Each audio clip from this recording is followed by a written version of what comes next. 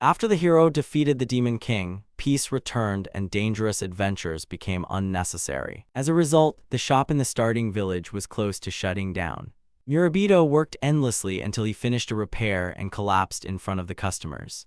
When a woman rushed over, he drank a potion and showed that he was fine. He offered Mr. Kato a healing potion, but Kato said he had already seen a doctor. Murabito took this as an insult to his shop, forcing Kato to clarify. Murabito handed over the Sudachi catalog before returning home. Since business was poor, he survived mostly through manual labor. Seiko village was peaceful and inhabited only by weak monsters. Many adventurers had once begun there before one eventually defeated the Demon King. Murabito had been born and raised in the village. His father, who owned the local store, gave him his name. Their home was the legendary Sudachi shop, where the hero had bought equipment before beginning his journey 10 years earlier. Despite its reputation, the shop barely earned anything, while Murabito's part-time work provided most of his income. After the Demon King's death, fewer people became adventurers, and equipment shops like Sudachi lost nearly all business. Since accidents were rare in Seiho village, people hardly needed potions or antidotes. Murabito appreciated the peace but worried about the shop. Hearing noise outside, he found a young woman angrily trampling a sign. Murabito praised her beautiful golden eyes, causing her to hide her face beneath her hood. Thinking the sign had fallen on her, he apologized and asked whether she was hurt. She replied in an unfamiliar language. The girl quickly fled, leaving Murabito staring at the damaged sign about the hero. Researching her appearance, he found that golden eyes were associated with demons, though he dismissed the idea of one appearing in the village. The book said the demons had been defeated by the hero, so Murabito returned to cleaning the empty shop. The village elder arrived and announced plans to turn the village into a sacred site honoring the hero. He explained that they wanted to create a pilgrimage destination, prompting Murabito to ask what they needed from him. The mayor offered to buy Sudachi and replace it with a hero's museum. Murabito ordered him out before losing his temper. The elder said he knew how hard Murabito worked and wanted him to use the money to begin a better life. Murabito refused and escorted him outside. The elder reminded him that he was only 18 and needed a wife and heir for the shop. Hearing that he could lose everything without one, Murabito angrily tore up the papers. Misunderstanding the warning, Murabito decided that marriage would save Sudachi and traveled to the autumn town of Sononi to find a bride. At a bar, he meets a girl named Alice and introduces himself. Alice learns that Murabito means peasant and asks about his occupation, which he assumes is a question about his income. He says he runs a small shop. Alice calls him its director, but Murabito asks her not to exaggerate.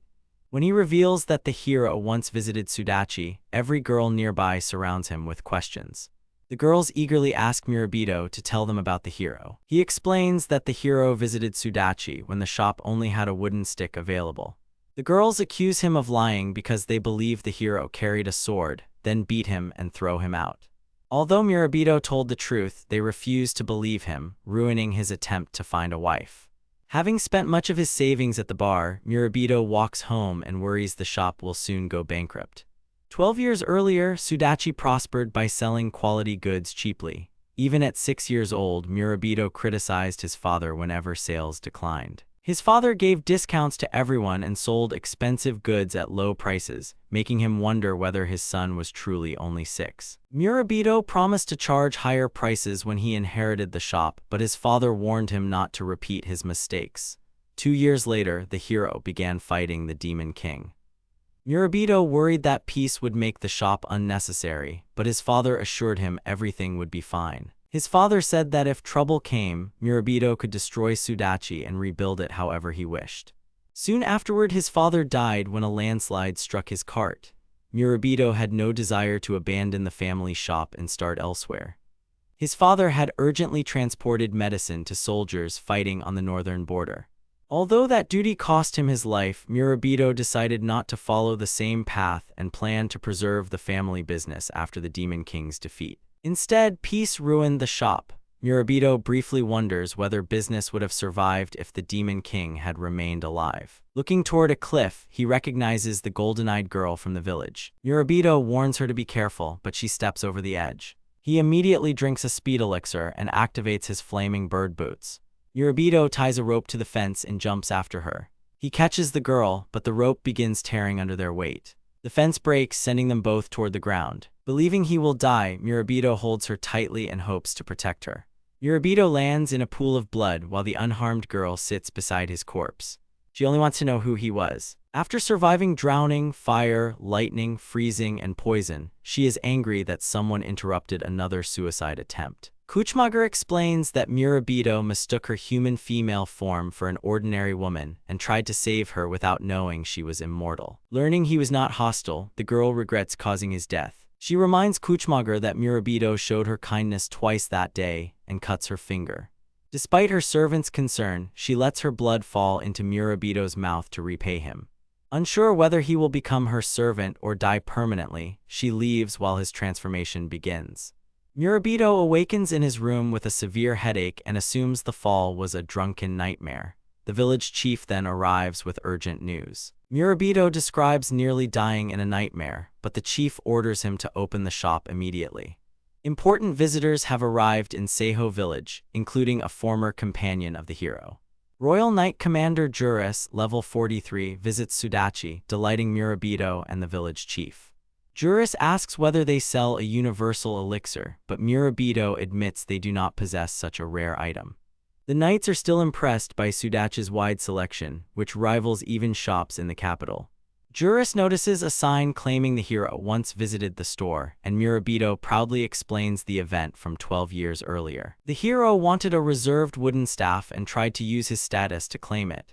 Murabito later displayed the sign hoping he would return. Juris suddenly cuts the sign in half. He condemns the story as disrespectful profiteering, explaining that many villages falsely turn places touched by the hero into sacred sites and relics. Since the hero's name and origin remain unknown, spreading false stories about him is treated as a serious offense despite Murabito insisting everything is true. One knight asks Juris whether the broken cart they encountered might also have been suspicious. The royal order suspects the villagers deliberately blocked the road to force travelers into buying their supposedly poor-quality goods. Murabito protests that their goods are not defective, but the village chief interrupts and takes responsibility for the poster. The elder denies sabotaging the cart, but admits creating the poster to attract customers to the village. He offers to accept punishment. Juris agrees to forgive him if Sudachi gives him every item for free, and the elder accepts while apologizing to Murabito. He admits his cowardice and says Murabito has every right to hate him. Murabito realizes the elder is sacrificing himself to protect him, but still cannot understand the situation. While loading the shop's goods onto the knight's carts, Murabito apologizes to his late father for failing to protect Sudachi.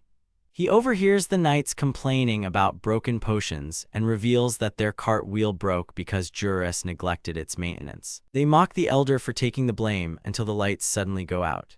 Blaming the poor village's light stones, they demand illumination, only for a huge clawed paw to appear. An enormous monster emerges from the darkness. Meanwhile, the golden-eyed girl repeatedly jumps from the cliff but remains unharmed.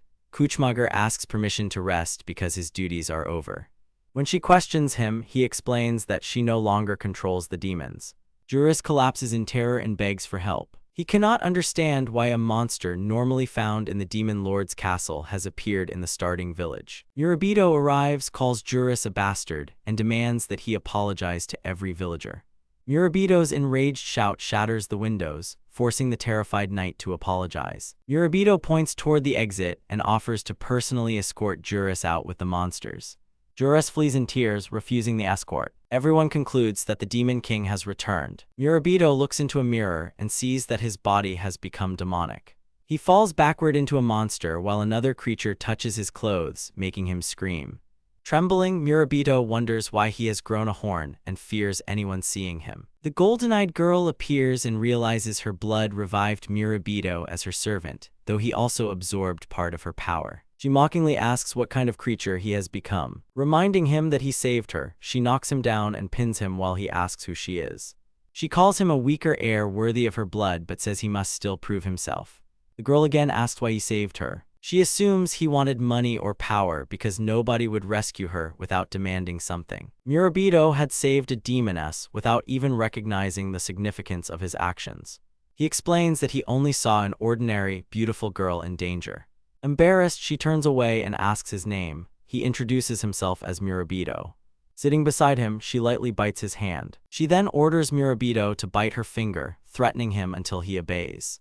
Calling it love at first sight, she introduces herself as Mao, the former Demon Queen number 776, believed dead for 10 years. Mao declares that they will remain together and grants Murabito the title of the 777th king of all demons. Murabito's dream finally comes true when the familiar hero returns to Sudachi, and he warmly welcomes him. Believing his father would be proud, Murabito promises to obtain anything the hero needs. The hero asks for demon hearts and suddenly stabs him through the chest. Murabito awakens from the nightmare in relief, only to feel a monster licking his cheek. Seeing monsters crowded around him, he screams through the house. Several mid-level monsters have settled in his home and follow him everywhere.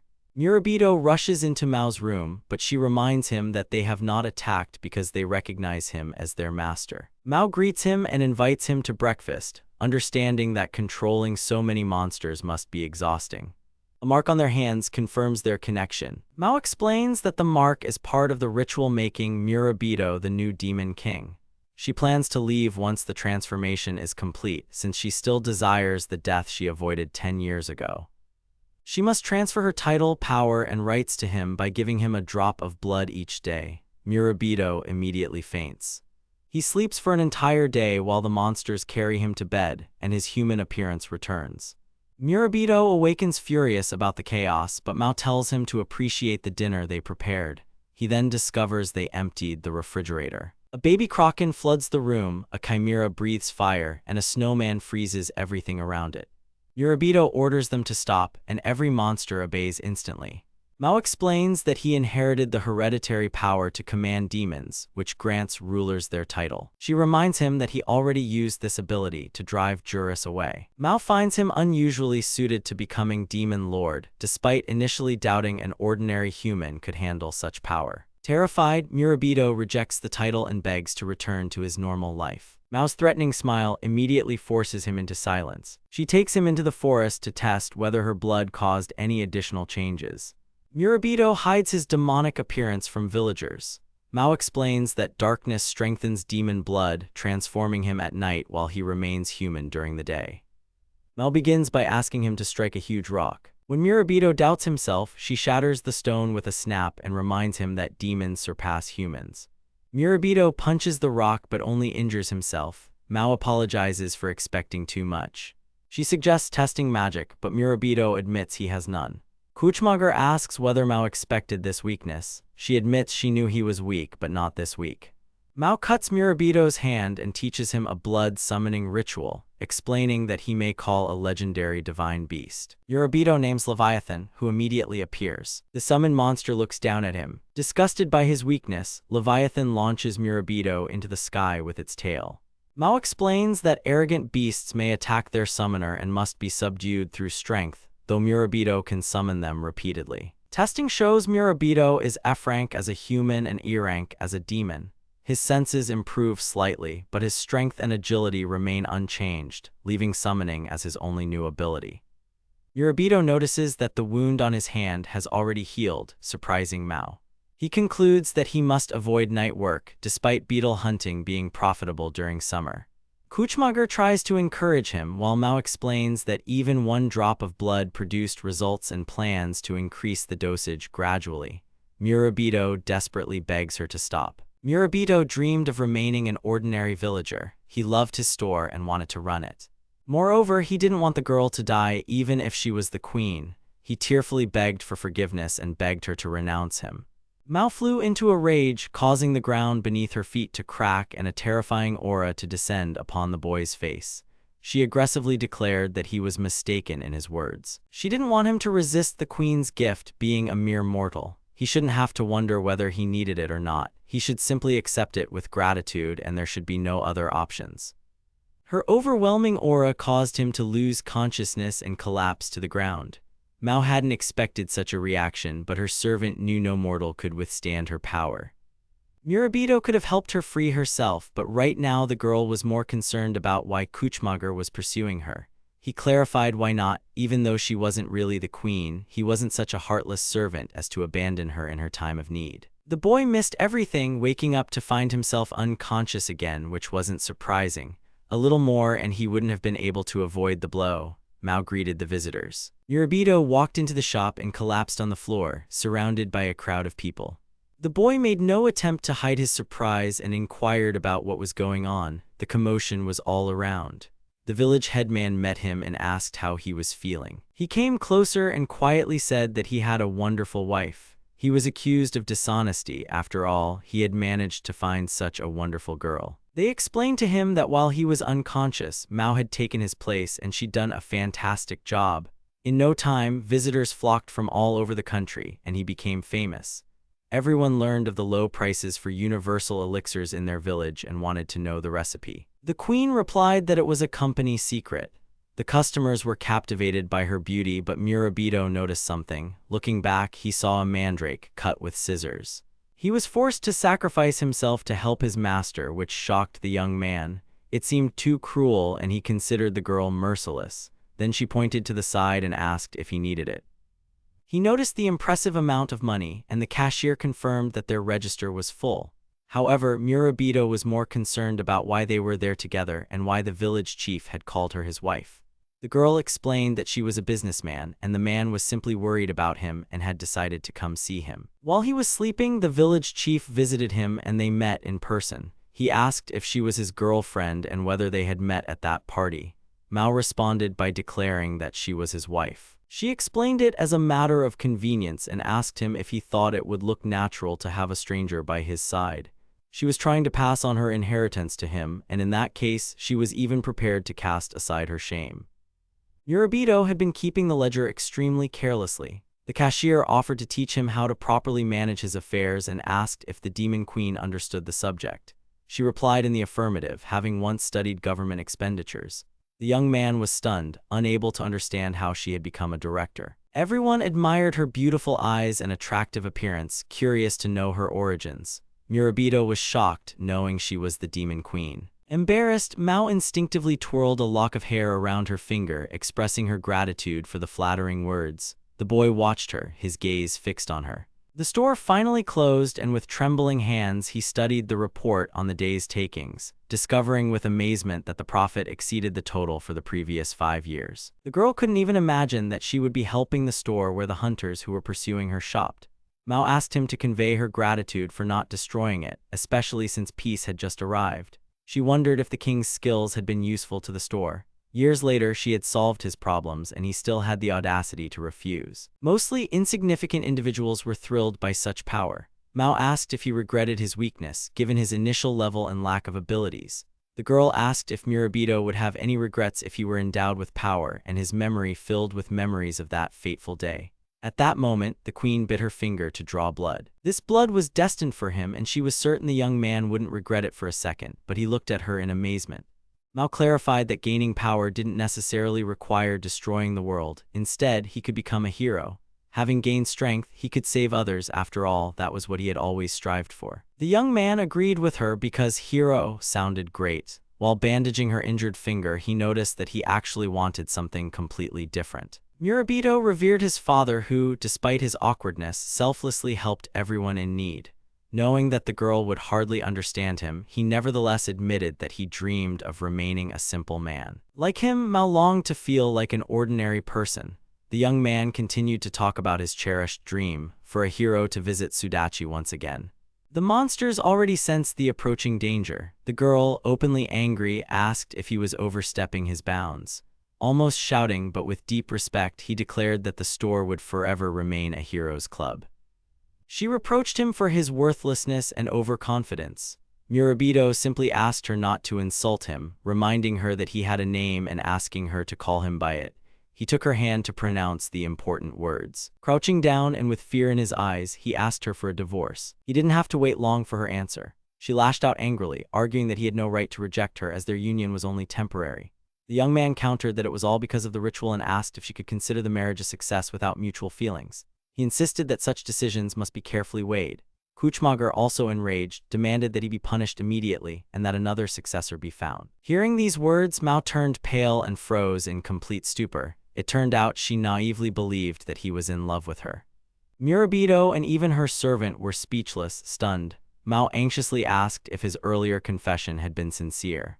She recalled the boy's words, calling her attractive. Kuchmager intended to clarify the situation, as both he and Murabito were uneasy about the events that had unfolded.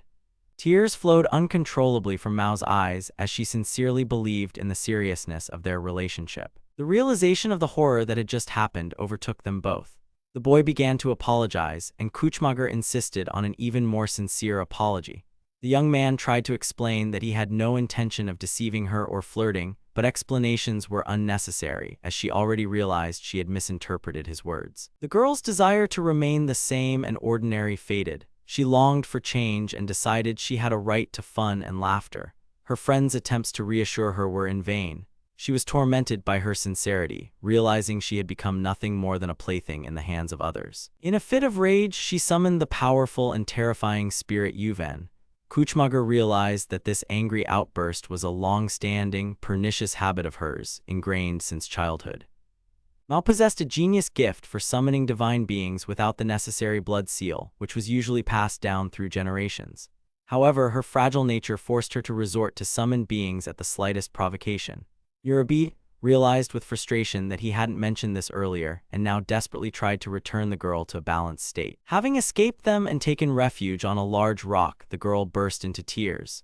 She asked Ifrit for forgiveness and begged him to return, admitting his summoning had been a mistake. However, the spirit was enraged and, wondering who this worthless creature was addressing him, turned his attack on her. The other boys were very worried about her, but Mao withstood the blow and demanded that Ifrit change his tone, reminding him of her status as mistress. He didn't give in, declaring that she already knew his answer and that she was already an insignificant queen. The girl was shocked by this answer. At that moment, the village elder accidentally noticed something enormous in the sky. The boy understood that the village was in danger of destruction. The queen tried to stop Ifrit, begging him not to harm the inhabitants, but the spirit merely laughed at the demon queen's concern for the people, believing she had fallen too far. He called her a foolish child, claiming it was because of her that they lost to the humans and that she was the only survivor, having lost her power thanks to the humans.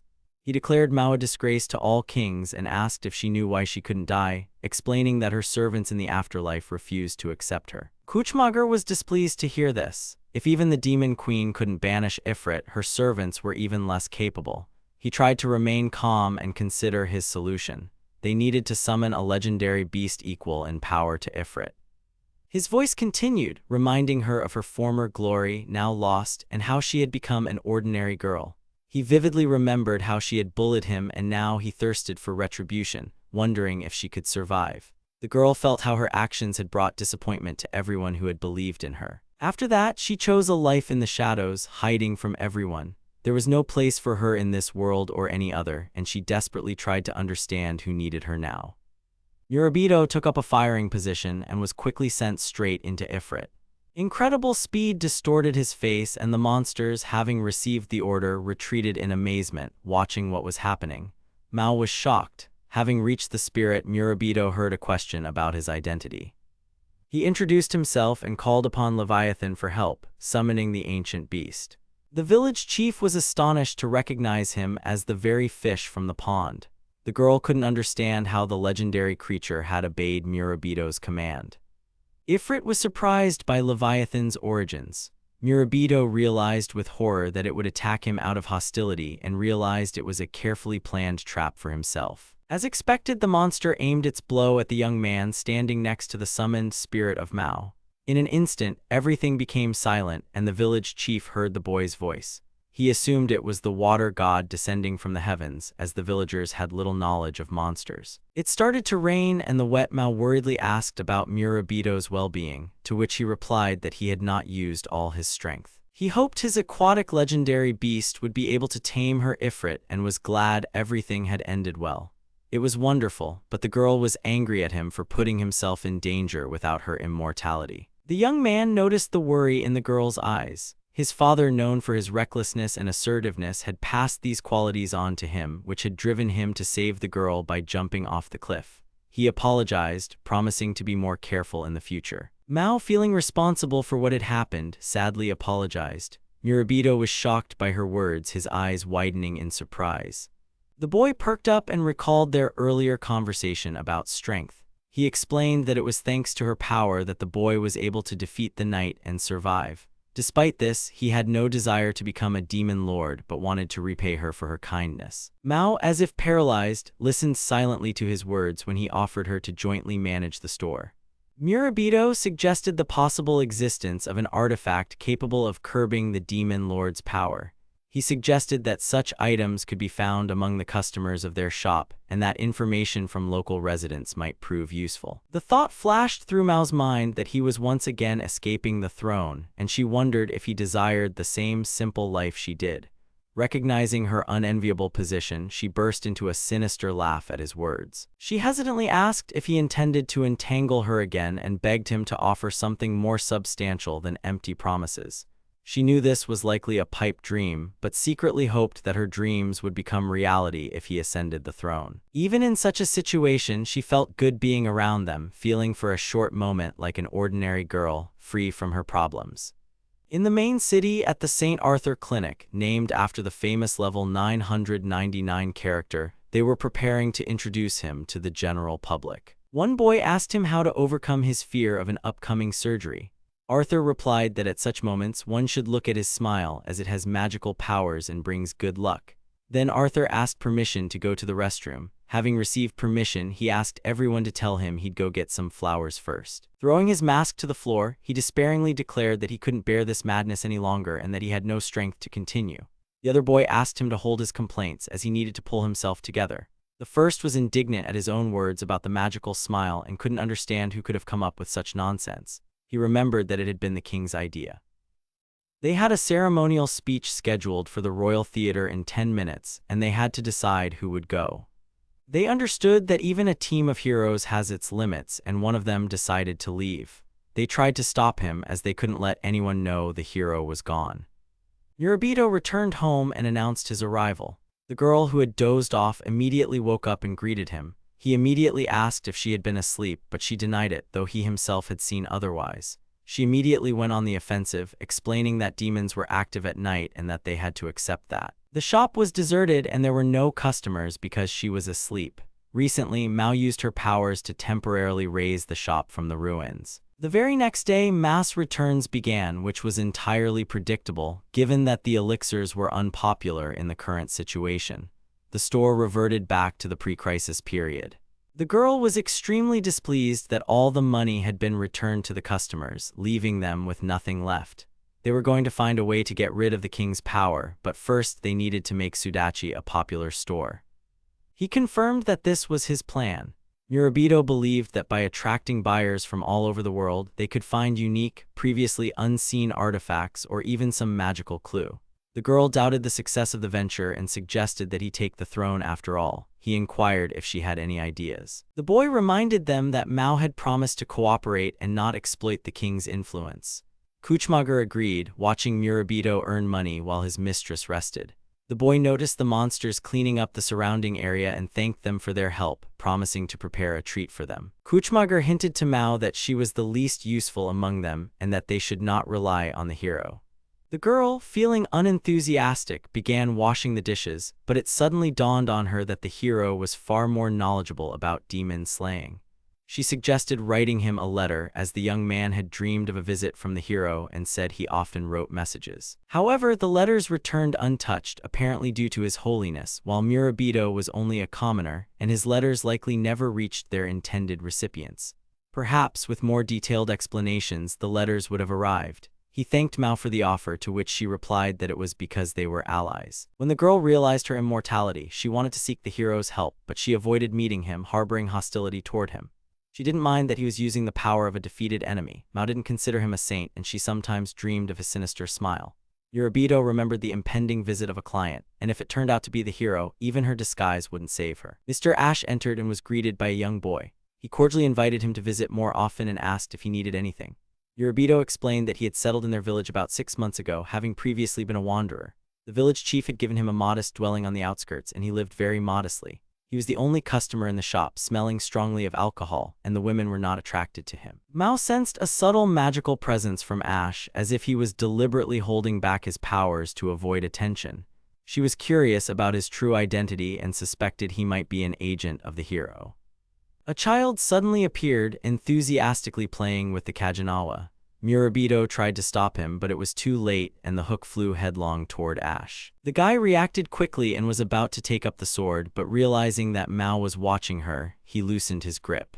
The hook pierced his left shoulder. The boy and Murabito were terrified, and the latter rushed to him to check if everything was all right. The boy understood his actions were unforgivable and apologized, offering to examine the throbbing wound.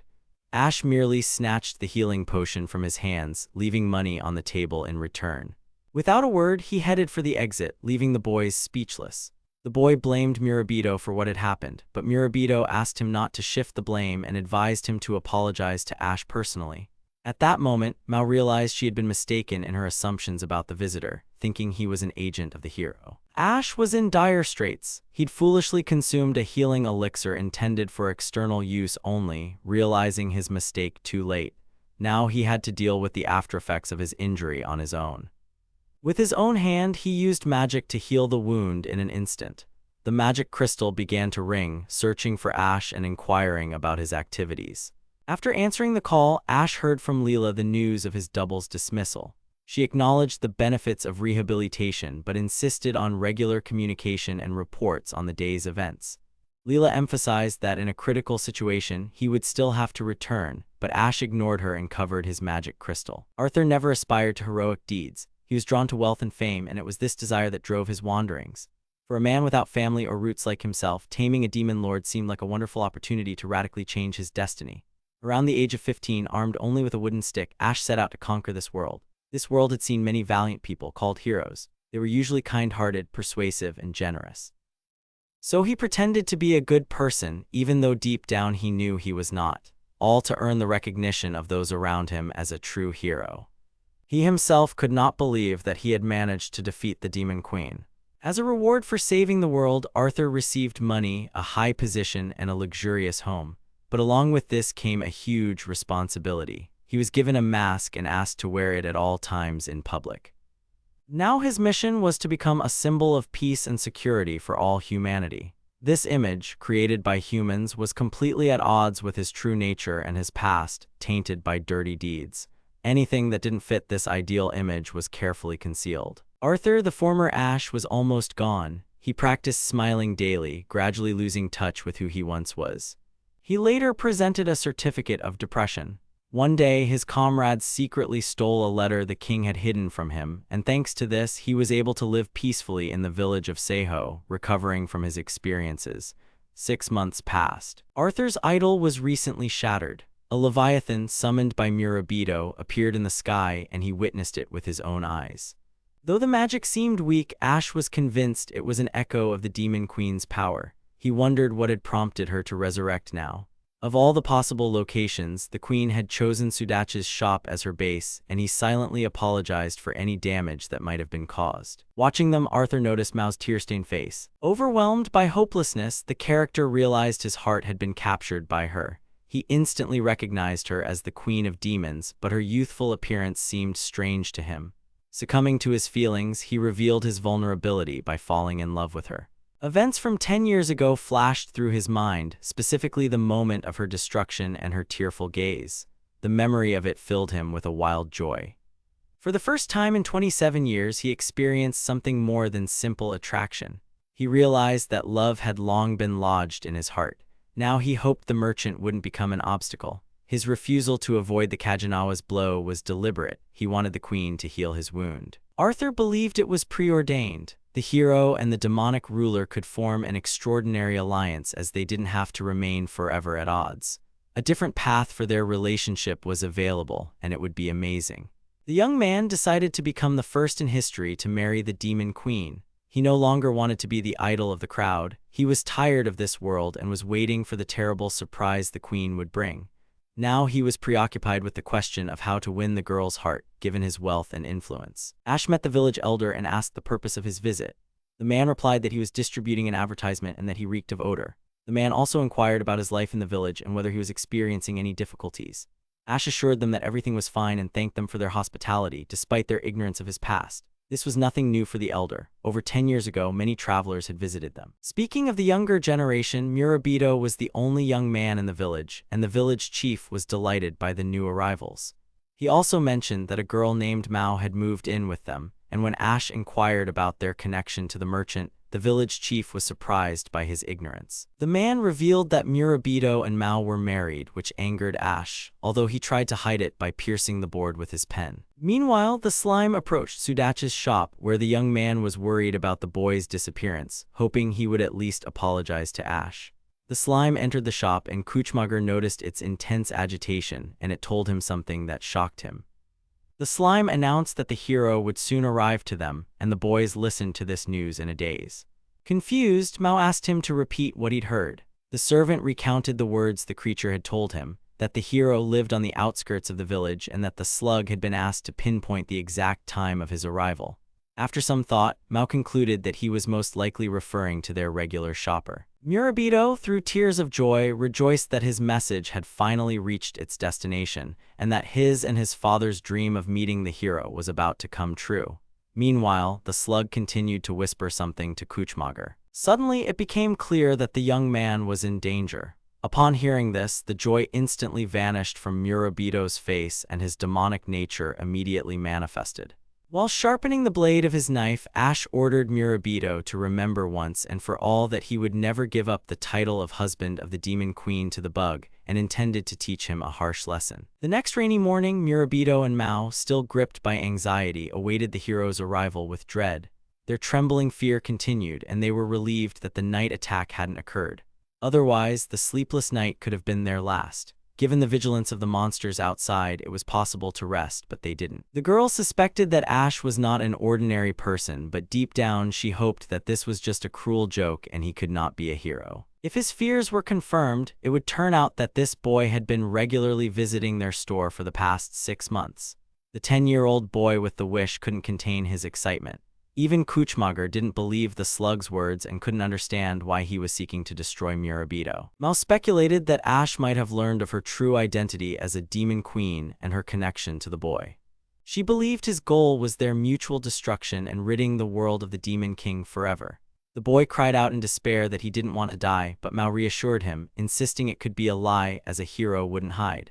However, there was something truly sinister about him, and they needed to focus on planning for his return. Suddenly, there was a knock at the door, and Ash stood there, asking for a moment for a quick chat. Overwhelmed with anxiety, the boys exchanged frightened glances as the boy impatiently tried to open the door.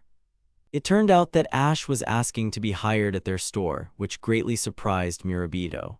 He asked what prompted this sudden desire, to which the boy replied that he wanted to improve the negative image he had in the village. Mao suspected something was wrong, but at that moment Murabito pointed out that they were already unprofitable and wouldn't be able to pay wages, suggesting they look elsewhere.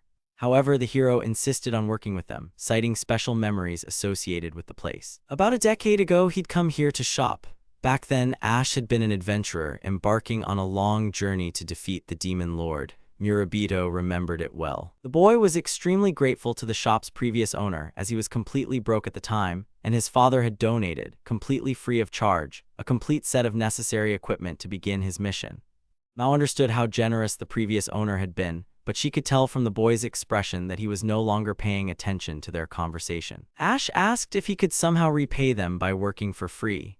He sincerely hoped his offer would be accepted, but Murabito declined, explaining that all the positions were already filled, though it was difficult for him to refuse a hero who had come such a long way. If it weren't for Sudachi, the hero wouldn't have gone to destroy the Demon King, and he couldn't remain indifferent to the sight of such a famous store falling into disrepair.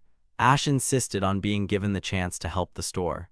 Mao was amazed, realizing that she was facing a true hero. Through his facade of good nature, the girl sensed his hidden irritation, which was his true self. The boy didn't let up, continuing to praise the store. Mao was convinced Murabito would refuse, knowing the hero intended to take his life. However, she saw the young man become moved and, through tears, announce his acceptance. Now he was going to teach him all the intricacies of the business, and Ash was determined to absorb every word and remember the details. Murabito mistakenly believed the hero was bent on his death, but Mao understood that this naive man had fallen for the bait and that the boy was simply gaining their trust in order to destroy them. They couldn't afford any mistakes now, as any rash move could lead to Murabito's death.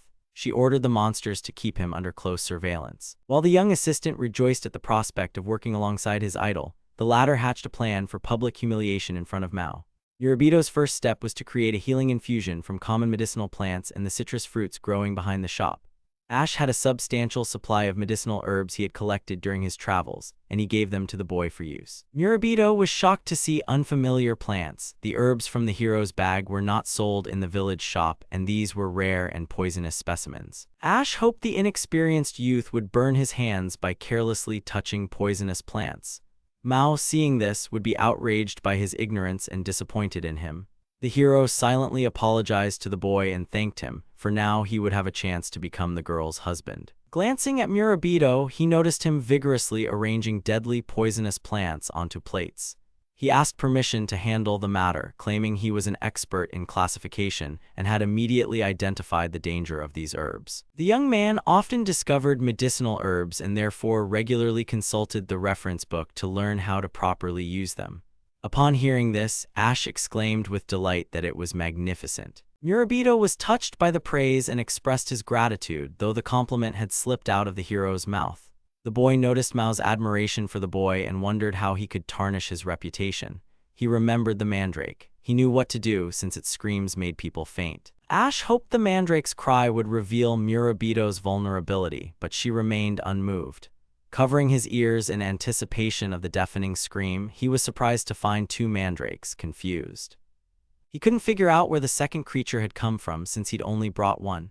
Moreover, it turned out Murabito understood their language. The boy learned they were a brother and sister who had been separated, and she thought she'd been kidnapped, but it turned out they'd been reunited in the store, and despite being monsters, Mr. Hero had made them happy. Ash, Mao, and Kuchmager were shocked by what they heard, because the young man had just called this guy a hero. He was stunned, unable to understand how Murabito had guessed his identity and assumed it was Mao's doing. Lost in thought, he accidentally touched the poisonous herbs and cried out in pain. The boy realized he was looking at a fire mushroom capable of burning, but Ash knew that perfectly well, having picked them himself. Murabito offered him a seat, intending to treat the wound, but he refused. The young man exclaimed that it was his fault as the commander and that he was obliged to help the victim. The hero hesitated a bit, but eventually allowed his arm to be bandaged. In the end, Ash agreed to help and everything went according to plan. He relented and allowed himself to be called a hero, and also admitted that he realized the Demon Queen did have feelings for the boy. Murabito didn't understand what he was talking about, but at that moment Mao stood up for him and asked him not to kill the boy. She explained that he was merely a victim of circumstance, and she no longer intended to fight humans. Her army had been defeated, but if the hero believed he must defeat her, she would allow it. Just now, in hysterics begging for death, she suddenly struck the hero and rushed away.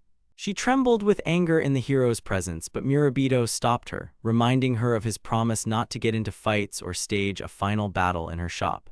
Ash didn't even hesitate to kill, as his goal was to destroy their alliance, and hearing this, Mao felt the urge to wring his neck. The hero inquired about the nature of her relationship with Murabito, but in response, he only heard that it was none of his business. The boy assumed she deeply loved Murabito since she sacrificed herself for him, but she countered, pointing out that the boy had sacrificed himself for her, and Murabito tried to say she'd misinterpreted everything. Ash had likely suffered a defeat despite his heroic status, losing the fight to such an insignificant opponent. In the end, he turned to the queen, asking if she was satisfied with the outcome. After a brief pause, she shared her experiences. After her defeat by the hero and the loss of a significant portion of her subjects, she had to endure unbearable suffering. However, now she feels a sense of peace. All of this was made possible by Murabito, who genuinely didn't understand his connection to what was happening. Ash, unable to find anything to say in response, declared that in that case, it was unforgivable. He also strove for happiness, and even if all circumstances were against his union with Mao, his desire to be by her side remained unwavering. Drawing his sword, Ash warned Murabito of his approaching end, but he begged him not to side with evil by trying to stop it. Teller's comrades noticed the approaching storm and suggested that they return home, postponing their adventures in the ruins, but he asked for a little more time. If the adults had learned of their training in this place, they would have faced inevitable retribution, especially considering the youth had stolen the Kajinawa from the warehouse, and Murabito had seized the former, promising to return it only after apologizing to Lord Ash. Throwing a hook onto the cliff, he dreamed of becoming as remarkable as his hero, but something went wrong and a landslide ensued. As Asha attacked, a stranger appeared, searching for Teller, but they denied knowing anything and turned to him for help. Suddenly, Murabito's sensitive hearing detected the rumble of thunder and the sound of a collapsing cliff. The boy realized there was a landslide somewhere and danger was imminent. Memories of his father's tragic death flooded back, and the hero immediately headed there. His speed was so great that it kicked up clouds of dust. The man searching for the boy inquired about what had passed him. Rescuers assumed the missing boy might be in the rubble, as it was his favorite play area.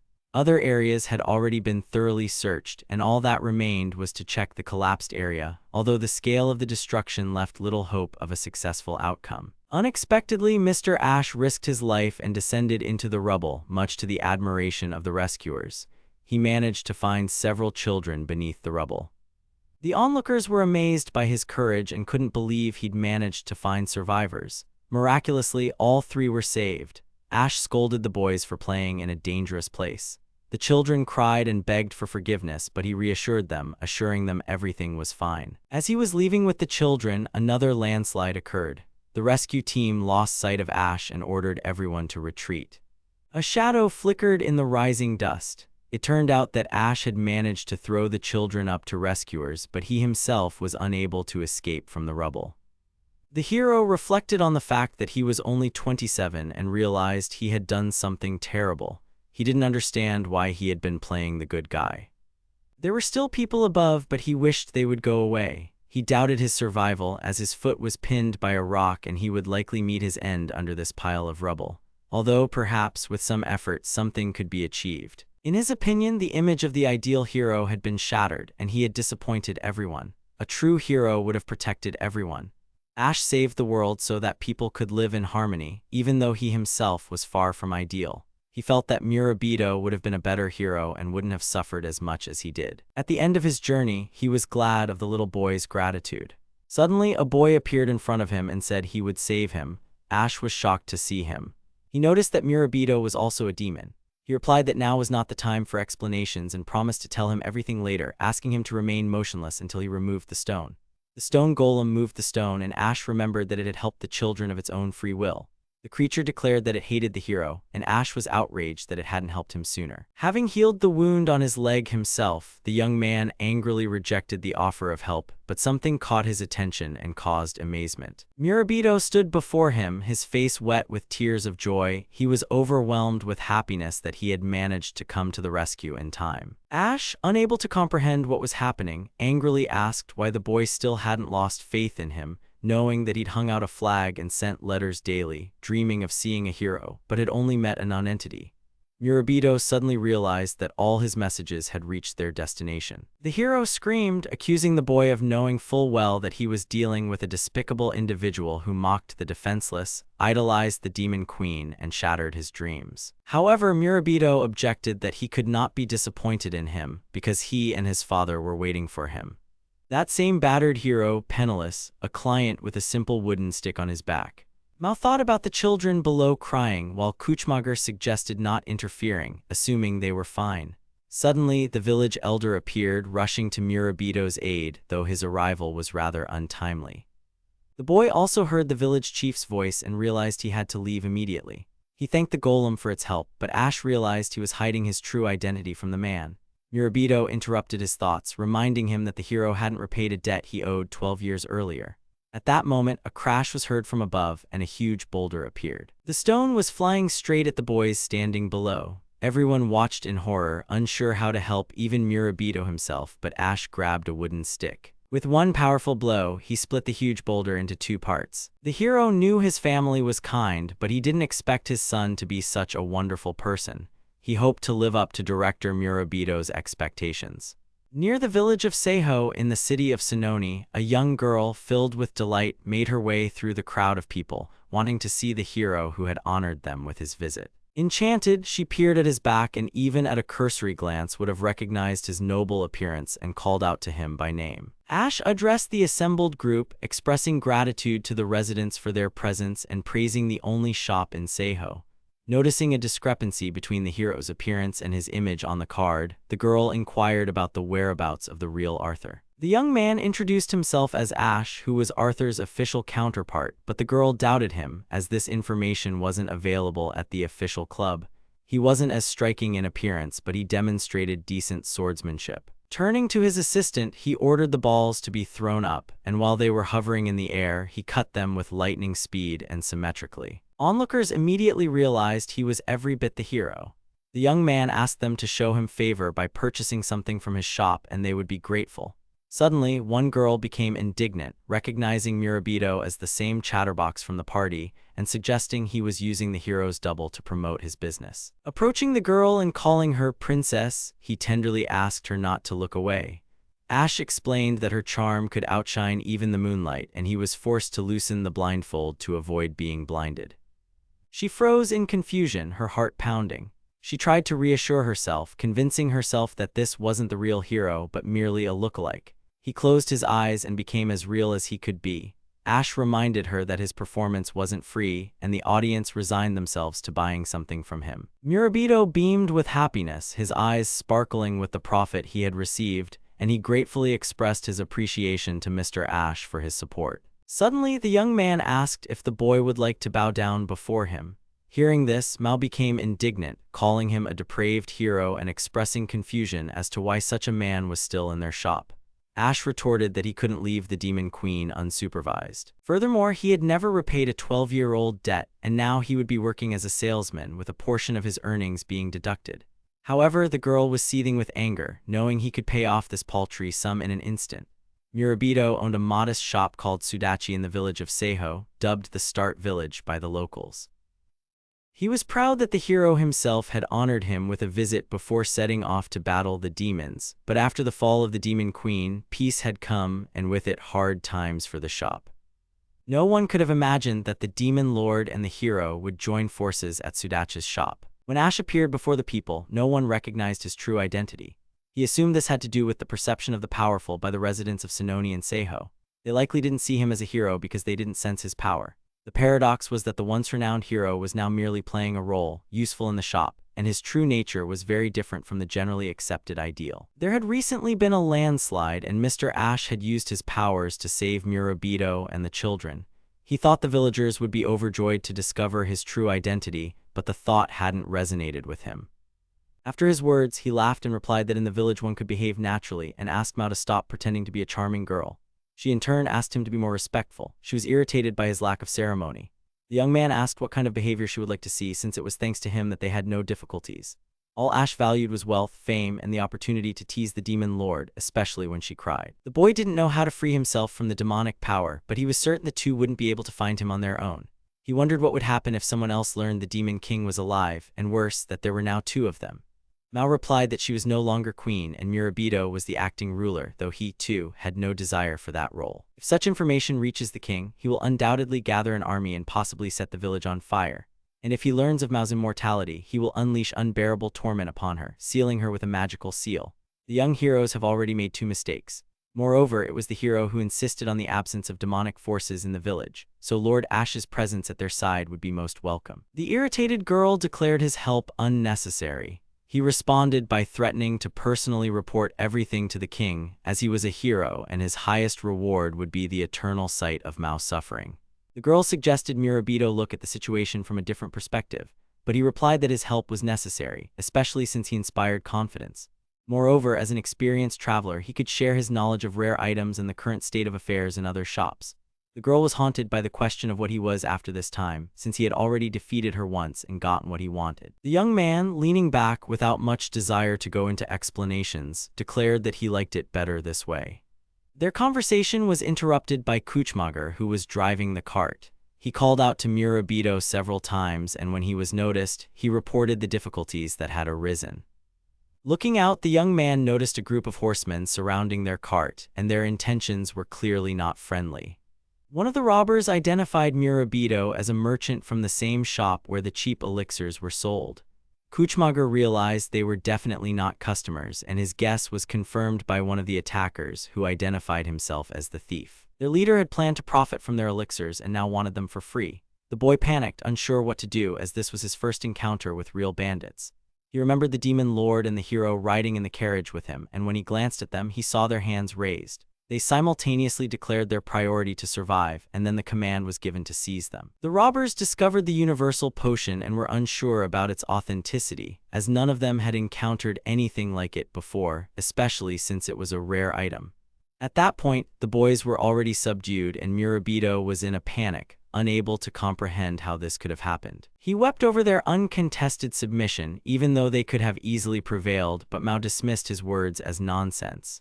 The boy noticed her weakness, but Ash was also with them, to which the girl retorted that their level was too high for these bandits. If excessive force were used, these bandits would be reduced to fragments, and usually a single blow would be enough to destroy them.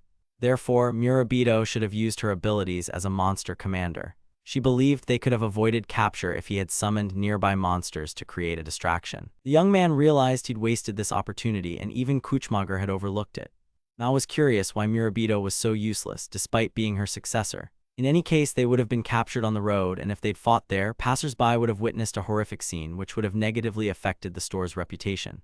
Besides, Ash couldn't fight because he was posing as a hero. They needed to find a way to say goodbye to them quickly. Besides, Kuchmager was a mole, and given time, he'd dig an escape hole. Murabito asked them to wait and explained that even if they escaped, the residents of Seiko and Sononi would be constantly attacked by bandits. The young man did not want to ignore what was happening and simply leave, so Mao wondered who could defeat them and suggested that Murabito intended to carry out the massacre at the hands of others. The girl recalled that she and the hero had their own perception of reality, and it was the young man who chose these people to work with. While they were developing a plan to get out of the difficult situation, one of the bandits approached them, asking if the universal elixir really had the properties it claimed. The man was asked to test his new knife on them so that, as store representatives, they could confirm the product's quality. At that moment, someone noticed Mao's golden eyes. They suspected she was a demon but weren't entirely sure, and they recognized the boy as the hero. The latter realized he'd gotten too carried away with the game and, realizing it was part of his job, began cutting the rope. Murabito attracted everyone's attention by announcing that he was the store manager. He begged them not to harm his men, while Mao and Ash watched this scene in amazement. As they led the boy away, the robbers remarked on his bravery and their desire to take him with them to spare the girl from witnessing what they would do to him. The rest were to keep an eye on the others. Ash realized that their plan had gotten out of control, and he could see that Mao shared his concerns, judging by her frightened look. The leader decided that minor cuts would not fully demonstrate the potion's effect and gave the order to stab the boy with a knife, but not fatally. If the potion possessed genuine properties, death would be impossible. Murabito tried to convince himself, as he was certain of the authenticity of the elixir created by Mao, and he would only have to endure a little pain, especially given his gift of demonic regeneration. However, he began to question how this regeneration would work in human form, and he was concerned about the onset of regeneration before taking the elixir. Murabito's thoughts were suddenly interrupted by a commanding voice demanding an immediate halt. The bandit leader believed the elixir was genuine, believing the young man wouldn't have agreed to such an experiment if the potion weren't genuine. Murabito was about to breathe a sigh of relief, but then he heard the order to kill his comrades. They decided to spare the boy's life, as he alone possessed the knowledge to create the potion. He hoped for the well-being of his friends and believed in their ability to defeat the bandits, predicting their inevitable defeat. At the time, he naively believed they would come to his aid, but soon remembered their different worldview. The demon lord and the valiant hero stood out for their incredible strength, surpassing all those associated with Sudachi. Murabito, however, was their mentor. He managed to free his hands, and rushing forward, he delivered a headbutt, nearly knocking the bandit off his feet. But the enemy proved more than just a simpleton. With a single kick, he knocked the young man to the ground, smirking at his courage and pointing out his pitifully low skill level. As the beating continued, the bandit noticed something strange. Murabito kept staring at him, burning with hatred. Intrigued, the man asked what was causing this anger. The boy's eyes gleamed with determination to save Mao and Ash. Just as the robbers were settling accounts with the merchant, a sudden crash was heard and someone performed the famous hero's cut. All eyes immediately turned to the perpetrator. It was Mao and Ash who came to free their boss, neutralizing several bandits along the way. The leader of the bandits immediately realized that the new arrivals were clearly not newcomers, and this made him wary. Opening the monster's cage, he declared that he had once worked in a trainer's guild preparing monsters for further use.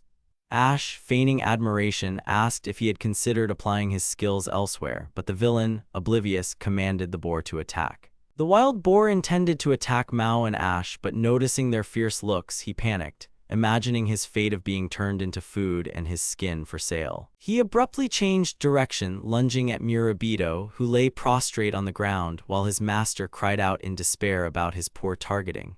Only the young man remained unperturbed. He subdued the beast, directing it toward the bewildered bandit, who wondered about his adversary's intentions. The boar's owner, completely perplexed by what was happening, inquired about the strangers' identities. Murabito introduced himself as Sudachi, a store that supplies only high-quality goods at affordable prices and strictly prohibits the resale of its products. Realizing his hopelessness, the man attempted to escape, but the boy was determined not to let him escape. He threw his Kajanava after the fugitive, which wrapped around his legs and sent him crashing to the ground. After the arrest, the young heroes handed the criminals over to the sheriff, and the matter was settled. A little more and Murabito could have turned into a demon, which would have had serious consequences.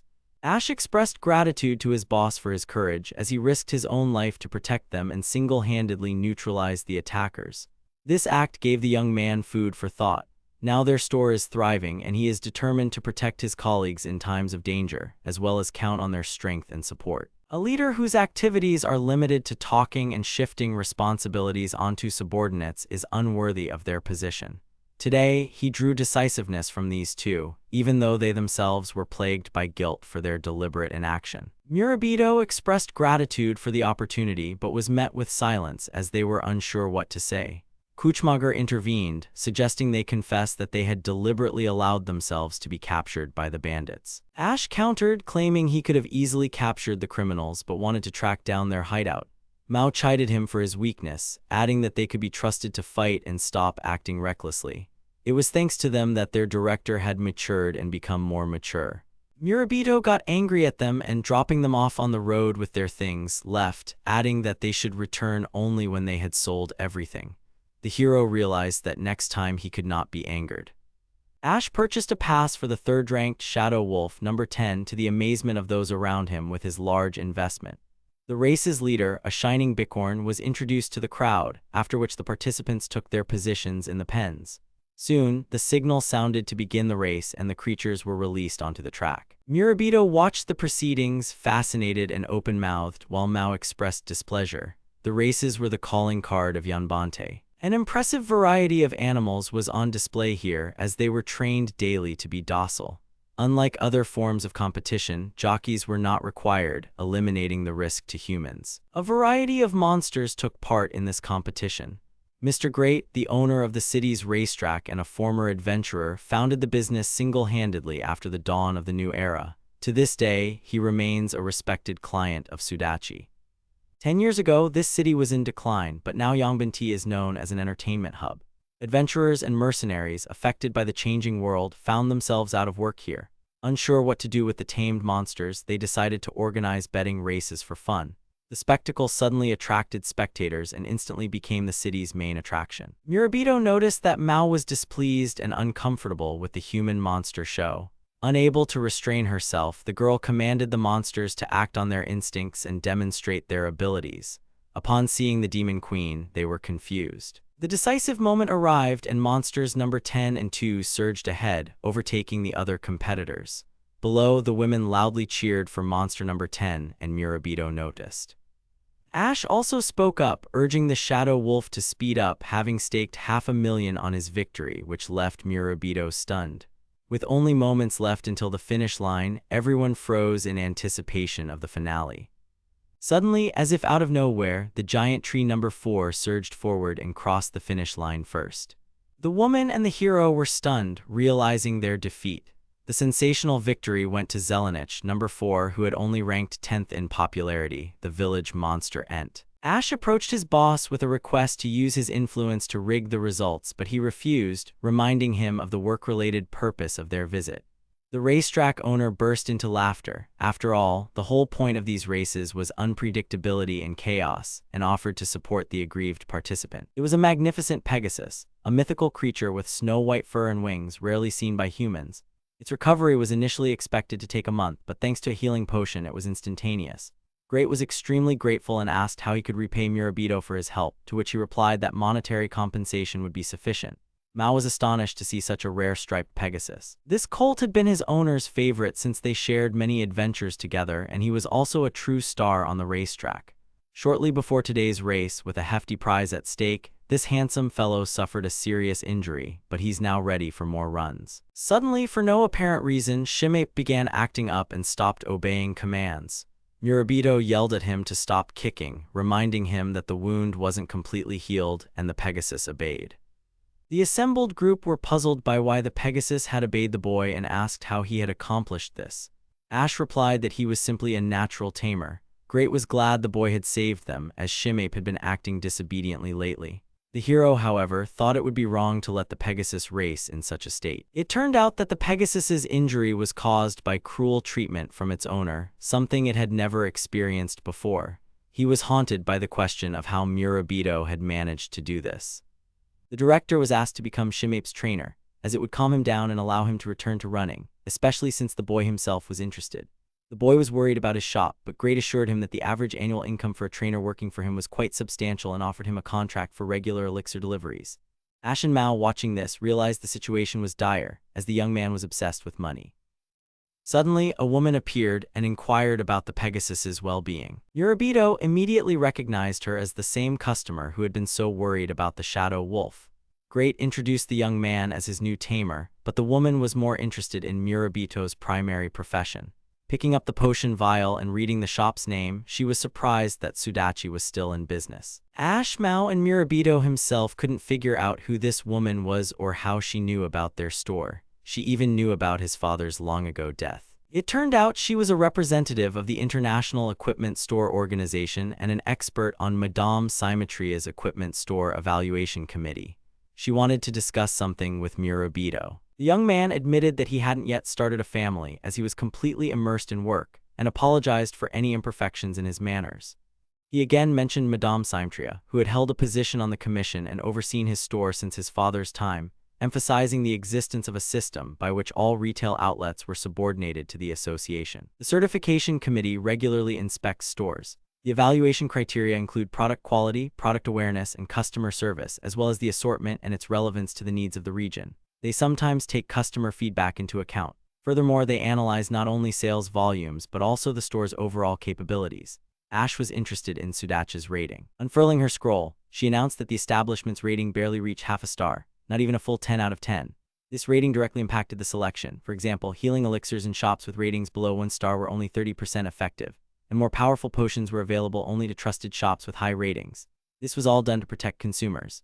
As a result, potion potency varied significantly across different stores, creating certain difficulties. Symmetry mentioned in passing that general stores capable of creating universal potions were only permitted to shops with a rating higher than 9 stars. The realization of the catastrophic situation made Murabito break out in a sweat, having completely forgotten about this restriction. Mao couldn't understand why such a trivial matter had caused him such agitation. The woman noticed that Sudachi's store had recently seen a decline in customer traffic, leading to a halt in reviews and the association's dismissal. She's now considering revising the store's rating as they didn't inspect it last year. Meanwhile, Ash was trying to revive Murabito, who had fainted. His offense was selling a universal elixir. Murabito fell to the floor and was deeply sorry. Symmetry reported that she had recently learned that they had been successfully selling elixirs, but then had to issue a refund. However, today, one elixir fell into the hands of a customer, and according to their rules, Sudachi's shop had to cease operations for 30 years. The news of the shop's impending closure for 3 decades left Mao, Murabito, and Ash in profound shock. However, Great intervened, declaring that he had not received counterfeit goods from them and was even grateful. In response, he argued that only dishonest merchants slashed prices on rare items, emphasizing the importance of balancing profits with customer satisfaction. The boy's father, despite lowering prices, earned 3 stars for his customer-focused approach. However, the boy's actions lowered the rating and tarnished his father's achievements. On the day of his death, the store was scheduled to close altogether. Unable to bear it, Mao, hearing these words, attacked her interlocutor with a sharp object, aiming for her eyes. The woman managed to intercept her attacker's hand, noting the girl's audacity and the danger of her actions as she could lose her sight. The girl retorted that there was nothing to worry about, as the universal elixir would restore her sight. The girl wanted revenge on Symmetria, taking away her eye for abandoning and not helping the child, who had struggled alone for 10 years and did everything possible to save the abandoned store, teetering on the brink of collapse. The woman had no arguments, and Ash emphasized that excuses of simple forgetfulness would not work, as everyone bears collective responsibility.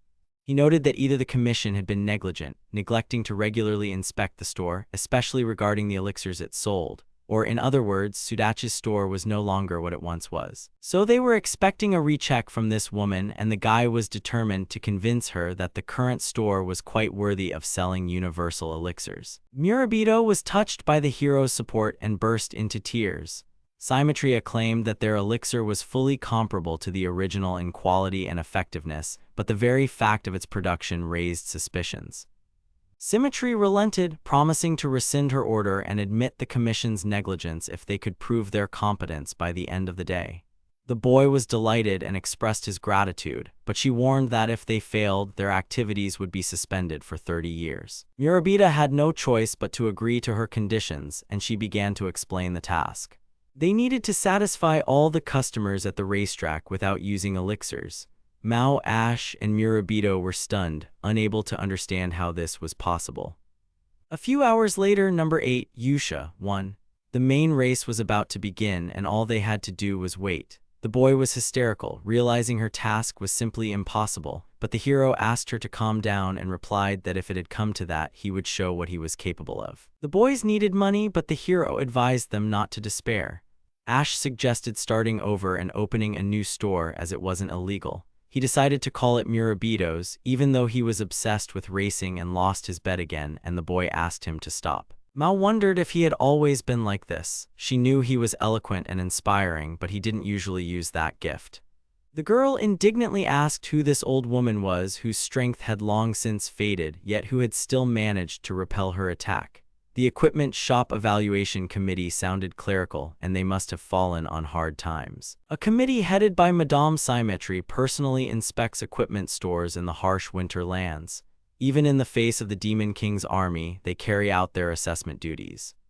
Putting aside difficulties, they diligently fulfill their duty. Legends say they are fearless warriors, capable of destroying even the castle of a Demon King. Mao and Ash were amazed by the influence of this organization. Mr. Great asked if she had been too hard on the Sudachi boys, and he reminded her that she had always spoken of wanting to help young people who were facing difficulties. The woman donated a huge sum to the construction of the racetrack, and the man was happy that she came to the races on weekends. Symmetry responded that the store had violated the rules, and her reaction was understandable.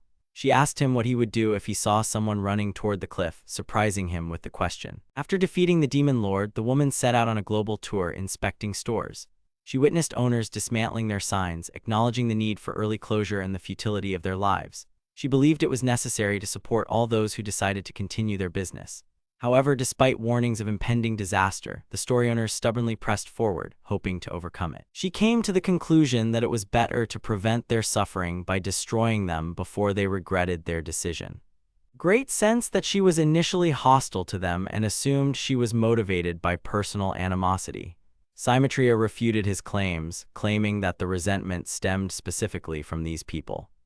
The man tried to object but was interrupted by a worker who arrived with sad news about Shimei.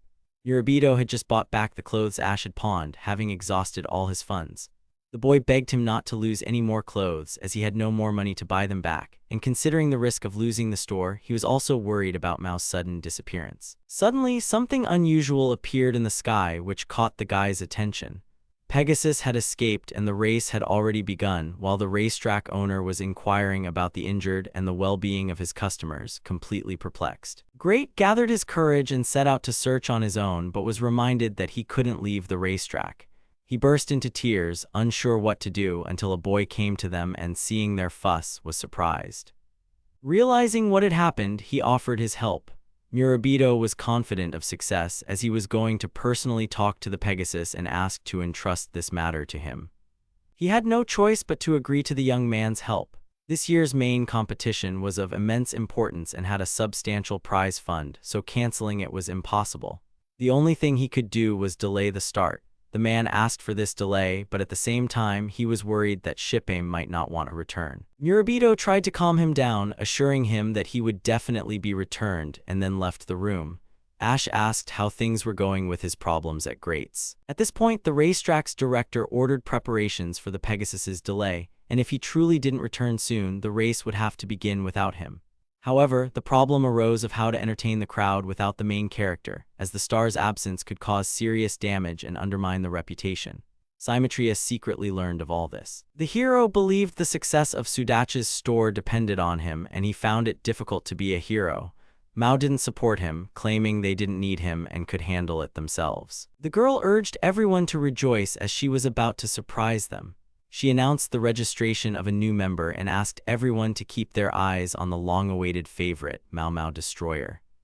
She was sure that he would become a real superstar. The girl introduced a new participant in the upcoming race, raising everyone's curiosity about his name. Ash watched in horror, wondering where she'd gotten this behemoth.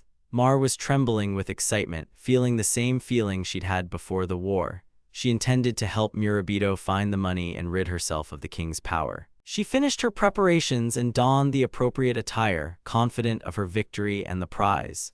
The hero didn't share her optimism and dreamed of the boy's speedy return. Only 20 minutes remained until the final race. Her potion supplies were insufficient, there were no 3-star shops nearby, and her starting village was unsuitable.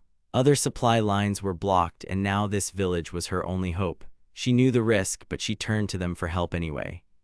Symmetry asked a merchant from the local Sudachi store for help, and he assured her that she could count on him to quickly get everything she needed. True, the child will have to stay home alone, but the man is confident that his son will cope because he is a more experienced manager than his father. She was grateful for her friend Takebana's help. The news that Shimape would not be taking part in the final race caused a wave of disappointment, and everyone was told that they could get a refund. Despite Great's best efforts, the Pegasus never returned and nothing could be done about it. However, the man promised not to disappoint the public and to continue the competition. The sudden new development captured everyone's attention. Many, in Mao's opinion, had recklessly abandoned their participation before she even started running. A new participant in the main race was announced as number 1, introduced by the name of Mao Destroyer. The sight of this monster struck terror into the hearts of the spectators, who feared for their lives if they left. The monsters thought that the queen would not allow them to win and that defeat was inevitable. However, she addressed them with a demand for respect and a ban on concessions under penalty of death. These words inspired them to win the competition, and they wanted to defeat the queen at any cost. People didn't understand what was happening, but they noticed the monster's nervousness, which added to their excitement. Spectators eagerly speculated about the mysterious beauty. Tickets for new participants sold out instantly. Meanwhile, in the Yanbante forest, Murabito tracked Shimape. He tried to escape, but the boy chased him and explained that he wanted to talk. He assured that he would not force the creature to do anything, and the creature still believed him. The creature spoke of its connection with Great, of their kindred spirits. Pegasus was born a striped mutant and, due to his deformity, was ostracized by the herd. A chance encounter with the man changed his life, and they traveled together for decades. Murabito was surprised by such a formal style of communication. Once the truce was established, they were among the first to encounter difficulties in their relationship. Pegasus was his familiar and Great his tamer, but in the minds of the people, Shimape remained a monster. He followed him everywhere and they had no permanent home, but they were unwilling to be separated. Then fate brought them to the city of Yangbanti, where they met like-minded people. During this time, Shimape began earning money to provide the man by his side with a decent living. However, as the racing scene developed and grew, the situation changed. Racing became Great's priority and the Pegasus became a crowd favorite. He believed that if his popularity waned, he would become Great's friend again. Murabito realized that this was precisely why he was suffering. Even after Shimape was injured, the man immediately took care of him, though he thought it wasn't for his sake, but for the sake of the race. As long as this cure existed, he could be injured as many times as he wanted, but he would eventually recover and be able to run. This was a bitter truth for him, so the Pegasus left. The boy remembered Symmetria's words about how only unscrupulous sellers sold scarce medicines at reduced prices, and he believed her words were correct. This elixir healed any wound, even the most terrible, but it couldn't heal the rift in their relationship. Such powerful products should be priced appropriately for the pleasure they provide. He had good intentions, but the boy hadn't considered the potential negative consequences. He apologized to the Pegasus, not wanting to make things worse, but he didn't think Great was bad, since when Shimape disappeared, he was the first to rush off to find him. Pegasus believed that even if he were the Demon King, he still wouldn't understand Great's feelings. The young man agreed, but he knew the sad feeling when work sometimes outweighs family ties. However, Murabito continued to believe in his father, as he was his beloved family. The boy was confident they could reconcile, urging him not to break off their relationship without clarifying all the misunderstandings. Shimape couldn't refuse when the Lord asked, emphasizing that the young man was quite a cunning gentleman. He merely apologized. They needed to frankly discuss their feelings before parting. Murabito suggested flying to Great at the end of the race so that he would cry with joy. Meanwhile, the race was in full swing and everyone noticed their incredible speed and that they were faster than usual, but Ash did not care since he knew the reason for their energy. The whole race resembled the march of the Demon Queen. They were already of age, but one had once been a mercenary, the other a knight's apprentice. People couldn't understand how long ago they'd held tickets in their hands instead of swords. The noise, vibration, and wind generated by the monster races excited Mao. She needed glasses to prevent people from discovering the demon within her. She shouted loudly that the Queen's army would win, and hearing this, Ash calmed her, asking her to keep it a secret and not shout so loudly. The boy still hoped for his director's return. He wasn't interested in seeing Mao happy, and he was becoming more and more like Tsukomi's character. Great was glad that everything had gone beyond expectations and thanked the Sudachi employees for their work. The man cherished the hope that Shimape would return safely. After Takabana's death, the Demon King also disappeared, but that didn't stop the young man from continuing his father's work. Symmetria could barely hold back her tears. She recognized the unrealistic nature of his plans and wished he'd chosen a more practical path. In the world to come, a small equipment shop had no prospects, especially in this remote place.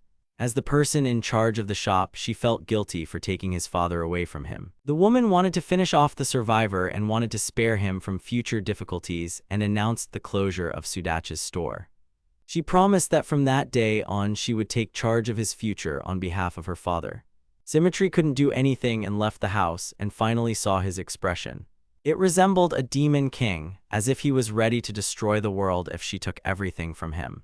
Her guilt lay in running away and turning a blind eye to what had been happening for the past 10 years.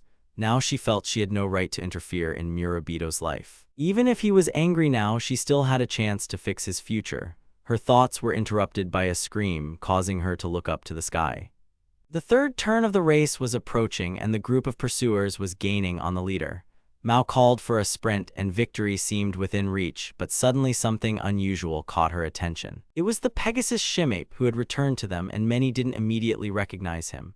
The sight of Murabito on him astounded them, as far as they knew, a Pegasus only allowed a rider it recognized as its master. Great was overjoyed at the return of his companion, but Symmetria herself was shocked. The man asked if Shimape was injured and thanked Murabito for his help. As soon as Shimape landed, Murabito pulled the man onto his back. Now it was the Pegasus's turn. The man tried to stop it, knowing he hadn't ridden a horse in 10 years and worried that something would go wrong, but the Pegasus didn't listen and rushed forward. The woman asked in surprise what had happened to the boy and learned that he had been sick from driving too fast. She also learned that he wanted to be like his father and own a gear store dedicated to helping people in need. Even though Shimape's wound had healed, the elixir proved powerless against his mental anguish. The store must recognize the true value of each item and offer it at a reasonable price. Neither a price that's too low nor too high is a disadvantage in itself. Buyers should have the freedom to choose a product that fits their budget, and nothing should spoil their satisfaction with the purchase.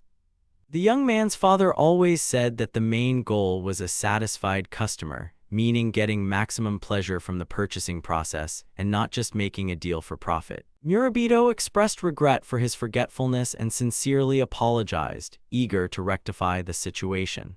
The young man enthusiastically acknowledged his inexperience as a director, emphasizing his eagerness to learn and asking for further guidance. In the past, they didn't have the means to buy healing potions, but times have changed and they organize races to strengthen their friendship. Great acknowledged his guilt and offered Shimape a full recovery and rest.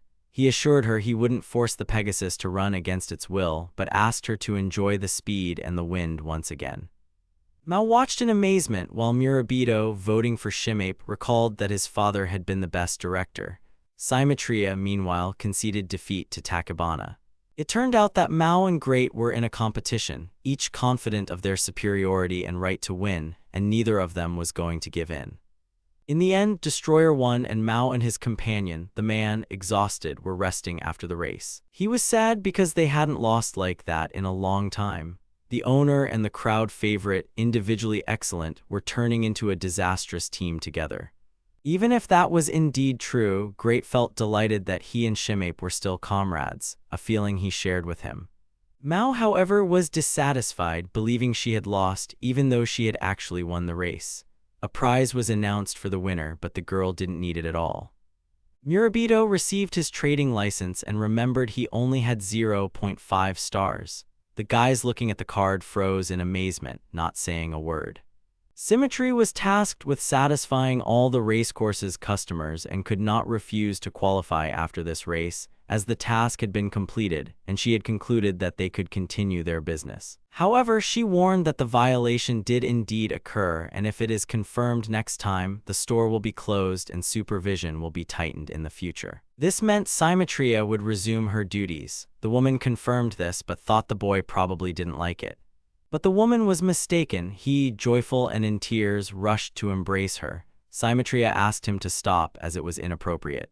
Murabito congratulated her on her return and hugged her tightly, and the woman accepted his hug and apologized for ignoring him for 10 years. She wished for him to surpass his father as the director of the Sudachi store, and the young man was overjoyed to hear these words. Now Great wanted to order some simple healing potions from him right away, since scratches were always a regular occurrence.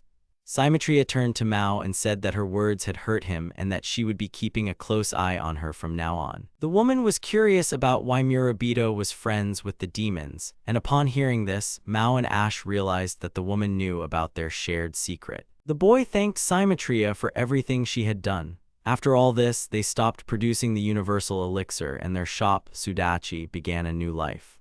The shadowy figure hesitated, suspecting someone was approaching from the left, then leaning toward the conclusion that the danger was coming from the right.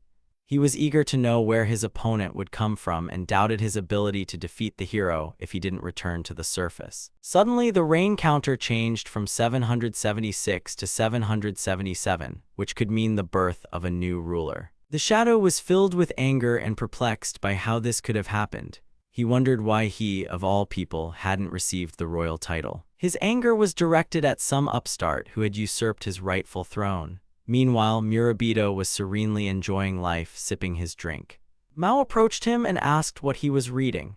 The young man replied that Madame had sent him the association's club magazine, and now Sudachi had officially received a new rating, which they would receive monthly. The magazine contained up-to-date information on stores and equipment from around the world, as well as colorful illustrations of store interiors. A presentation of new products caught his attention, and he considered placing an order. The girl asked if there was information about neutralizing the king's power, and when she received no affirmative answer, she listlessly went to bed. She was worried about how to escape this power. Kuchmager remarked that Murabito would be staying up late again with that magazine. On the other hand, his mistress had already adapted to human life and no longer resembled the one who brandished weapons, creating a blood-red night. She responded by asking the servant to stop talking. Moreover, her residence had changed, and she reminded him that she had warned him not to enter her room. The servant replied that he had forgotten about it and wished him good night. There was a sign on the door warning of death to anyone who dared enter. Kuchmager's words slightly hurt her feelings. As the 776th Demon Queen, she felt satisfied with Murabito's diligence today. Mao harbored a deep secret she couldn't share with anyone. Addressing her dolls, she announced that the bastards would be honored to sleep with her and be allowed closer, emphasizing that such a thing would have been unthinkable in the past. One of the dolls created in Yanbante was Shimape's favorite toy. Even though in the demon world everything cute is considered ugly and despised, she loved cute toys. Aware of the abnormality of this attraction, she had long since concealed it, sneaking into human settlements to buy toys. Upon becoming queen, she unhesitatingly renounced everything she loved, accepting responsibility for the fate of her people. Seeking to instill fear in the entire world, she sealed her secret chamber in the most remote corner of the castle, its existence known only to her. Her collection and the personal diary she kept in her youth posed a grave danger. Discovery of all this would have brought her historical shame. She did not want her poems to be included in the public record. Sadly reminiscing, she pondered the fate of her castle, now deserted and bereft of its owner who had never returned. The girl realized that she had been the cause of his demise. Questioning her right to return, she consoled herself with the thought that it was better to forget about it. If people had never discovered her secret, perhaps that was for the best. Murabito announced in a loud voice that a magazine he owned had published information about the discovery of the Demon Lord's secret chamber, and that an expedition had already set out for the designated location. Hearing this, Mao instantly woke up. Even Ash, the hero himself, had never heard of the existence of this secret room before. The girl persistently demanded the hero answer truthfully, insisting he knew about her and asking if he'd seen her by chance. The boy, completely confused and denying any knowledge, asked permission to go shopping with the boy. However, he refused, explaining that the monsters would run away in terror at the sight of him, and besides, Ash reeked of alcohol again. After storming the castle, the hero painstakingly compiled a map, methodically opened chests, exchanging their contents for gold, and somehow overlooked this secret room. Mao was indignant that the hero turned out to be a common robber. The boy read that the room's existence had been confirmed somewhere in a remote part of the castle and, astonished, turned to the girl, asking if this was indeed true. He longed to know what lay within. Perhaps there were treasures unknown to humanity or hints about the source of King Mao's power. She wanted to dispel any mysteries. But since the group had already departed, it was important to get ahead of them, to be the first to possess their secret. It would be unnatural to ask Murabito to go to the castle. He would refuse. If the diary were taken from her, she would lose her immortality, but she would not be able to die. The girl pondered how to entice the young man into agreeing to help. She told him about the secret room, but imagined it didn't contain the treasures they were expecting, and claimed it contained family heirlooms, though this was a lie. Murabito apologized. The girl decided that if the relic fell into the wrong hands, she would take back what belonged to her. She apologized for being away from the shop for a while. Now she had an excellent excuse to return to the castle. She needed to hurry, but Ash was against it. He blocked her path and asked her not to hurry. The guy offered his help, assuring that he could be relied upon. The hero approached the director, implying that they were family and adding that nothing was more important than family. The boy didn't understand what he meant. Mao indignantly rejected his help, to which he replied that in addition to the usual researchers, there would be experts like Madame Symmetry. He explained that in the event of a confrontation, the first person to find something would win a prize, and Mao was at a disadvantage. Besides, if there really was treasure there, their job was to verify it, and Ash wanted to know what was there. The thought that the hero had sniffed something out scared Mao terribly. She didn't even want to imagine what this pervert had planned. Meanwhile, Ash asked the director if he wanted to go on a journey to the Demon Queen's castle with his hero. Murabito, beaming with delight, declared that he would definitely go with them, but the girl was against it. They closed their shop and declared a day off, then set out. The boy noticed that Mr. Hero was dressed too lightly, but he couldn't afford new clothes. The village chief gave them a lift, for which the boy was grateful. Meanwhile, Murabito pondered how to get to the castle, knowing it wouldn't be easy as he was only level 1. The boy bought them tickets and told them they would receive an important item needed for their journey to the castle. These were tickets to the hero's location, and they received them. Ash asked if his companions were hungry and bought them a hero's bento at the station. He told them he'd slain a dragon in this valley, and the boy remarked that he'd make an excellent guide. Finally, they arrived at their destination. Mao spotted the coveted castle, but Kuchmager warned her against saying anything that might reveal her true nature.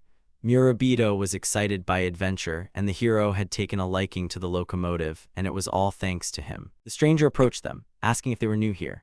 He explained that the Demon Lord's castle was a famous landmark and sacred site associated with the hero's exploits, and offered to inquire about local souvenirs. If they planned to stay overnight, he recommended the Arthur Hotel, built 10 years ago on the site of the hero's camp, where the remains of the boar the hero roasted and ate before the battle were still visible. Ash, hearing this, laughed and asked who had installed the boar. The man also explained the popular costume service and offered to let them choose any outfit they liked. They changed clothes, and the hero remarked that the outfit suited Mao very well, but she replied that she had no time for his jokes. Murabito chose the warrior costume of Cartericos. The girl, again enraged, asked what was there to be happy about and hit the boy on the head, who apologized. The man introduced himself as Machibito, a tour guide, and invited them to ask any questions. He seemed friendly. The boy expressed a desire to visit the castle, but Machibito replied that regular tourists were not allowed in, as it was a restricted area and despite peacetime, it was still unsafe. Within the walls of this castle, Mao faced certain death, a news that cast a shadow over Murabito. Something distracted Ash. There was a fuss surrounding a man who was besieged by a crowd, asking him to comment on the progress of the investigation. It was most likely a research group, and the man himself was apparently an elf. The girl asked them to speak more quietly, fearing that if anyone heard, all would be lost. He was questioned about the existence of hidden treasure, and he noted that everyone obviously had high hopes for it. It was thanks to the hero that they hadn't noticed the secret room for a whole decade. Now the Equipment Store Association had made the discovery, and the credit for this went to the professionalism of their employees. The hero had brought peace, but he had consumed a huge amount of supplies, food, and other items. The man, without false modesty, could claim that the world was saved thanks to equipment stores, and the hero owed it to them. The reporters were eager to continue their questioning, but the man found their questions too intrusive and asked them to wait for further developments in the treasure hunt. Ash, gloating, suggested quickly finding the treasure and shaming them. Kuchmager discovered a secret passage and invited everyone to follow him inside the castle. He asked if they were following him, and they were, despite the prevailing darkness and impenetrability. The hero, in turn, emphasized that it wasn't the back entrance that existed, but rather that the servant had dug it himself. He replied that it was precisely thanks to this that they were able to enter the castle. When Murabito lit a match, he saw a human skeleton and, frightened, recoiled. The hero tried to reassure him, telling him not to be so frightened because it was just a skeleton. The boy was then amazed to see the boy turn into a demon, which seemed strange since this only happened at night, and it was probably because of their stay in the castle. The boy felt as if he'd returned home, a sense of calm that was quite unexpected. The hero watched him suspiciously as he'd calmed down so quickly. Meanwhile, taking advantage of their distraction, Mao managed to slip away and escape. In this castle, the armies of heroes and the Demon Queen clashed in a decisive battle, where many died a heroic death. The boys begged her not to leave, but the queen asked them not to follow her. Murabito felt and understood that demonic blood was boiling within him, mixed with his own, which caused surprise. Ash gave chase to the girl, suspecting she was hiding something.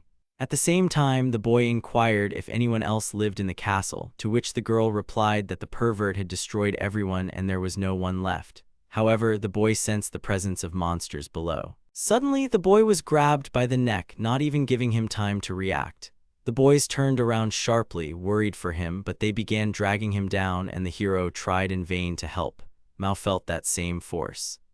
At the same time, the evolution commander, hearing the sounds, called out to see if anyone was nearby, warning that civilians were off-limits in the area. However, only the extinguished match caught his attention. The young man, in pitch darkness, saw and heard absolutely nothing. The thought of a possible ambush crept into his head, and he began calling out to his comrades at the top of his voice. Suddenly, a demon appeared before him and asked if Murabito was the 777th king. The hero was completely confused because he thought he had destroyed all the demons, although Mao was also perplexed. Kuchmager also participated in the search for the boy.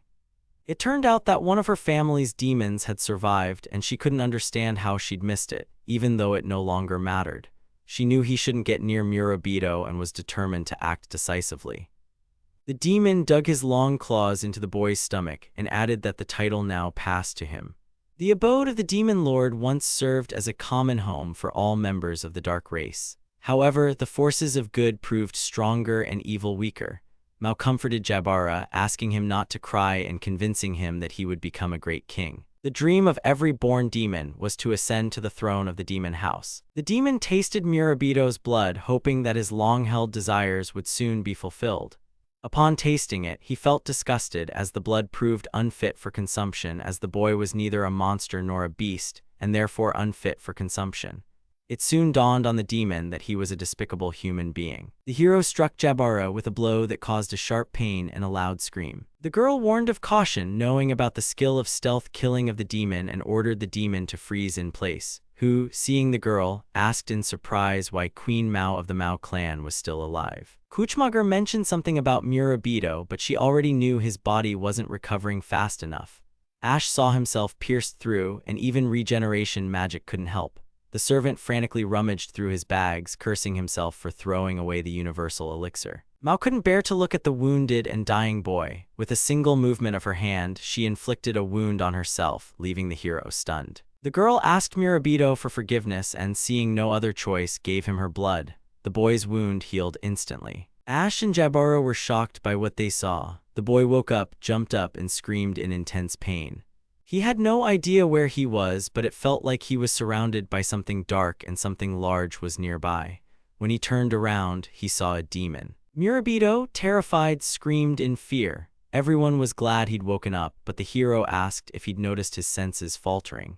Jabara couldn't believe the royal blood had chosen a human as his heir, and Mao stood over him and asked how the bastard had dared to survive. In response, he asked why she appeared in such a terrible state and why she left the post of king after the final battle with the hero.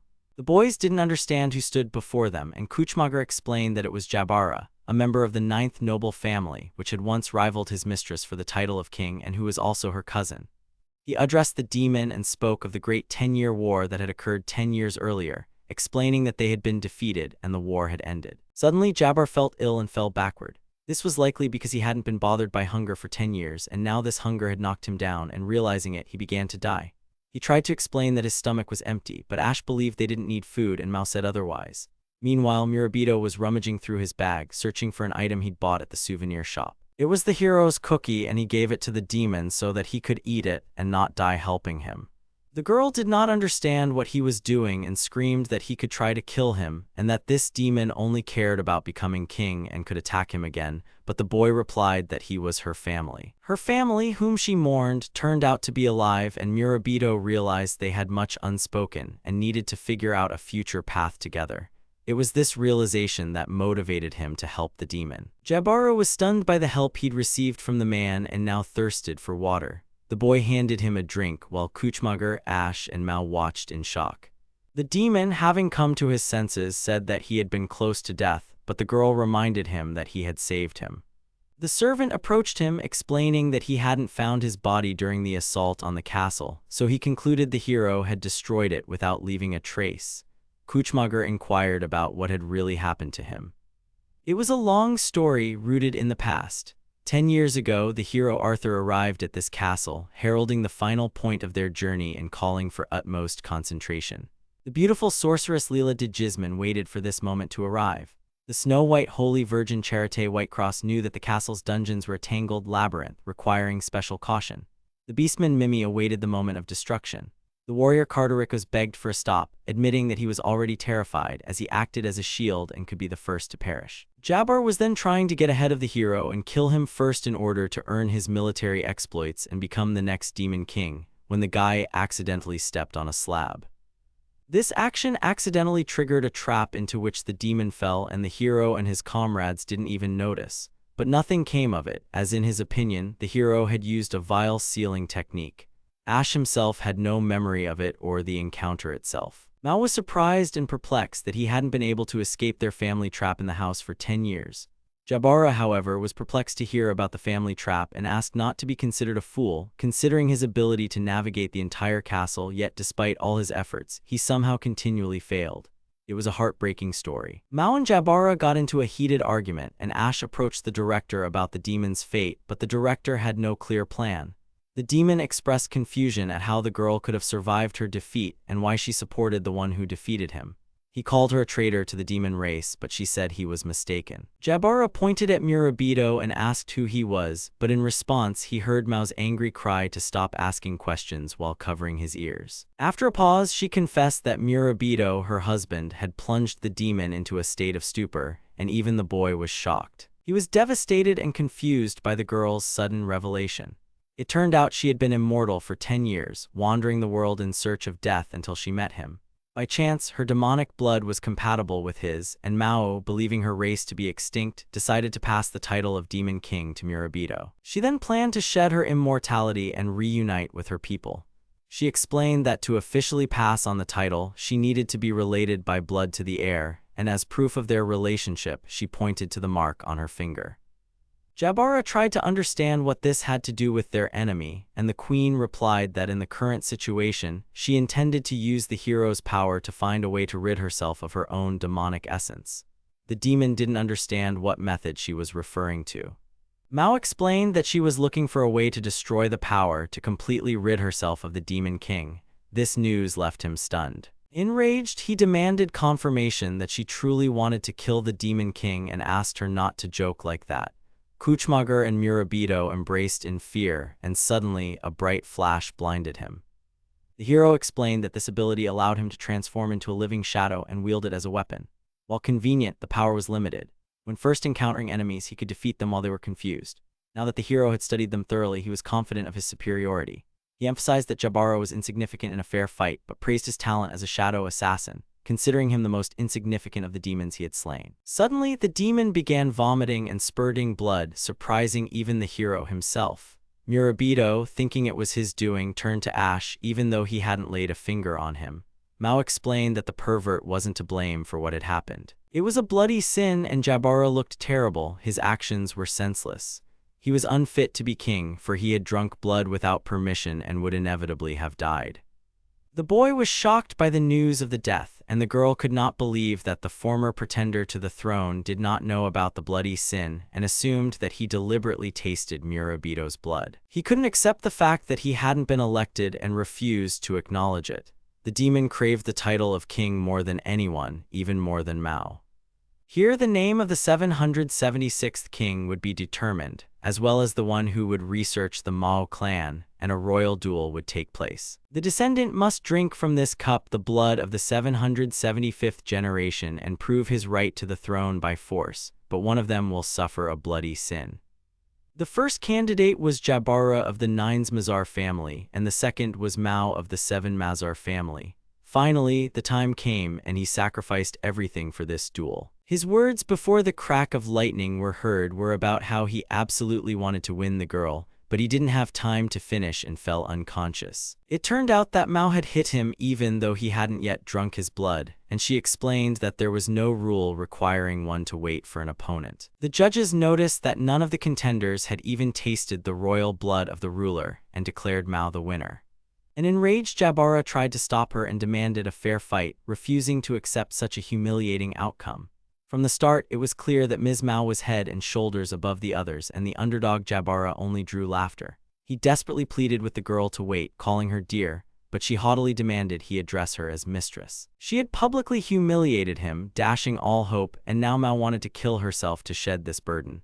The demon refused to allow this and craved power, oblivious to how the foolish king had destroyed his brothers, sisters, and the entire country. Besides, he no longer had a purpose in life. The hero took back his words, doubting his ability to handle him alone, and Kuchmager asked him to calm down.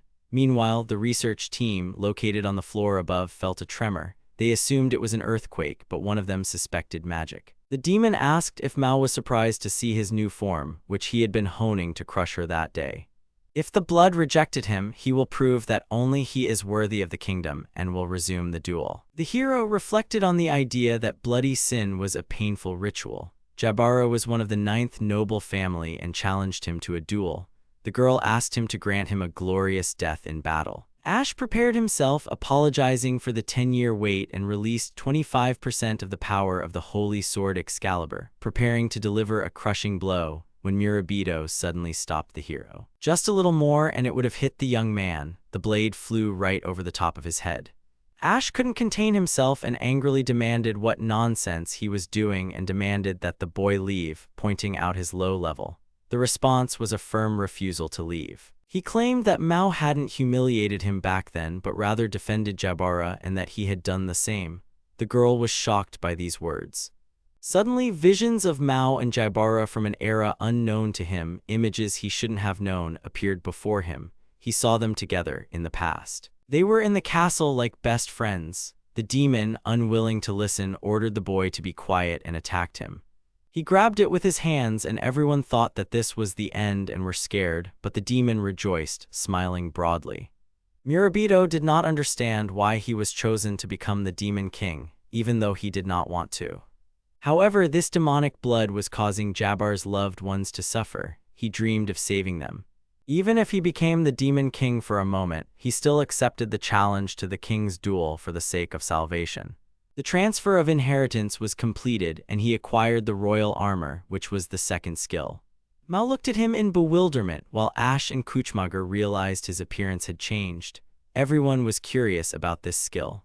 Jabbara, not understanding the nature of the royal armor, was worried about his intentions. Murabito first felt his face, then examined his appearance and wondered with fear what he had become. The second royal skill was a kind of uniform that reflected the current ruler. This armor provided the king with complete protection and prevented demonic uprisings. However, this invincible ceremonial uniform was aimed not against demonic enemies, but at humans, and the director likely realized this. Mao was stunned to learn it was the king's visage, as its design differed so greatly from hers. Many believed the heir had failed, as his appearance seemed weak and reminiscent of ordinary clothing.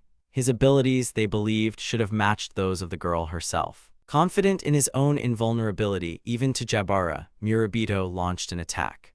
Thus began the demon's duel. The boy's words of invincibility drew laughter from Jabbar, who considered it a joke, unable to understand how the blood of kings had allowed him to awaken. The enemy's death wish drove him to strike blow after blow, which the young man easily withstood.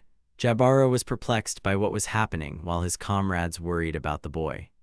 Murabito, covered in cuts and bruises, was barely holding back tears of pain. Seeing his condition, his friends inquired about his face, and most likely, the armor's protection didn't extend to exposed areas of his body. The guy wasn't going to give up. Confident that he would succeed, he began to climb over the skulls straight to Jabbar. Despite everything, he managed to reach the demon. The demon attempted to strike him with a swinging fist, but Murabito stopped his movement, calmly grabbing his arm. The demon was perplexed by what was happening. The boy apologized for the shattered dreams, admitting that he also had demon blood in him. He struck with full force, causing pain and begging him to come back. They were demons of completely different natures. Mao had demonstrated exceptional abilities since childhood and was predicted to be the heir to the throne. Jabbara, on the other hand, was weak, useless, and humiliated, having earned his position. Strong demons weren't associated with kindness, and weak ones were considered the embodiment of evil. These were the established rules and values, yet Mao and Jabbara had been best friends since their early years. One day, the boy shared his desire to become a king like everyone else, but he admitted to a weakness of spirit that hindered his goal. He felt a slight envy of the girl. The girl declared that she did not seek power, surprising Jabbara, who asked about her dream. She thought for a moment before telling him about her secret wish, asking him not to reveal the secret to anyone. The boy promised to keep her secret, not even to talk about toys and strange games. Then she began her story. Mao spoke about her dream of becoming a caring wife, and at that moment she looked happy. Hearing this, Jabbara was amazed. One day, while wandering the village in search of toys, she witnessed a wedding ceremony. Unlike the demons, who were dressed in black, the bride wore a snow-white dress and a light veil. Mao wanted to dress up like that too. Jabbara didn't understand who the bride was, but he understood that this was the girl's wish, and if anyone found out, they would be punished. Then she said that if she became queen, she wouldn't be able to become a bride, and the boy understood everything. The next king would definitely be Mao, and he asked her to trust him, although she didn't understand what he was talking about. He was ready to give all his strength to make her his bride, and for her sake, he was going to become king. He had always admired her for her protection, and that day he made his decision. He wouldn't let her risk herself anymore. He vowed to become stronger than Mao, to become powerful at any cost. Ever since this dream had settled in his heart, he had devoted himself to it wholeheartedly, and he was chosen as a candidate for the throne, but they didn't even exchange glances. Childhood was left behind, and he didn't notice how they had ceased to be friends. They were announced the royal duel, a test of 9 demons, where the candidates had to prove their right to the throne until one fell. The first fight was between Jabbara and Mao. The judges called on them to welcome death. The duel was to begin after he took a sip, and one of them would suffer a bloody sin. Such were the rules of a royal duel. He intended to become king and certainly win it. Just as the demon was about to take a step, lightning crackled and he collapsed to the ground as she had done. He tried to rise and pleaded for a fair fight, not wanting such a miserable end, but deep down he knew the outcome. Jabara couldn't defeat her and she saved him again. He wondered why he tried. The demon wanted to show that he no longer cries and that he has become strong. He desperately tried to stop her, but she wouldn't look at him. His last wish was to fight her, but Mao wouldn't listen, demanding he address her as his mistress. She declared that Jabara was worthless and would have to live for her, serve her, and not die. The demon was seething with rage and despair. It was the shame of his whole life. In despair, he could only scream loudly. At the end of his journey, Jabara had achieved nothing. Opening his eyes, he saw her leaning over him, caring. Mao said she fought with all her might and had every chance of winning. For the sake of victory, for the sake of the army and the salvation of their race, she knew she had to kill the hero, but she lost. Even though she betrayed his dream, she still suffered a defeat and asked for forgiveness many times. When the girl woke up, she realized that she was the only one left alive. Mao believed she should have died then, and it was hard for her to continue living. It hurt him to hear these words, but he understood her anguish and was sure that the demonic race would not have allowed her to say such things. The girl could not hold back her tears of happiness. She expressed her joy that Jabara was alive and they were together again. The guy, sharing her feelings, noted that she had always been such a crybaby. Their childhood had truly been difficult, and they had much to be ashamed of. The demon, overcome with emotion, also began to cry along with her, expressing gratitude for her survival. Kuchmagar also burst into tears, not expecting to be able to suck the blood and stop the blood curse. The boy, shocked by the speed of events and overcome with joy, also burst into tears. Meanwhile, Jabara tried to stand, but Mao asked him to stay put, causing concern among the others. He suddenly knelt before Murabito, acknowledging him as the Demon King and his half-elder brother. This news stunned the young man. He couldn't understand which brother was being referred to. The servant explained that the mistress had been born before Jabar, so the boy was like an older brother to him. The demon immediately realized that this man was the love of Mao's life. The hero addressed the demon, asking him to call him older brother as well, but he became angry and wanted to kill him. The girl admitted that she had lost hope of saving Murabito when he tasted the boy's blood, but he proved strong and prevailed, and she was glad of her choice. The embarrassed boy declared that he had no intention of becoming king and that it was simply a special day for him. He suggested that everyone go upstairs and reminded them of the original purpose for which they had come to the castle. They were supposed to find a secret room with treasures. Hearing this, the girl screamed loudly in despair. Everyone present was thanked for their wait and apologized for the delay. All the journalists were invited to come closer. This was the first public exhibition. They were presented with the treasure of the Demon King, found in the secret room. They turned out to be a little girl's toys. Upon seeing them, the Demon Queen wept with shame and begged to be killed. Mr. Evolution was asked if this was truly the treasure, and he answered affirmatively, calling it a great discovery and intending to reveal the book's contents. When the elf opened the book, he was disappointed. The letters were illegible. Mao was stunned by the fact that someone was trying to read her diary. Even with his encryption skills and knowledge of the demonic language, he couldn't read a single letter, suggesting that this style of writing was only used by the Demon King. The girl was delighted by his failure, and the hero, seeing her reaction, asked what had happened. Someone said there were other treasures, but these were some schoolgirl's toys. Everyone wondered where these things came from and asked the evolutionary commander for his opinion. He tried to give some kind of answer so as not to disappoint the public. He suggested that the king had visited the villages, taken the children, and that this was all that remained of them. When people heard this story, they unanimously declared the Demon King a monster, the most terrible creature in the world. For her, this was a crushing victory and a cause for rejoicing.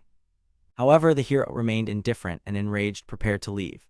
Murabito asked Jabara if he would go with them to the store, but the hero beat him to it and declined, citing his previous words about the difficult situation in the village due to demons and legendary beasts. He had long been covering up the situation from the capital. Ash disapproved of the invitation to the already unsettled village, suspecting it might reveal the boy's true identity. Mao grew angry, suspecting the hero was about to abandon Jabara. The young man tried to stop the demon, who was already leaving, and Jabara explained that he didn't want to cause them any trouble. He thanked her for taking him to the surface, where he discovered a new world. The boy worried that there wouldn't be a place for Jabar to hide and where they could visit him. He hoped there were kind and hospitable people somewhere, but the hero objected, saying no such place existed. The girl agreed, noting that in this world, it was rare to find people who weren't afraid of demons. A few days later in the capital, at the headquarters of the World Association of Equipment Stores, someone was indignant about the huge amount of work. They spent a huge budget searching for the Demon King's secret chamber, but to no avail, and now he must spend his day off deciphering these recordings. Evolution considered the leadership foolish, accusing them of allowing the hero to steal all the treasures. In despair and hopelessness, he could not read the symbols. At that moment, Madame Symmetry came in and asked about his progress. He complained about working on the weekend, and she informed him about a new employee who was well versed in this matter, inviting him into the office. There he was met by a demon who introduced himself as Jabara Symtraman. 5 days after the incident at the fortress, Symmetry arrived at the meeting place. Murabito wanted to speak with her, and she was lost in thought, wondering what he would say. The village chief assured her that her things would be delivered to the hotel and asked her not to worry and to go see the boy. She expressed gratitude. It had been 10 years since she had last visited these lands. Entering his dwelling, she was astonished by what she saw. Her eyes widened. She saw the youth in his demonic form and, armed with her weapon, asked in bewilderment where Murabito had gone.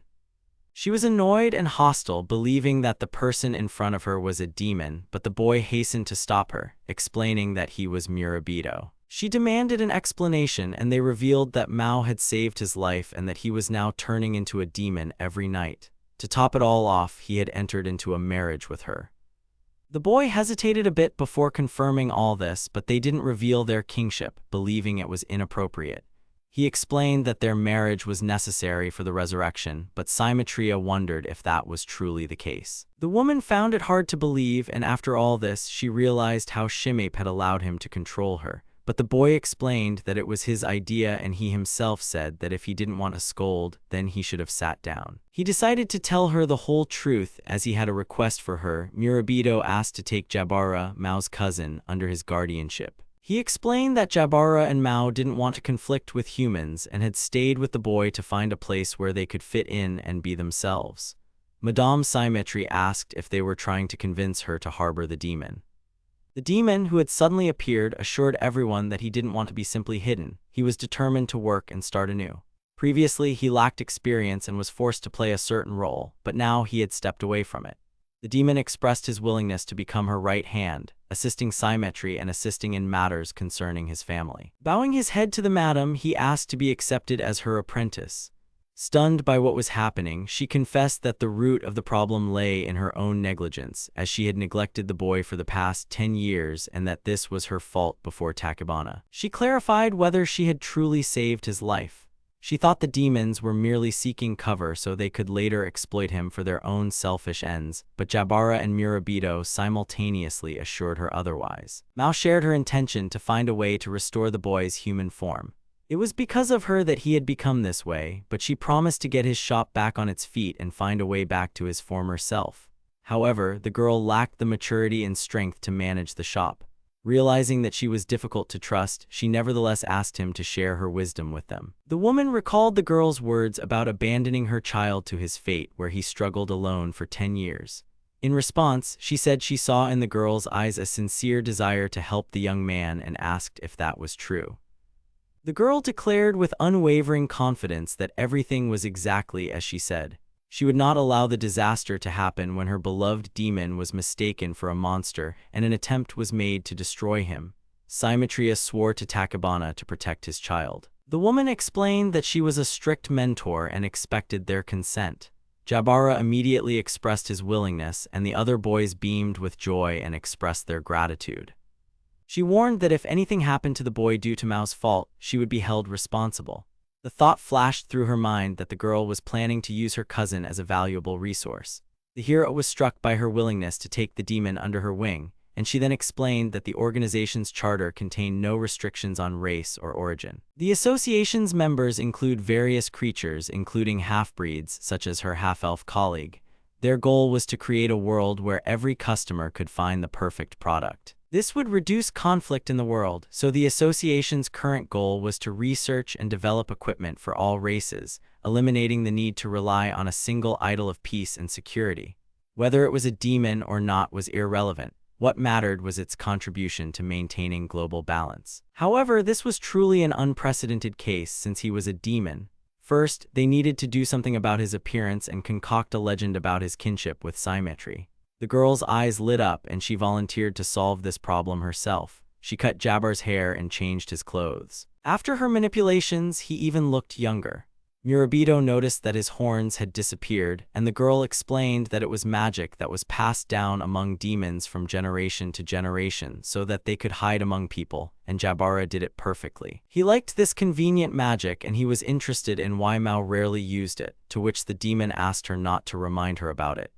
Because this magic robbed the demon of his pride, the horns served as a symbol of demonic strength, something they could boast about to others, instilling fear and awe. However, possessing this magic, he was considered a cunning weakling, incapable of anything but such tricks. He had no hope of ever being able to utilize his strengths, and he admitted he was glad, and she rejoiced with him. Kuchmager invited Madame Symmetria to dinner, but she replied that she would dine at the hotel since it was late and she had to go. She passed on the invitation to Murabito and explained that once a year the association held a party to which shop owners were invited. There, they could obtain information not available in the club magazine. She couldn't promise he'd find anything useful there, but first, his store needed to have at least 5 stars. The event was in 6 months, so there was still time, and upon hearing about 5 stars, the boy turned pale. He gratefully accepted the invitation, and Jabara assured him that he could help. The woman wished the boys good luck. All these 10 years he thought only about how to save his father's store, and Mao was thinking about his death. Until now, he'd believed that saving the store from closure was the best he could do and couldn't dream of more. The girl had people she needed to protect, and she wouldn't die until she created a place where Jabara could live peacefully. It might be difficult, but they were no longer alone, and here they would have a new home. The hero also said goodbye to him, but Murabito offered to have dinner with him, but he declined. The boys didn't understand what was happening, and Ash merely shouted that if needed, they knew where to find him. He planned to find justification for his mockery of Mao while sailing to the castle, but in the end, this only strengthened their alliance. Moreover, a new relative appeared, causing his influence over the store to gradually weaken. For the hero, this was unbearably sad. All his nerves were on edge, and he no longer wanted to interfere in their relationship. The director seemed simple-minded to him, but at the same time, a good man who posed no real threat. He felt like he was the only one who saw through him to his true self. Then in the castle, the director appeared as the embodiment of a demon, and his fighting style was pathetic. He saw in him the hero that the world was waiting for. Ash realized that he was not mistaken in thinking that Murabito was the best person. As he lounged on the couch in his hut, sipping his drink, he wondered what it would be like to be both a demon king and a hero. Going to Ash, Murabito reported that he was no longer needed by Sudachi's shop and asked him to leave. But it turned out that it was just a dream, and he woke up in a cold sweat, feeling a strange and disturbing feeling. Several days passed after the boys saw Jabbar and Madam off, and Mr. Ash had not shown up for work since that day, and the boy, worried about his absence, knocked on the door asking how he was feeling. There was silence, so borrowing a key from the village headman and apologizing in advance, he opened the door. What he saw shocked him. The hero lay unconscious, surrounded by a mountain of empty alcohol bottles. He checked to see if he was alive and decided the first thing he needed to do was dress him. The boy wondered what could have happened and how long he'd been in this state. When he came to, the man asked not to question him, saying he was simply suffering from another bout of depression. Looking around, Murabito saw a huge amount of alcohol. He realized Ash hadn't fully recovered yet, though he hadn't realized it. He was about to report everything to Mao through the slug, but the boy stopped him, asking him to keep it a secret. He begged her to understand, because even the strongest hero didn't want to look pathetic in Mao's eyes. He liked to see her in tears and anger because he was the one she'd lost to. The boy wasn't even a year old enough to think he could even speak in such a state. Mao would have said she'd lost to a complete idiot, seeing his state, and he didn't want to hurt her pride as she deserved to lose to a worthy opponent. He asked her to leave him alone, hoping to come to his senses with time. Murabito, sensing his state, left. However, he came back. The boy took the cleaning supplies and loudly opened the door, apologizing for his busy hands. The hero irritably asked what he was doing there. Then Murabito admitted that Ash smelled unbearably of alcohol and offered to help with cleaning, asking him to trust him. he also brought food from the innkeeper. The hero, dissatisfied, watched the cleaning, when suddenly the young man asked permission to stay for the night. He told me that he'd once been scared and lonely and the village chief had come to stay with him. After visiting the castle, he realized how popular the hero was and wanted to know even more about him. This would be the price for his silence. The chief replied, "Don't let Murabito get all weird about himself." The boy admitted he'd never spent the night at a friend's place and always dreamed of chatting all night long. Ash advised him to sleep better and be quiet. The hero wondered why he'd allowed this to happen, and he was worried he looked like a pathetic weakling. After lying there for a bit, he stole a glance at his director. He noticed him snoring loudly and was outraged that Murabito had fallen asleep so quickly. Unable to bear it, he hit him. The boy woke up confused, as Ash himself had asked him to keep quiet. The young man apologized for the intrusion, explaining that the hero had been distant lately. Even the stinking, booze-soaked sofa seemed cozy to the boy. Before moving to the village of Seiho, he lived in the slums of a remote town when he was very young. He was just beginning to think about the meaning of life, surviving on odd jobs and helping adult thieves in their shady dealings. There were times when escape was impossible and he was beaten, used as bait. Everything around him was rotten to the core. Once, hiding in a cart, he fled the city. Ash had done this so many times that he didn't even know where he was born or who his parents were. To survive, he learned a lot, living among bad people, reading, writing, cheating, stealing. From childhood, he was driven by a thirst for gain, and eventually he became a hero, perhaps the first hero in history who sought only fame and fortune. He wondered if he was happy with this, since he had, after all, received this money and fame, but the news shocked the boy so much that he couldn't utter a word. Murabito merely humbly replied that he understood everything. He realized the boy had embarked on a journey for his dream. Although Ash didn't understand what a dream had to do with it, or whether it could be called that. 10 years ago, he had defeated the queen and settled in the enormous mansion built for Arthur. Throughout his history, he had rarely stayed in one place. Money, fame, fine food, expensive estates, he had it all, and it was all thanks to Arthur. Ash, meanwhile, was restless. The boy insisted he was still their hero. The young man said that thanks to him, he and Madame had come to an agreement, and Jabara and Mao had been reunited.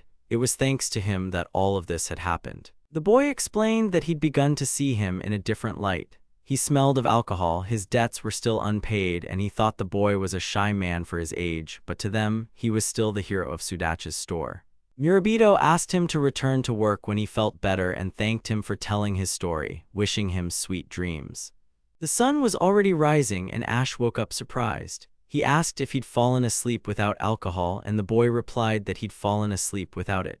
The young man apologized and explained that he'd leave because Mao would be waking up soon and breakfast wasn't ready yet, which would be awkward. But the guy stopped him and asked him to wait. He asked permission if he could go with them to breakfast, and Murabito answered affirmatively.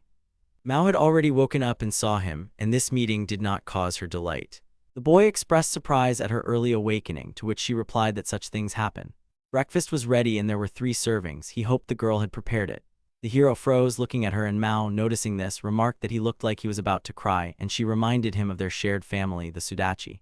She asked if he was ready to waste several days so frivolously. He remembered their relationship and wanted to say something, but she interrupted him, demanding that he eat quickly and go to work. She had no intention of letting him go until he made up for the days he'd missed. The assembled crowd awaited the museum's opening, and the people thanked them for their presence and announced the opening, drawing thunderous applause. Murabito wondered how they'd managed to prepare everything, and they explained to him that it had happened during his business trip. Initially, the village chief was raising funds to buy out Sudachi's store, but apparently he struck a deal with experienced builders. The hero recalled their recent conversation where the man had mentioned this, while Mao had hinted at the loose parts. The woman had heard about his shop's recent prosperity and hoped that with the opening of the museum, the village would flourish and Sudachi would be as beloved by customers as ever. The village chief invited them inside, explaining that there were no exhibits yet, and that the boards the hero walked on would soon be taken from Murabito's shop for display. Upon entering, they saw a sign announcing preparations for the opening of a new store, and ordinary villagers were prohibited from entering. The boys stared at the sign in surprise. Someone called out to them and they turned around. The stranger asked who gave them permission to be near his store. A man stood before them explaining that a branch of the Lost Diet department store had opened in Seiho and demanding that they leave the premises immediately. These words left everyone stunned. It turned out that the village elder had been deceived by the promise of building a museum.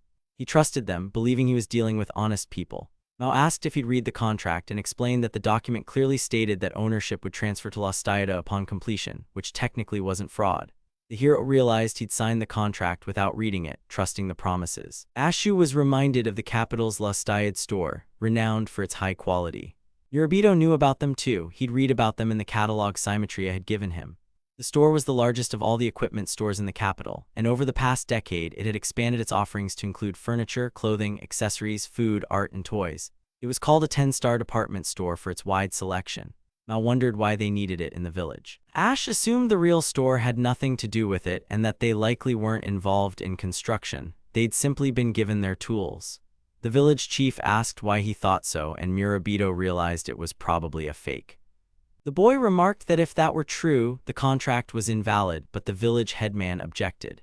He explained that the documents bore the same emblem and wondered how to prove the forgery.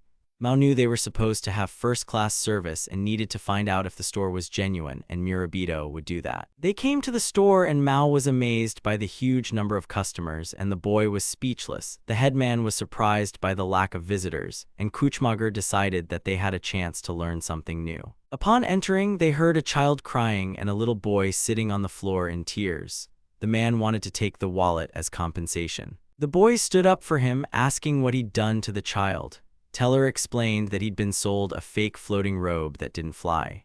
The man accused the child of lying and demanded a refund for the damaged merchandise. The boy shouted that he hadn't damaged anything and that it was just a piece of fabric. The store owner asked him to stop shouting and turned to the woman, accusing her of soiling the merchandise simply by looking at it. He turned to the old man, asking him not to hit the parquet floor with his cane as it was scratching it, and demanded compensation for the damage. Turning to the man, he stated that if they had come simply to breathe air, then they should leave and pay for the air they had stolen. With a greedy glint in his eyes, he demanded his money, threatening legal action. He insisted on immediate payment, otherwise the customers would never see him again. Kuchmager recognized the dishonesty of his actions, and Mao understood that the name had been chosen deliberately to fleece customers with impunity. Disappointed and outraged, customers left the store, vowing never to return. Yorobito worriedly asked Teller how he was feeling, to which he replied that he was fine. However, it was clear that the boy was offended. He dreamed of finding rare goods from the capital here and was extremely upset by what had happened. The man again accuses the child of public humiliation. He threatens to make his parents pay for his losses, and in the meantime, he would take something as collateral. Suddenly, Murabito grabbed his arm, stopping him. The man immediately recognized the store manager, Sudachi, but couldn't remember the full name. He laughed arrogantly, accusing the boy of trying to interfere with his hugely profitable business. The man ordered the young man to take the child and leave before he destroyed his shop. Murabito asked what he would do if something happened to the child because of his actions. Besides, the customers were happy about the opening of the new store and they came there in search of treasure from the unknown world. This guy threatened his customers, took away their joy and smiles. He was a terrible merchant, in the boy's opinion. The young man believed that he and his gang didn't deserve to run the gear store. Everyone was shocked by the boy's fury, something they'd never seen before. Murabito demanded that the building be returned to its former owners and that little Teller's money be returned. At that moment, the hero noticed a window where monsters were threatening to intervene in the dispute. The hero ran up to the boy and tried to calm him down. He realized he'd been triggered, trying to explain to his principal that he was just a hair's breadth away from being broken.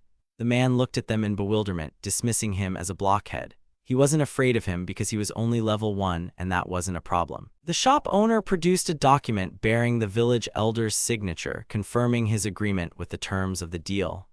After reviewing the agreement, the elder approved it, making it impossible to deny his agreement. The man asked them not to insult them since there was no evidence and threatened that if Murabito came to him again, he would knock him down. The village elder reproached himself for not carefully reading the text before signing it. He thought it would have been better not to invite them to the village, knowing they would start extorting money from the residents. He had lost trust, and with such leadership it was no wonder many were considering leaving rather than pursuing it. Murabito tried to reassure him. The boy explained that even if the museum building hadn't been taken away, its completion remained uncertain and the interior was empty. The only places the hero had ever visited were in the memories of Takabana and Murabito. The boy himself agreed, and the hero clearly had his own plan. The village elder trusted him, but not everyone shared his confidence. He became engrossed in the topic and could no longer remain elder. The boy tried to say something, but Mao interrupted him, saying that with such problems, their sudachi would be far from successful and definitely wouldn't reach 5 stars. She suggested settling the matter by force, but the headman deemed it too dangerous, and the boy agreed since violence between shops was prohibited and fraught with consequences. The girl asked him what he was planning then, and he replied that it was best to forget the conversation. Murabito countered that they couldn't get into a conflict, otherwise their store would be closed, but Mao believed that was unlikely and his modesty would lead to trouble. Whether they were real or not, they were causing problems for the locals, and Murabito had to protect his customers. The boy continued to insist that using monsters in the center of the village would be a bad idea, although theoretically such a possibility was possible. The protagonist intervened in the conversation and agreed that they had no evidence but suggested inviting the real one here, but did not specify who. Murabito didn't understand his plan and wanted to know what he meant, but Ash explained that he was going on paid leave the next day and asked the village elder to count on him and give him a chance to repay his debt. The hero waited for the man to be summoned. The next day, the head of the Lost Iota store was informed that something had happened, and it was a disaster. The man kept pointing in one direction, insisting that something had happened there, but he only remarked that he seemed to have seen a giant panda. But the worker replied that this was not so. He couldn't believe his eyes and couldn't understand how something like this could happen in their village. At that moment, someone entered their room. It was Mr. Hero Arthur who visited their store. Everyone was shocked by what was happening. The guy approached them and asked if they had a universal elixir, and he made it clear that they didn't, and the hero chuckled that such a store didn't have it, and the man replied that it depended on the store. He figured Arthur would know what a universal elixir was, since it was rarely a top-tier healing remedy, something even they, a former 3-star shop, had never seen in person. Kuchmager approached Arthur, asking the purpose of his visit, and Arthur explained that he had come on a secret mission. He had a very valuable day off, and the guy secretly came here to greet Sudachi and his native village of Seiho. The residents were surprised and couldn't believe his words. They asked if it was true that Murabito's store was the first place the hero visited at the start of his triumphal march. Arthur unhesitatingly confirmed that it was, and that he had indeed stopped by their shop at the beginning of his journey. They all believed him and crowded around him, asking for his autograph. Now everyone knew the truth, but the store manager shouted that the imposter and true hero would never have come to such a village. With a swift gesture, the hero pointed the tip of his sword straight at the shopkeeper's face, who turned pale in surprise. The young man confided in her that rumors were circulating that his shop was selling counterfeits. Mao understood that this sword was a true relic, unique in its kind, and that today it was merely playing its false role. Arthur continued his interrogation. He noted that employees of the Lost Iod brand store must meet high standards, such as impeccable posture, a strict dress code, and presentable merchandise. The young man owed the store a debt and declared that he would immediately contact head office to strongly recommend an unscheduled inspection of the branch. The man, trembling all over, muttered excuses, but the hero did not calm down, insisting on sincere gratitude and suspecting a concealment of the truth. The gang was horrified by the hero's sinister smile. He asked if they would confess and said that they were unhappy that Lost Iod bought their store. Having repented, they revealed their cunning plan to open an underground shop to ruin their competitor's reputation. They chose a remote location in the countryside, counting on the locals' naivety. Upon hearing this, Mao was furious, calling them the same kind of swindlers they already were before their shop was bought out. Murabito was pleased that Lost Ioda's reputation had been restored and that the buyers had received their money back, and the mayor seized the opportunity to force him to sign a new lease. The boy was tormented by doubts about letting the swindlers go free, but Ash reassured him. He reported that he had informed the headquarters. The village headman asked where he had been the previous day and told him about the visit of the hero Arthur. He explained that he had invited the hero, whom he happened to know, and the man was very surprised to hear this. He expressed hope for a longer visit, but understood the hero's busy schedule, who nevertheless left them a generous gift. He signed the mill, the furniture, his autographs were literally everywhere. There were even signatures on a bowl. and all the objects where he left his mark were collected from all over the village. The village headman was glad the museum was ready, even though Asha was already sick of the signatures and his hand ached from a whole day of signing autographs.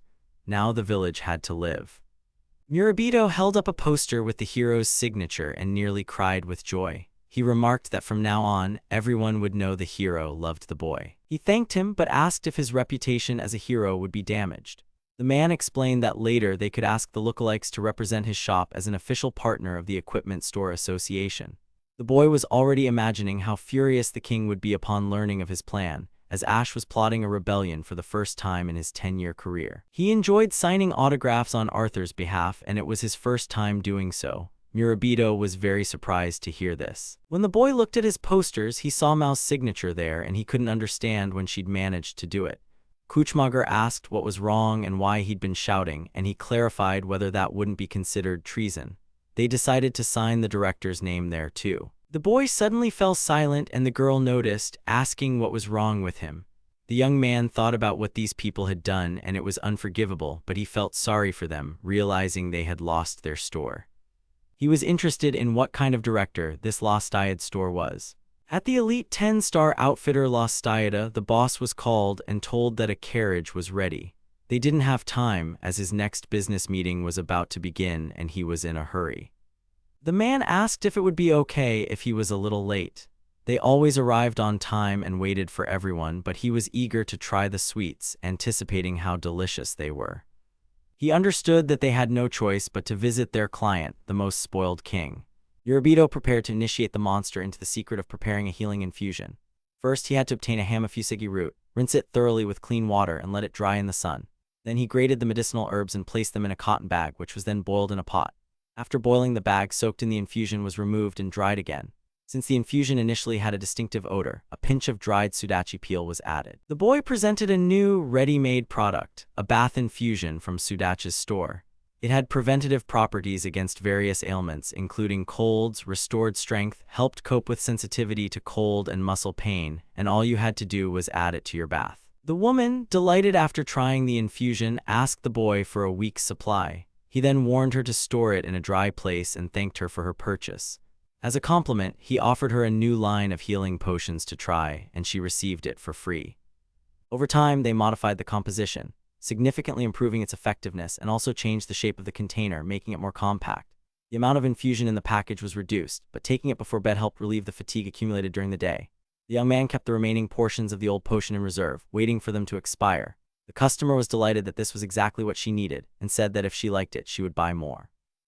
Murabito replied that he would be glad to see her again. Mao was surprised that he sold everything and said she'd do more and report back to him. The boy thought his next assignment would be in Sononi.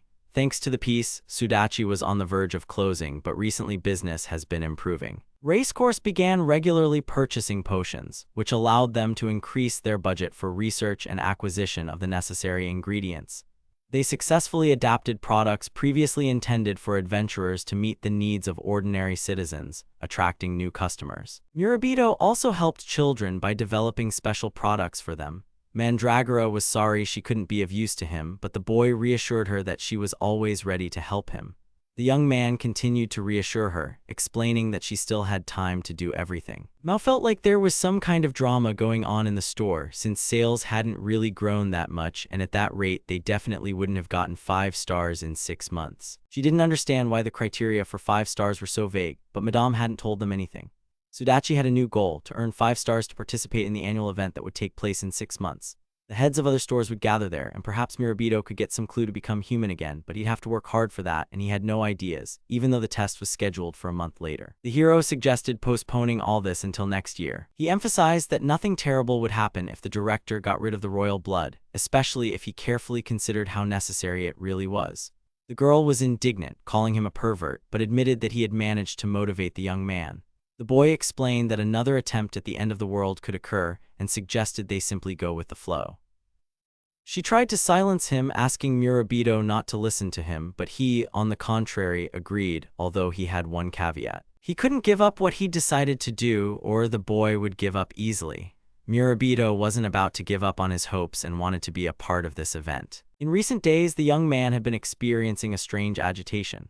Previously, his worries had been connected to the store's closure, but now he was surprised at himself for having been through so much as a simple villager and suspected that Ash and Mao had influenced him. The boy felt like the protagonist of some story. Suddenly, he heard a noise and paid attention. It was the village elder and the children. He was teaching them to relax and aim, but the children were tired and no longer understood him. Murabito realized this was a Seiko initiation rite, the place where the elder taught how to fight on the Kajinawa.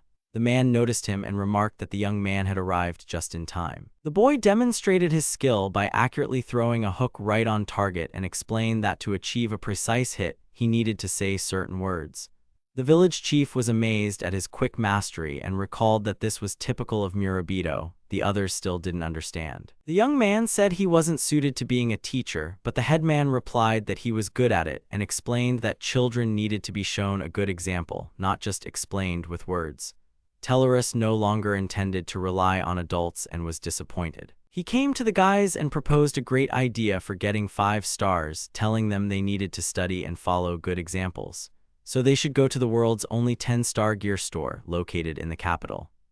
The girl was astonished by his haste, but Murabito assured her he'd carefully considered everything and reminded her of the possibility of meeting Jabara in the capital. Hearing this, she enthusiastically expressed her consent and prepared to leave. But Kuchmager stopped her, explaining that this was a human stronghold and agreeing to it was risky. The girl countered by mentioning that Jabara, knowing this, had gone to the capital to study anyway to help them, and they should be grateful to him. Ash intervened, declaring that he disagreed and wouldn't go, deeming it unnecessary to explain the purpose of his visit to the village. He was already quite tired and sick of the capital's castles. Mao asked him to watch the store, and the boy had no choice but to agree, so they decided to leave without him.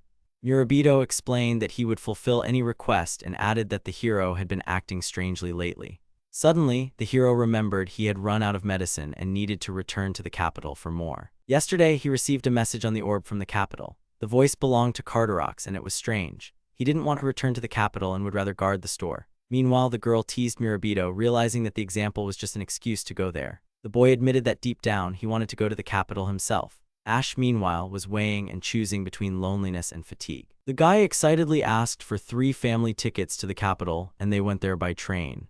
In ancient times, this city was called the City of Wealth. Its strength lay in money, intelligence, and people. All the wealth of the entire continent was gathered in the capital. Soon, the people built a castle and the king expanded it and made it his capital, calling it Fortstedt. Upon arrival, the boys looked around and Murabito joyfully exclaimed that he had finally arrived in the capital. Because he was loud, the boy asked him to be quieter. The boy apologized, explaining that he'd blurted it out in admiration. Mao was surprised that all this had been built by humans and warned them to be careful, as they didn't know who might be watching them from those windows. The hero was already starting to feel sick from it all. The girl rubbed her eyelids and the young man asked if she was okay. She assured him she was fine, but a warning flashed through her mind. If anyone noticed her unusual golden eyes, they would consider her a demon and immediately seize her. Fear gripped her and she wondered if it would be painful and why people carried such things. The hero tried to reassure her, explaining that it was common practice and everyone experiences fear at first. These multicolored eye drops were Leela's invention, a kind of magical cure. After applying the drops, the eye color changed, which was especially helpful for Mao, who lacked the gift of shapeshifting. He asked her to relax and open her eyes, explaining that she couldn't handle it on her own and had no choice but to accept his help. At that moment, she no longer understood why he was so cheerful. Jabara was lucky, as Madame had crafted him a pair of magical glasses that changed his eye color. Murabito admired her, noting that brown eyes suited her, but she replied that she already knew it. The hero explained that he was going to visit his family and asked the children to behave, go for a walk, and return to the hotel before dark. The children agreed, and Mao advised the boy not to throw up anywhere, so they went to the Lost Dyad store. They went to a department store that amazed them with its splendor. Inside, there was a bookstore, a clothing store, and even a food court, all of which looked incredibly inviting. The selection of goods was enormous, seeming to come from all over the world. Mao, amazed by what she saw, called the boy over to look at something. She shouted several times about some brides very enthusiastically, but he did not understand what the girl meant. These were wedding dresses, and the queen gazed at them, mesmerized. She found them exquisite. The young man couldn't understand why she called wedding dresses brides. He knew he needed to quickly explain that it had a different name, but he was afraid that Mao would be angry because he hadn't told her about it sooner. Murabito didn't want to upset her as she looked so happy. Suddenly, the girl remembered that as a child, she had promised Jabara she would be her bride. The boy was puzzled, not understanding what she meant. Seeing the price of the dresses, she was stunned, and now they urgently needed to earn 3 more stars and raise a lot of money. The girl had a new dream, buying a wedding dress, but Murabito didn't tell her. The seller announced the launch of a new limited edition of heroic shoes. Only 1 pair was available and only a few sizes remained. The boy was eager to buy them, but Mao couldn't understand it. The young man made a sweet face and wanted to say that he wanted to buy something, but the girl, without listening to him at once, said that she would simply go look at the floor with wedding dresses and would wait for him, and said goodbye to him. While Murabito was enjoying the way things were unfolding, someone behind him muttered that he was late for a meeting. Turning around, he saw a guy who was complaining about those who don't value time. The young man smelled the stranger's pleasant aroma and assumed he must be from the capital, and even with his busy schedule, he never allowed himself to look bad. Ash was the exception. The stranger approached him, asking if he was from the provinces. He noted that Murabito didn't look like a city dweller and that no one there wore a kajinawa. The boy even wondered if it was real, and he felt embarrassed at being so conspicuous. The boy asked if he'd come for the limited edition shoes, but Murabito replied that he'd come to the capital to explore the store. The stranger was delighted and offered to talk, but the boy didn't know what to talk about, as all he knew was customer service. The boy explained that he collected limited edition merchandise and had connections to skip the lines, but as a true fan of the hero, he couldn't afford such a thing. True fans didn't cheat and overcame all difficulties together, and he was standing in line. The boy couldn't help but think that the young man would be very surprised to learn of their acquaintance with the hero. Suddenly, the stranger sniffed him, trying to determine whether he had truly arrived from the capital on academic business. This attention made the boy feel uneasy. Meanwhile, customers were informed that all the shoes were sold out and apologized, emphasizing that they hadn't expected such a rush. The employees promised to post a notice about the new sale date on the board at the entrance. Meanwhile, the boy noticed a suspicious man walking toward the entrance. Once outside, he removed his false mustache, placed the 8 boxes on the ground, and noted with satisfaction that this masquerade had allowed them to deceive everyone, and now they needed to resell the goods. The guy followed him and claimed the man had offended all the fans because resale was prohibited. He demanded he return the item and leave. He asked if the scammer liked to resell the item and threatened to refer the matter to the association. At that moment, another boy grabbed the boxes and ran, surprised to find he had an accomplice. The man mimicked him, declaring that resale itself isn't illegal and that justice is for fools. Suddenly, the guy was grabbed by a rope, preventing him from escaping. It was Murabito, and he explained that this wasn't about the law, but about maintaining order so that his valued customers were happy with their purchases. The young man looked on in surprise. The boy was very angry and repeated his words, wanting everyone to be happy, even those who hadn't bought anything. The men had no choice but to apologize, and the boy asked which store Murabito was from. He was surprised when the stranger recognized him as a shop assistant, and the stranger attributed this to the aroma of medicinal herbs emanating from him. He assumed that many of his customers suffered from shoulder pain and sensitivity to cold, which was revealed by the scent of certain types of herbs. The young man handed over a box that the store had set aside for them as a token of gratitude for their help in the fight against criminals and asked if he would take them, but Murabito refused, explaining that he would wait until another sales season and that in his opinion the boy needed it more. At that moment, the young man wondered if he would return to the village. The stranger said goodbye and expressed hope to meet again somewhere in the queue. The guy introduced himself as Ahid, but his friends simply called him Ahi and asked them to address him as such, without formality. Murabito also introduced himself and was glad to meet him since he now had a friend in the capital. They would meet again somewhere, but this time as friends. Everyone welcomed their boss back. It seemed that was the only connection between them. People were told they could become beautiful fairies right here and now thanks to new magical cosmetics. The girls admired Lady Leela and her beauty. She advertised a new line of powders made from magic dust that would turn any girl into a princess.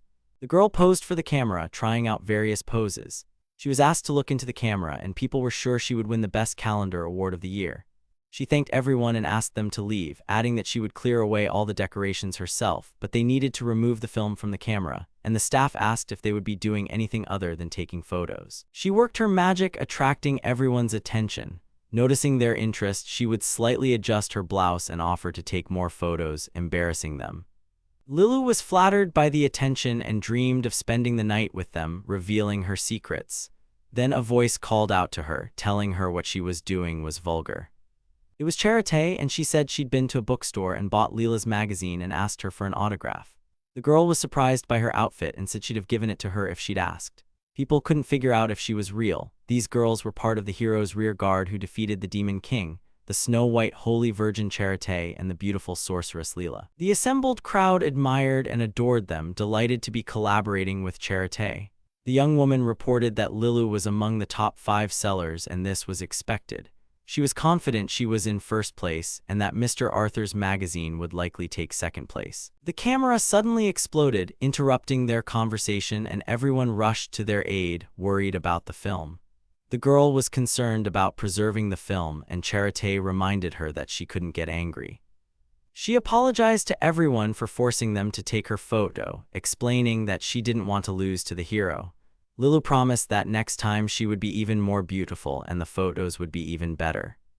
The girl pondered Mr. Ash's condition, wondering how he'd settled into his new position. She recalled how he'd started working at the equipment shop the previous week, and shortly afterwards she received a strange message regarding a certification request for his shop. She understood that such independence could anger the king.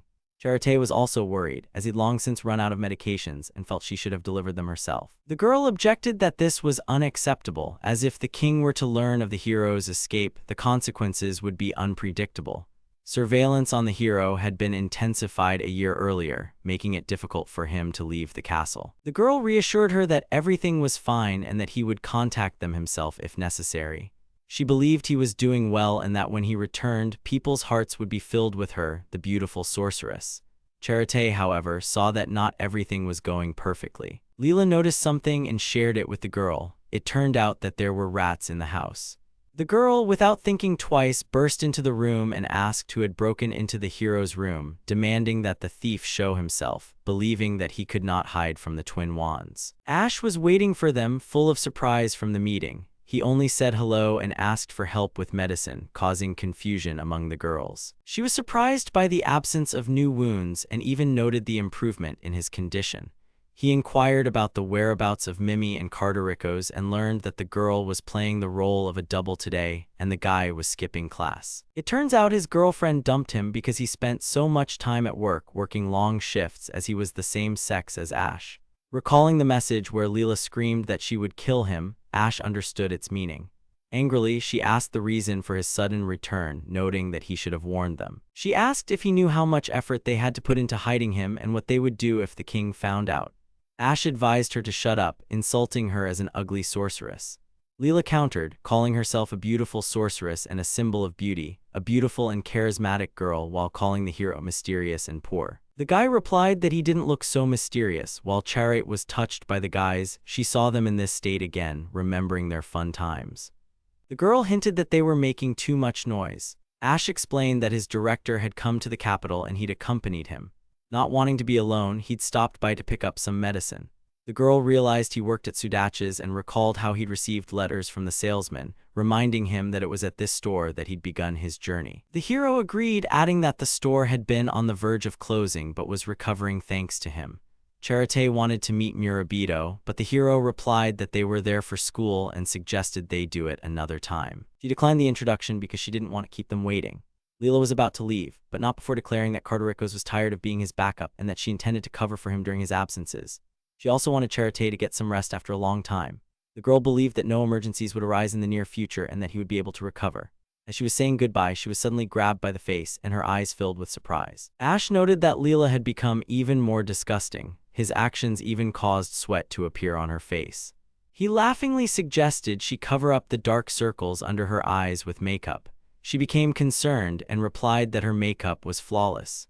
Leela truly believed there was something wrong with her face and looked in the mirror, noting her flawless appearance. The girl was overwhelmed by the problem of the fare being too expensive and unable to pay. He offered to help her, sensing her mental exhaustion and the imminent death of exhaustion. Leela was surprised by his offer, to which he merely grimaced. She grabbed him, demanding that he not sacrifice himself, and the girl reminded him how he exhausted himself every day. She and Charité used magic, keeping him in good shape so that he could appear in public. All this was by order of the king, and Ash trusted his friends and agreed to this. The girl believed that they made him suffer. She wouldn't let him help them anymore and asked him not to be a hero even once. Without answering, he stuck his finger up her nostrils, causing her to scream.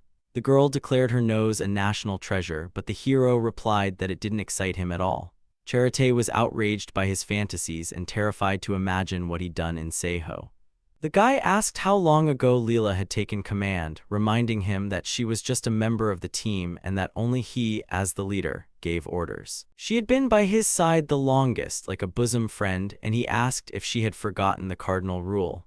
To get to them, he had vomited many times and was about to vomit his courage on one person.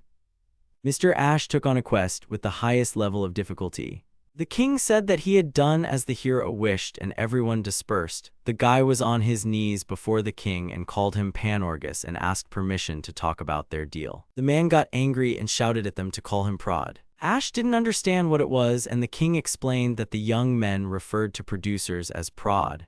He decided they were mistaken, and in a rage, he ordered the guards to cut off the chancellor's head, while the hero asked them not to kill him. Ash reminded him of the purpose of his visit, and the king, removing his crown, revealed his true identity and asked if the young man wished to apologize to his doubles for using them.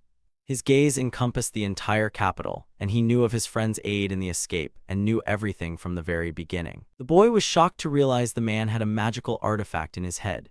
The king discovered he had been assisting director Sudachi in Seiho village and knew the former director had died while transporting medicine during the war.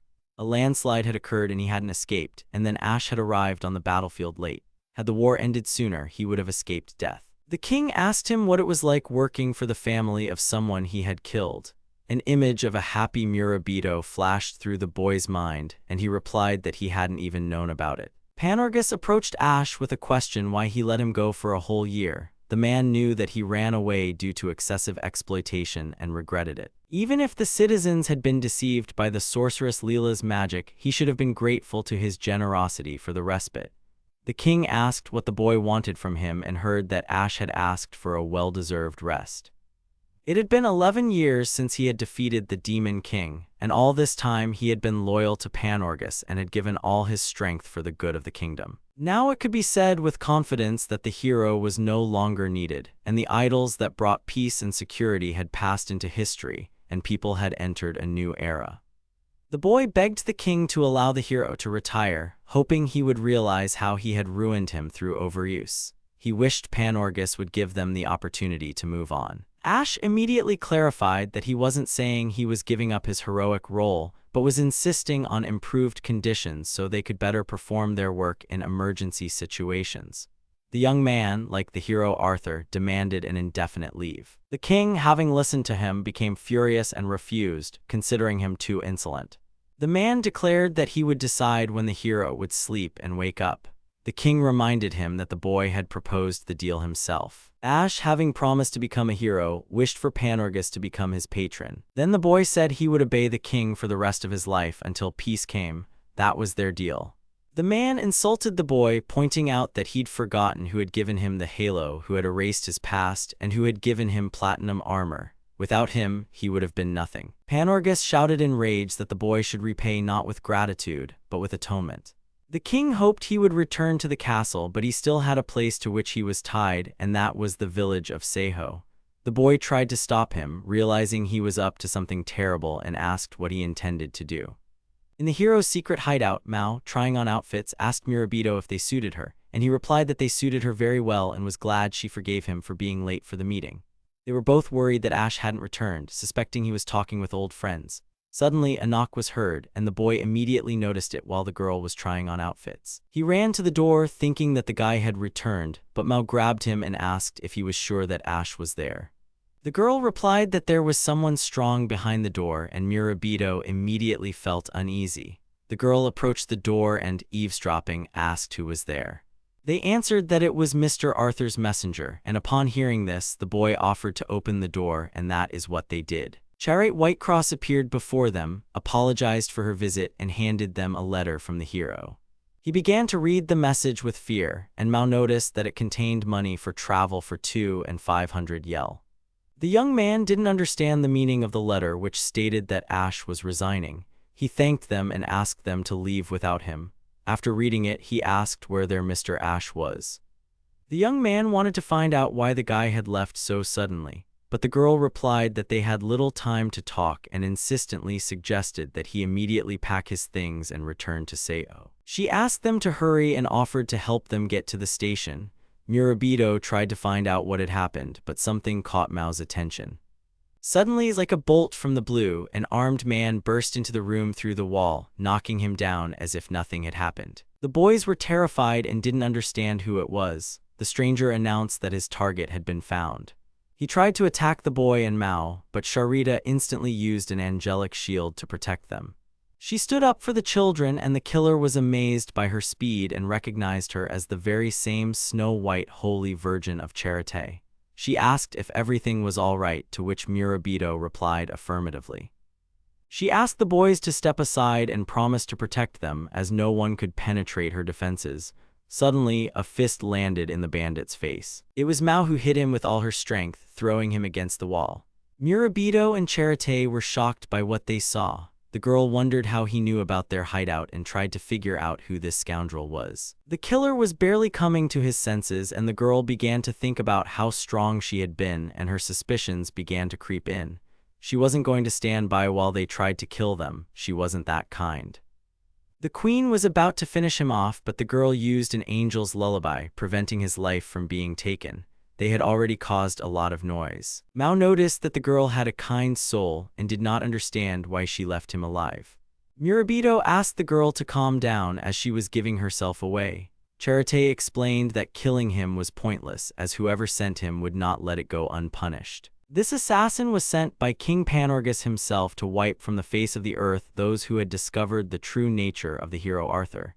She explained to the gentlemen of Sudachi that the king himself wanted them dead, and the boys were shocked to hear this. Not long before this, Charité and Leela were in the castle, and the king told them that the hero had returned and suspected that the boys were tired of being his doubles and that they still had to talk about it. Ash cursed the king for knowing everything in advance and even finding out where he came from. He told the girls that he had some kind of strange magical artifact in his head. Charité, clearly angry, asked if he intended to give up so easily, and the boy revealed that the man had threatened to destroy Seiho. He also stated that he doesn't think the king is seriously planning to destroy it, as he intends to develop the area under his control, using public funds. He will likely rename the village, and Sudachi will absorb Lostayad. Charité wondered whether this would create inconvenience for the residents or, on the contrary, improve their lives. The hero chuckled and noted that these words were spoken by someone who prayed for the well-being of the people, even though he himself was a scoundrel. He will choose a future in which Sudachi survives. She told the boys everything that happened. The boys gathered in the commoners' quarters at the Fire Cat Inn. Charité explained that Ash had taken refuge in the castle to protect the village, vowing never to obey the king again. She feared the king would break his promise and prevent them from returning to the village, given that they knew the hero's true identity. She was tasked with delivering the letter of dismissal, travel money, and repayment of the outstanding debt, as well as escorting them to their village. If they had communicated with the gentleman and didn't know who he was, it wouldn't have put them in danger. Murabito, shocked, asked if an execution could really happen for that reason alone, and Charité explained that there was no such law, but this was the first time something like this had happened. They were surprised when Mr. Ash revealed his identity to the common folk at the store. He had suffered for 10 years because of Arthur's identity, who so zealously defended the people's dreams. No one could have imagined what would happen if Ash revealed the king's identity, much less his actions. When she was assigned to accompany them, she hesitated, wondering if they were overstepping the mark. After all, sending an assassin after innocent civilians was just too much. She bowed before Murabito an apology, explaining that all this was happening because of them and asking him to forgive her. She wanted the boys to scold her, even hit her, trample her. The young man was shocked by this behavior and asked her to raise her head. He replied that the only thing he was glad about was that Mr. Ash hadn't written it out of hatred for Sudachi. Charité was extremely surprised to hear this. Mao added that they weren't just a shop but had transformed the hero back into Ash. The girl remembered the boy's words when he talked about a small shop in a mega village and she hadn't been able to help him, but this boy had done something. The girl wondered how long she could sit like that. She was still kneeling, addressing the boy. When Charité first joined the team, the guy said they finally had a doctor and now they wouldn't have to pay for treatment. Those were strange selection criteria. Now they were a team. The girl, on behalf of her friends, wanted to thank them for bringing a smile back to Ash's face. The boy replied that he was glad to help, also sitting on his knees in front of her. Earlier, when Murabito was little, he would pass on letters and thank the girl for reading them. He really wanted the hero to come to the village. It was a joy for him to meet this holy virgin of charité. These words brought tears to the girl's eyes. She too was glad to meet him, but Mao was a little indignant that they were now friends. Charité inquired why Mr. Murabito had wrapped himself so carefully, a question that puzzled the boys considerably. She wondered if the boy was trying to hide a wound he received in the fight, but they assured her that wasn't the case at all. Rather, he was praying for the next day, always doing it before bed. It was a village tradition, and if the blanket were removed, his prayer would be interrupted and he'd have diarrhea all day. The girl was surprised and apologized, promising not to ask such questions again. Murabito also silently apologized to the villagers and remarked that she was very trusting, just like the village chief. Mao inquired about their presence there, and Charité explained that it was for their own safety. They didn't know how far the king's gaze extended, and they hadn't caught the last train, so she decided to wait in a crowded area where they would be less likely to be seen. The girl offered them rest, assuring them that their safety was her concern and she would not go to bed yet. The boy asked if she could stay with them, and she replied that his reverence already knew of her betrayal and that the Snow-White Holy Virgin had lost his trust and her position in the capital. Many will be disappointed, but she wanted to do what her heart told her. They call her the Snow-White Saint, but she's no better than anyone else. Charité was simply made that way to fit the heroine's image and simply wield magic better. Murabito asked her not to say that, recalling her final battle. The girl said she would protect her master and the Seiho village until she felt they were safe. Mao and Murabito were surprised to hear this. Charité asked them to rest and not miss the first train, but the boy apologized and she didn't understand why, so she asked again. He explained that he was against it. He believes that Sudachi is Ash, Mao and himself, and he did not need other employees. They had no intention of leaving without him. He shouted at the top of his voice that he didn't want to leave them. Murabito countered that he wouldn't go anywhere as they were still targets even if they left, so they would go to the castle with a petition directly to the king asking him to grant Ashu a vacation. Charité was surprised to hear this. I looked out the window and saw a gathering of knights outside, who announced they had information about a criminal hiding there and demanded entry immediately. The girl was surprised, as the capital had previously been said to be safe, and this was not true. Charité couldn't believe the king wanted to publicize this. She ordered them to escape through the back door and asked Murabito if he was still shrouded. The young man replied that it wasn't a problem and that he didn't want his face seen. After a long run, the boy apologized and said he was tired. Suddenly, an arrow flew towards them, but the girl's defense worked and didn't hit him. It was the same killer who noticed that Charité had cast protective magic beforehand and thought they were rats in his trap. Mao asked if he was trying to distract them, and the killer praised her for her quick thinking. She was outraged that he had the decency to interfere in their affairs. The stranger replied that it gave them pleasure. After all, the world had been calm for too long, and there was no work for them. Charité realized he was using invisibility. Murabito shouted that he understood their feelings but asked them to stop. The bandits wanted to see if they could withstand their attacks.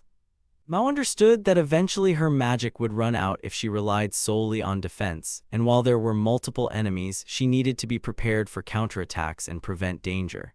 She asked Murabito not to leave her side, and he asked what he should do.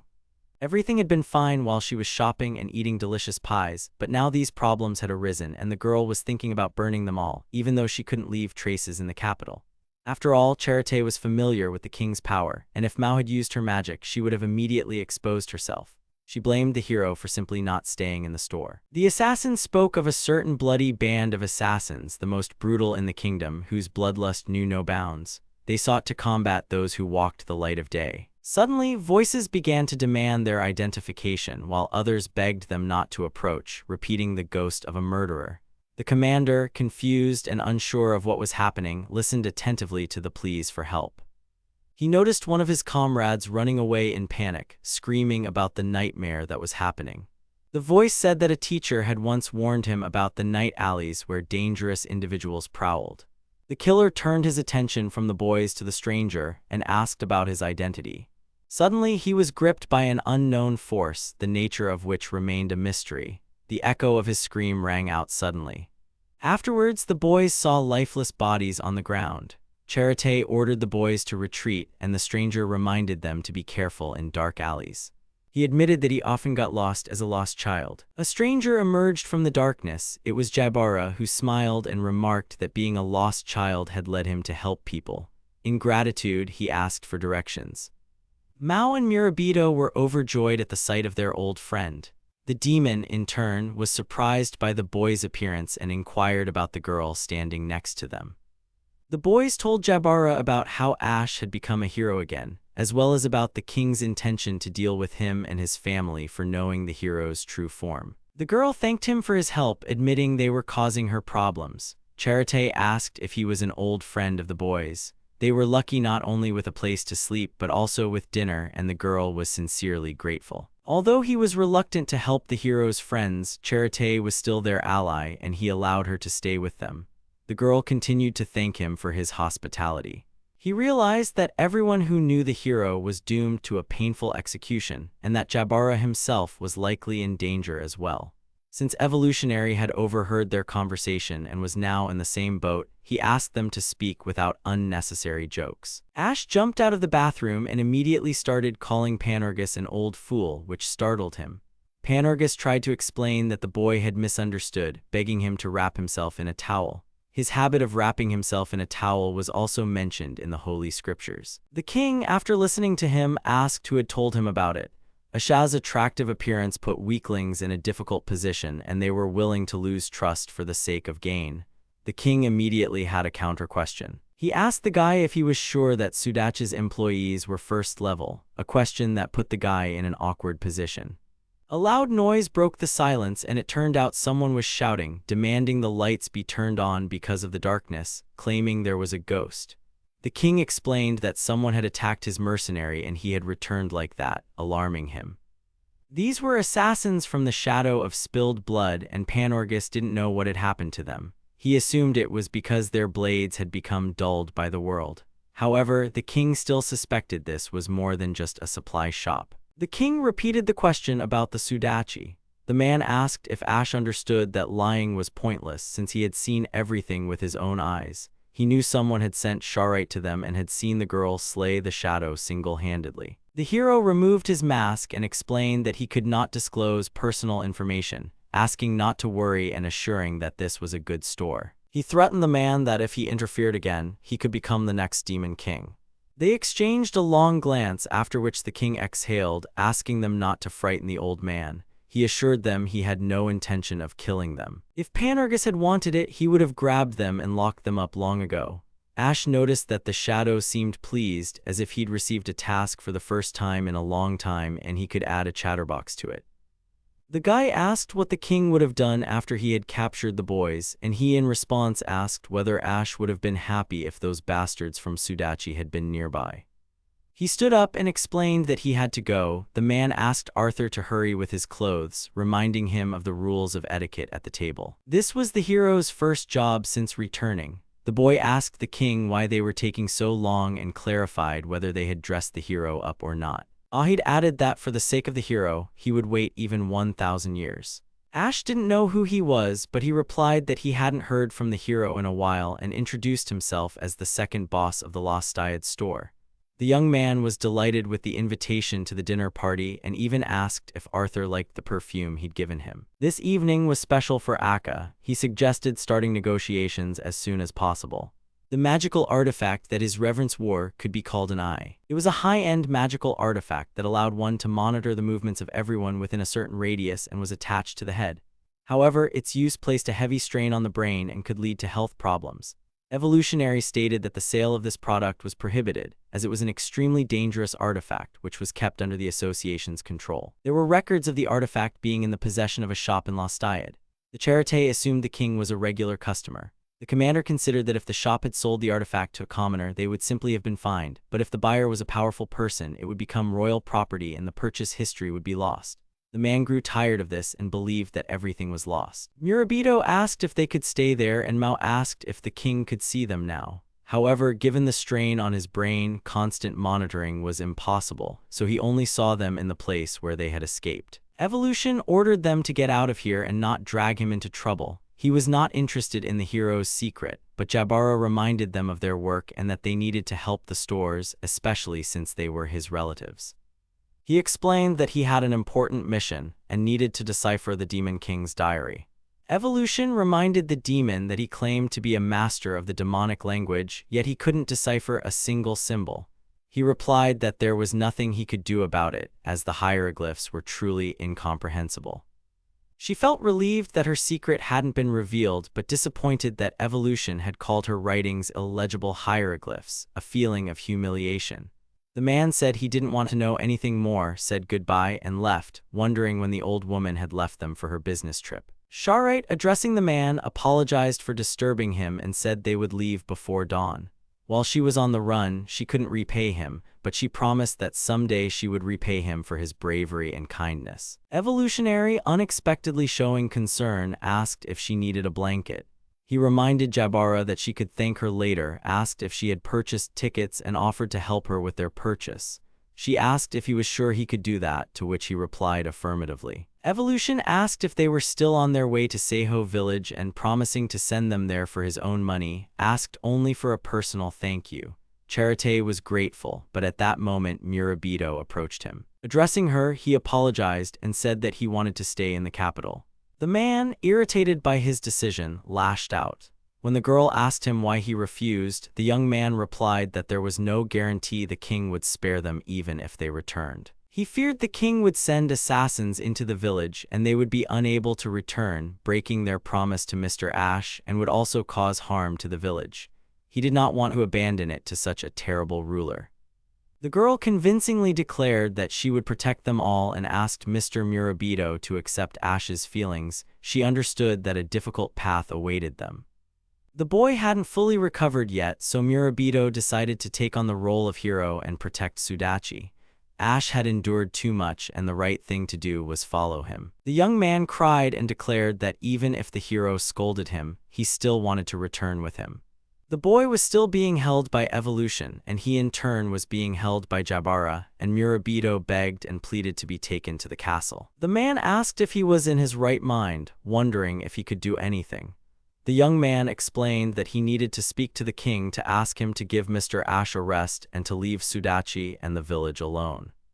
The elf interrupted him, declaring it was pointless and asking if he understood the influence heroes had on the country and that no one took the villagers' opinion into account. Because Ash had placed his hopes on Murabito, he had mistakenly assumed he was a friend of the hero. Evolution sympathized with Sharita for having to accompany such a fool. While Jabara and the man argued, Mao noticed that Charite was acting strangely. She was unsure whether she had done the right thing or not. The girl had previously said she wanted to do what her heart desired, and these words were merely atonement. As Mr. Ash had requested, she treated him and would deliver the boys safe and sound, but she understood he was broken. She simply followed his words and wondered if he would be happy this time. After some thought, Charite realized that Sudachi was more devoted to the hero than she was. Devushka announced that her plans hadn't changed and that she wanted to protect Sudachi. Above all, she was Ash's friend and asked everyone to come with her and retrieve him. Jabara understood that it would be difficult for them to get into the castle. He suggested they get in disguised as workers. According to the report, the Lost Dyad store signed a contract to host events at the royal castle, which the king would attend. The event was to commemorate the anniversary of the arrival of the hero.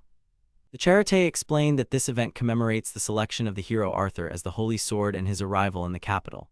The entire capital will be filled with kiosks, and this year there will be many more. The event was held every year, and this year they promised a special party to which the press would be invited. Authorities announced a temporary hiring of porters and catering staff. Jabara, noticing this, offered them employment there, which would give them the opportunity to freely enter the castle, so that even the king would not catch them. Mal barely recognized her brother, he had changed so much. Evolutionary asked them to wait and was outraged that they dared read his personal notes. Charite discovered that her magic had been destroyed. The man, picking up a gun, warned that if they failed, he would be implicated too, and before anyone knew it, he would hand them over to the king himself. Mao stood nearby, immersed in her diary, reading what she'd written. She caught Evolution's attention. He turned around and she said she could read demonic writing and, unlike Jabara, understood the hieroglyphs. The girl offered a deal: he would help them and she would help with the diary. This scoundrel was to blame for everything and Ash would end up in her debt. The three of them will definitely return home. But to do this, they'll have to use Lastiad and they'll work together. The rescue operation for Mr. Ash began and Murabito wished everyone luck. As soon as he finished speaking, the blanket fell off his face and everyone stared at him in shock. After studying the documentation from Ahid, he asked in surprise if this was a joke. He replied that he had been honored with a request from the king himself and that this was the main event in the event upon the hero's arrival. The guy was ready to tolerate any nonsense for the sake of the prosperity of the village and Sudachi, for the sake of Ash, even if this old man took out his anger on him. The king approached him and asked if he was pleased with the upcoming event and understood its significance. Ash wondered if he was ready for it. His only thought was not to be fooled. Panorgus reported that this event was dedicated to the occasion of the hero's engagement.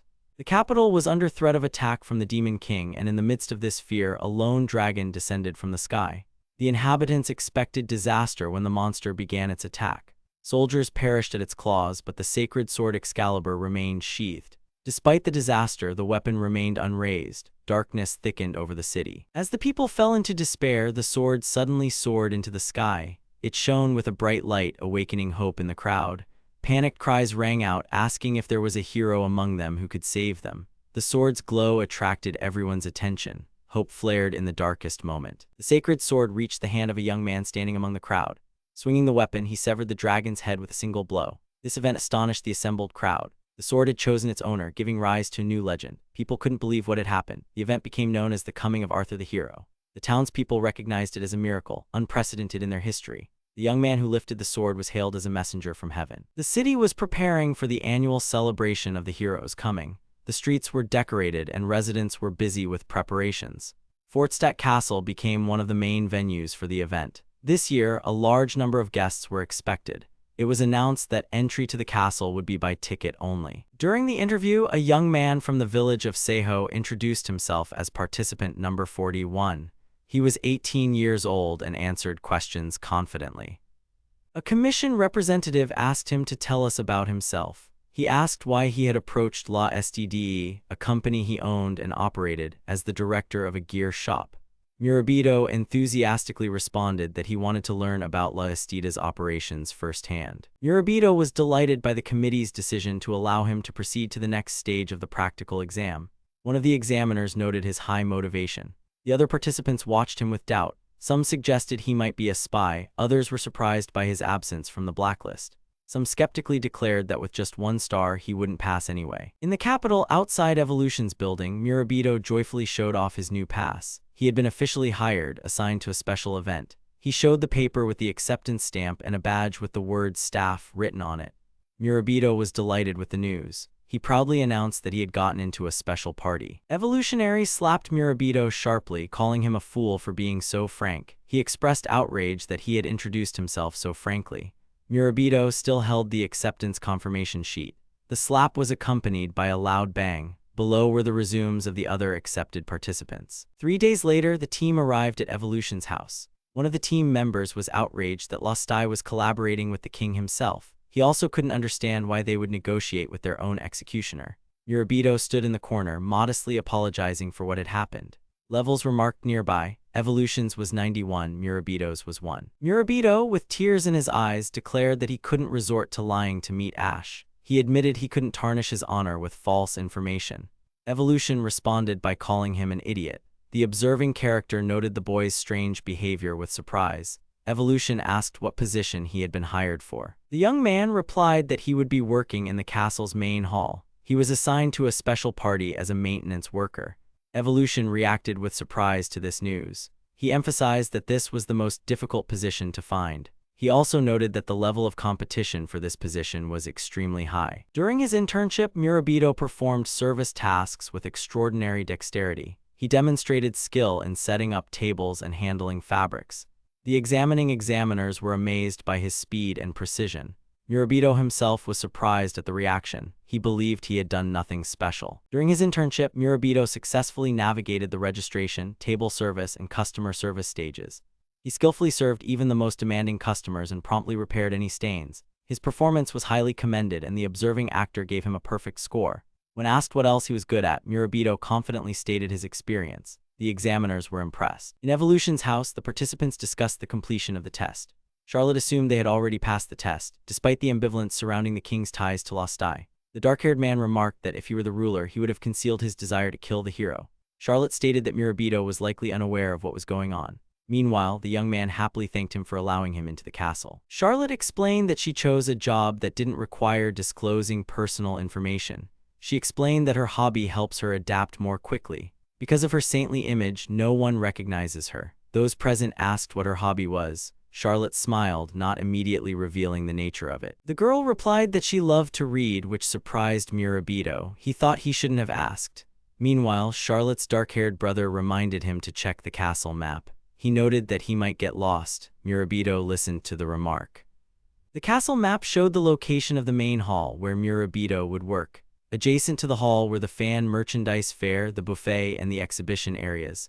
Souvenir shops and the world-class shopping exhibition were also marked separately. The route was marked with a pen. The map helped navigate the grounds. Murabito thanked Mr. Evolution for the artifact. He received from him a magical item called the Blinding Eye, capable of blocking others' perception.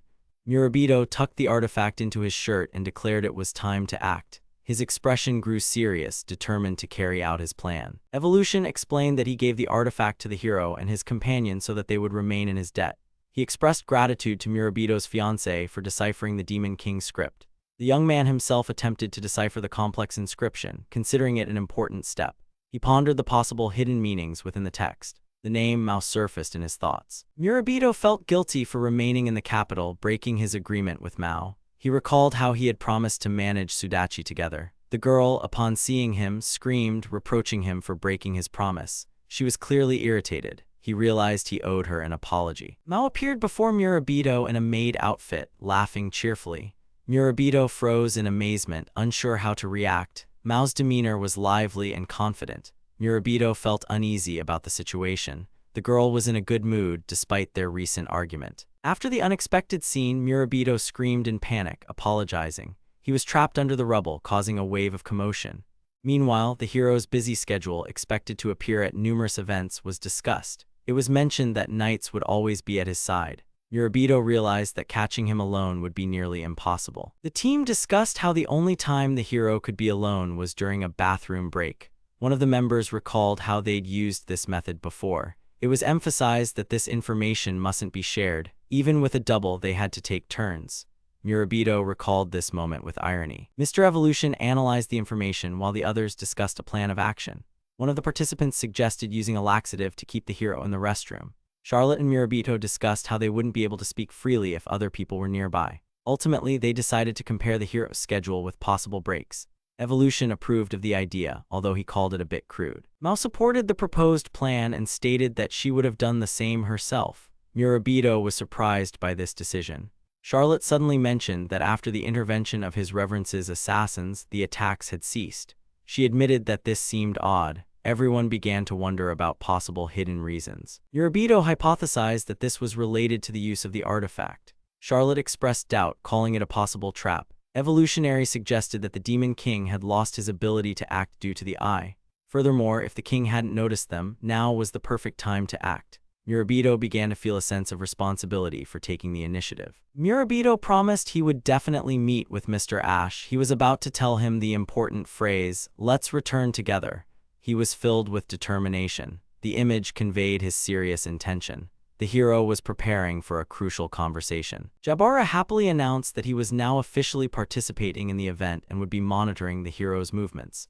He showed the ID card confirming his status. Murabito inquired how he had gotten there. Jabara explained that he had received support from the association. Evolutionary was stunned by his subordinate's unexpected activity. Mao confessed to Charlotte that she was a demon. Charlotte confirmed she'd already guessed. She also reminded her that their peoples had once fought to the death. Charlotte didn't express hostility but appeared thoughtful. Mao watched her reaction with concern. Tension lingered between them despite the calm conversation. The events flashed back 3 days to when Jabara had just gotten the job. One of the characters asked in surprise why he hadn't said anything. Jabara admitted that Evolution knew of his origins as a surviving demon. According to Jabara, Charlotte told him about him, and after that he was accepted onto the team. Evolution confirmed that the decision was made at her instigation. Jabara explained that he hadn't become a half-demon by choice. Evolutionary expressed surprise at learning that such a weak youth could be the descendant of demons. He assumed Jabara's relative was the girl. Jabara himself felt uneasy sharing such details. The conversation took a more personal turn. Jabara attempted humor, asking if he could count on leniency. Evolutionary responded by asking if he had done anything wrong. The young man asked if his attitude toward him was connected to his demonic origins. He expected a mixed reaction. Evolutionary's gaze grew suspicious. Evolutionary declared that the concept of race was irrelevant to him as long as no one interfered with his research. He added that he disliked Jabara because he saw no benefit in it. Despite this, he emphasized that his attitude toward Jabara would not change. Jabara attempted to express gratitude. Their conversation remained tense but sincere. Charlotte appeared as a holy virgin and reminded the hero that he had fought demons before. She asked what he intended to do now. Evolutionary asked her the same question. Mao recalled rumors that Charlotte had never taken a life. Murabito began to understand the moment she was referring to. Mao reflected on her position as an enemy of the people. Jabara silently acknowledged this, looking away. A memory of the battle with the dragon flashed before her. Charlotte silently acknowledged that, despite her fate, she had no right to interfere. All three understood that their paths had been determined and they could not disturb them. Charlotte admitted she was glad they hadn't met during the war. She struggled to contain her emotions and asked for mercy. Mao listened in amazement to the words, which stated that humans and demons shouldn't hate each other. Charlotte spoke for the humans, aware of the consequences of the past. Jabara watched silently. Mao agreed cautiously, though clearly touched. Charlotte couldn't believe how things had turned out and admitted her heart was racing. The atmosphere in the room warmed. Jabara exclaimed about the job celebration. The party began joyfully. Later, Murabito apologized to Mao for his selfish decision to remain in the capital. Mao was surprised, but agreed that something like that shouldn't happen again. Murabito noted that they would have taken him home anyway if he hadn't returned. Jabara gently reminded him that he still had time to make a decision. Mao listened without interrupting. Jabara considered the possibility of their escape. He assumed his actions had helped stop the king's future attacks. The boy emphasized that now was the chance to return home and resume his former life. He glanced away as if expecting a response. Home, linked to their past, resurfaced in his thoughts. Murabito's memories returned to the time when he was alone. Back then, he thought only about saving his father's store. Mao expressed the opinion that the loss of one person would greatly affect the atmosphere. The young man realized he was afraid of losing the store. He understood the need for change, but he didn't know how to proceed. The internal conflict was obvious. Murabito admitted that he felt lost at first. Later, Mao came into his life and then Mr. Ash. Every day became a new experience for him. He remembered moments that made him stronger. Over time, he completely changed and began to feel joy. All this was reflected in his confident gait. Murabito fondly recalled how the store had been a shared endeavor for him, Mao, and Ash. But lying in bed, he admitted that, despite his selfishness, he wanted to return home with everyone else. Murabito remembered receiving the letter, but he wants to hear it in person. He wants to verify Ash's words for himself and understands that he won't be able to fully understand him until he meets him. Mao read the book in amazement and declared that Murabito truly resembled the Demon King in his greed. She added that the winner's mistake was an insult to the loser, hiding her face behind the book. Mao suggested surprising Ash, not believing what she'd read. She and Ash exchanged determined glances. Then Mao and Murabito wished each other good night, anticipating a challenging day. In the preparation room, the hairdresser and his team were busy prepping the hero's appearance. They meticulously checked the details of his costume and makeup, emphasizing their commitment to perfection. A woman in a black dress called out to the young man rudely, urging him to hurry. It turned out the king had been suffering from a headache for 5 days due to the use of the eye.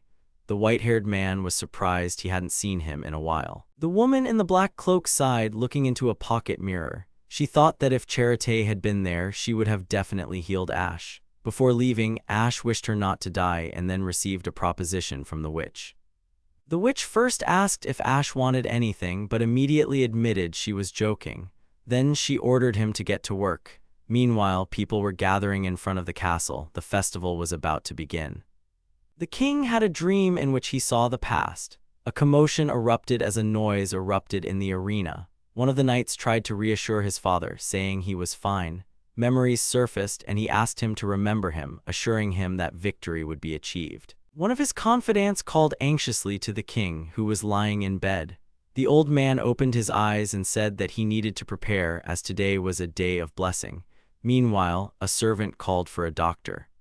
The castle was decorated for the holiday. A crowd gathered at the gates to greet the hero's arrival. Everyone shouted joyfully, calling him over. The hero, dressed in a new outfit, appeared before the audience and greeted everyone with a smile. He asked everyone to relax and have fun, but strange hands were already rising from below, creating an ominous atmosphere. The hero suppressed his gag reflex from overeating and overworking. He felt his year of rest was over and his body couldn't cope anymore. Someone from his entourage asked for a package urgently.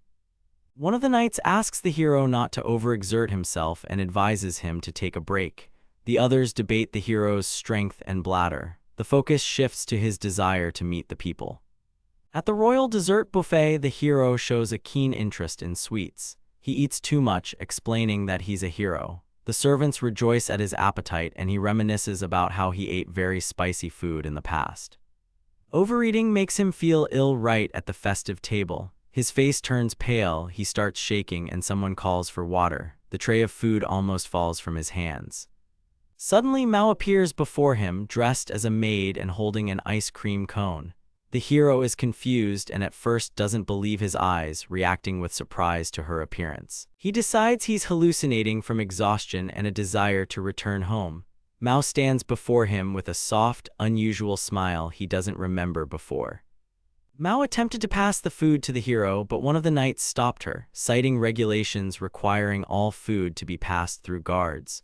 The hero watched the proceedings and silently noted that even her hallucinations could calm him. Mao apologized to the knight, pretending to be mistaken. Then, with a sudden change in expression, she startled him with a single glance. The guards, surprised by her identity, quickly retreated, not daring to approach. The hero screamed in panic when he saw Mao next to him. He was surprised she had managed to get so close without being noticed.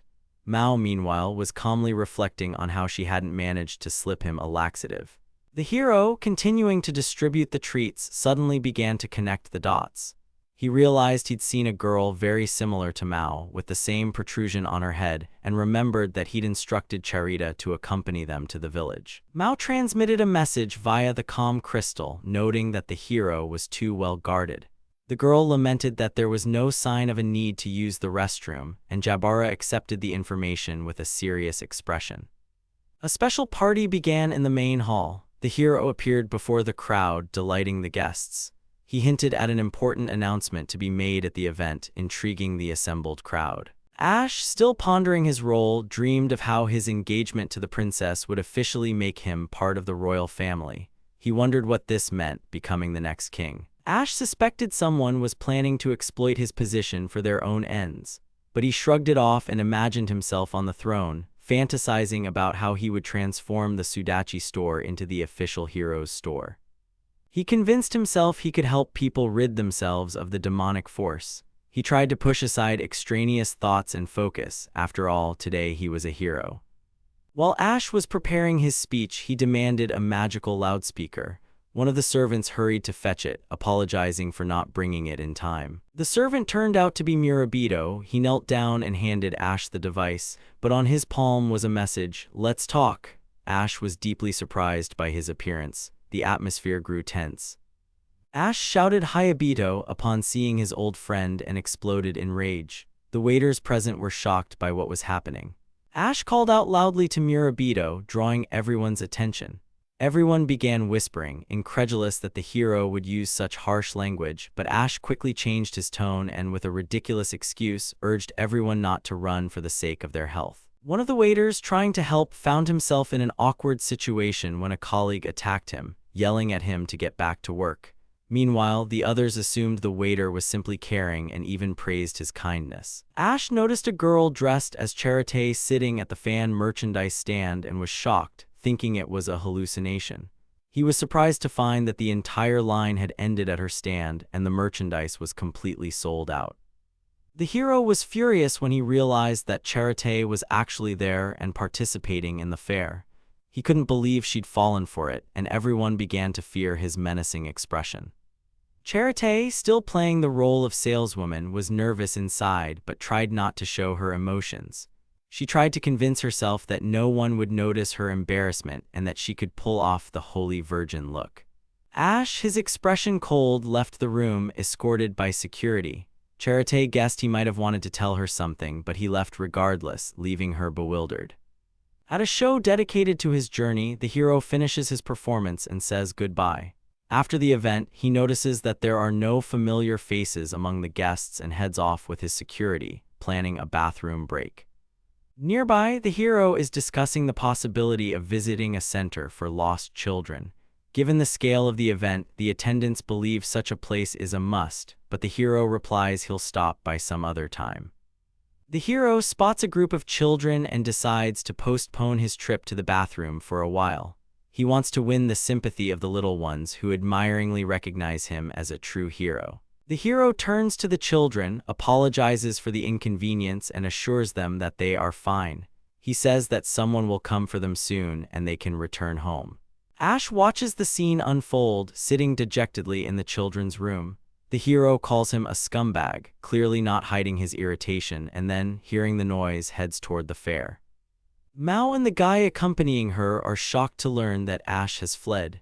Mao exclaims that Ash bolted the moment their eyes met, confirming that he's clearly avoiding the encounter.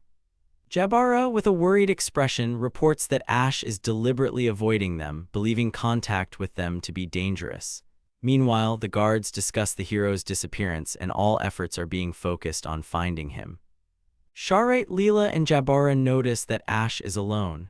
Leela sees this as an opportunity, as even the guards have lost sight of the hero and now they want to find him first. Murabito decides it's time to talk to Ash, but is immediately pulled away for trying to leave his post. He barely manages to justify himself by saying he's already finished his work. Murabito makes his way to the staff area, reflecting on how Fortstadt is a sacred place where heroes are chosen. He regrets that he can't explore it in peace due to the current situation. Murabito contacts the others via Crystal. Jabara and Leela are checking the area, but the hero is not there. Murabito decides to go deeper into the castle and vows to find Ash and teach him a lesson. In his memories, Murabito mentally addresses his father. He doesn't understand why his father left without waking him. A note is left in the room. "I'll be back soon, Dad." Murabito, overcome with emotion, recalled how his father had left him a note and left, vowing never to write letters again. He ran out of the room, not hiding his anger and resentment. Suddenly, he spotted Ash and rushed after him, shouting for him to stop. He knew everyone had come specifically for Asher, and he was determined to tell him so in person. Ash walked through the ruined wall, calmly leaving debris behind him. His figure looked imposing against the chaos, as if he knew what he was doing. Murabito reached the breach from which Ash had just emerged. He peered anxiously at the vanished hero, clearly unsure where he had gone. The mysterious woman spoke mockingly to Murabito, addressing him as a boy from Sudachi. Murabito was shocked by her appearance and didn't immediately realize who she was. The scene changed abruptly. Murabito found himself in another dimension where the walls disappeared and everything around him was transformed. The sorceress laughed and announced that he had walked into a trap himself, easily succumbing to the simplest of magic. Murabito recognized Leela de Gisman and was amazed by her appearance. He recalled that she had been the enchantress on the hero's team. Leela de Gisman demanded that Murabito remain where she was until the end of the party. She looked determined and brooked no argument. Ash, tired and irritated, hid in the toilet, wondering what had just happened, remembering how he saw the demon Jabbar in the Lost and Found. Ash was angry at what was happening and said they needed to get them home before real trouble started. He reflected that 10 years ago, a demon invasion would have been a serious matter. Mao furiously attacked Ash, accusing him of leaving Sudachi. She believed he wouldn't leave without talking to Murabito. Ash tried to brush her off, but the girl was determined. Mao admitted that she enjoyed doing anything that irritated Ash. He shouted back, unable to bear her words. The team members all reassembled. Mao happily announced the hero's capture but was confused by Murabito's disappearance, having just heard him call out for Ash. In the dungeon, Leela approached the bars and warned Murabito not to touch them, explaining that they were under a spell. Smiling, she promised to let him go after the party if he behaved well. Murabito declared that they had come not to disturb the celebration but to free Ash from the king. Leela wondered why he had to return to Sudachi. Leela said there were other ways to free the hero. She explained that the hero and the princess's engagement was soon to be announced, which would permanently bind him to the royal family. Leela suggested that if the king died after the engagement, the question of the next ruler would arise, which shocked Murabito. Leela continued her reflections, comparing the hereditary princess with a popular hero, hinting that in the event of the sudden death of the king, the people would probably choose the hero. Murabito is shocked by Leela de Gismon's words and asks if they really want to kill the king. Leela mockingly calls them idiots and says she's risking her life for the hero because it will save Sudati from danger. Murabito claims that if Ash becomes king, he will lose his freedom, which would be similar to his current position as a hero. Leela suddenly explodes in anger and accuses him of arrogance, not holding back her emotions. Leela is outraged by Murabito's naivety and says he knows nothing about freedom.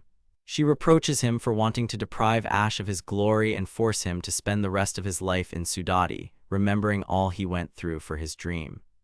A flashback shows Ash and Leela relaxing outdoors. Ash dreamed of becoming a hero despite the ridicule and assured Leela that he would achieve recognition no matter what. Ash confidently declared that Leela was his support system and that thanks to her, he would become the most popular hero. He believed in their friendship and that she would always be there, inspiring him. Leela furiously yells at Murabito, accusing him of being a newcomer to Ash's life. She demands he stop pretending Sudati is his home and denies Murabito the right to make decisions for Ash. Murabito tried to explain that he wanted to discuss everything with Ash, but Leela interrupted him, mocking the naivety of his approach.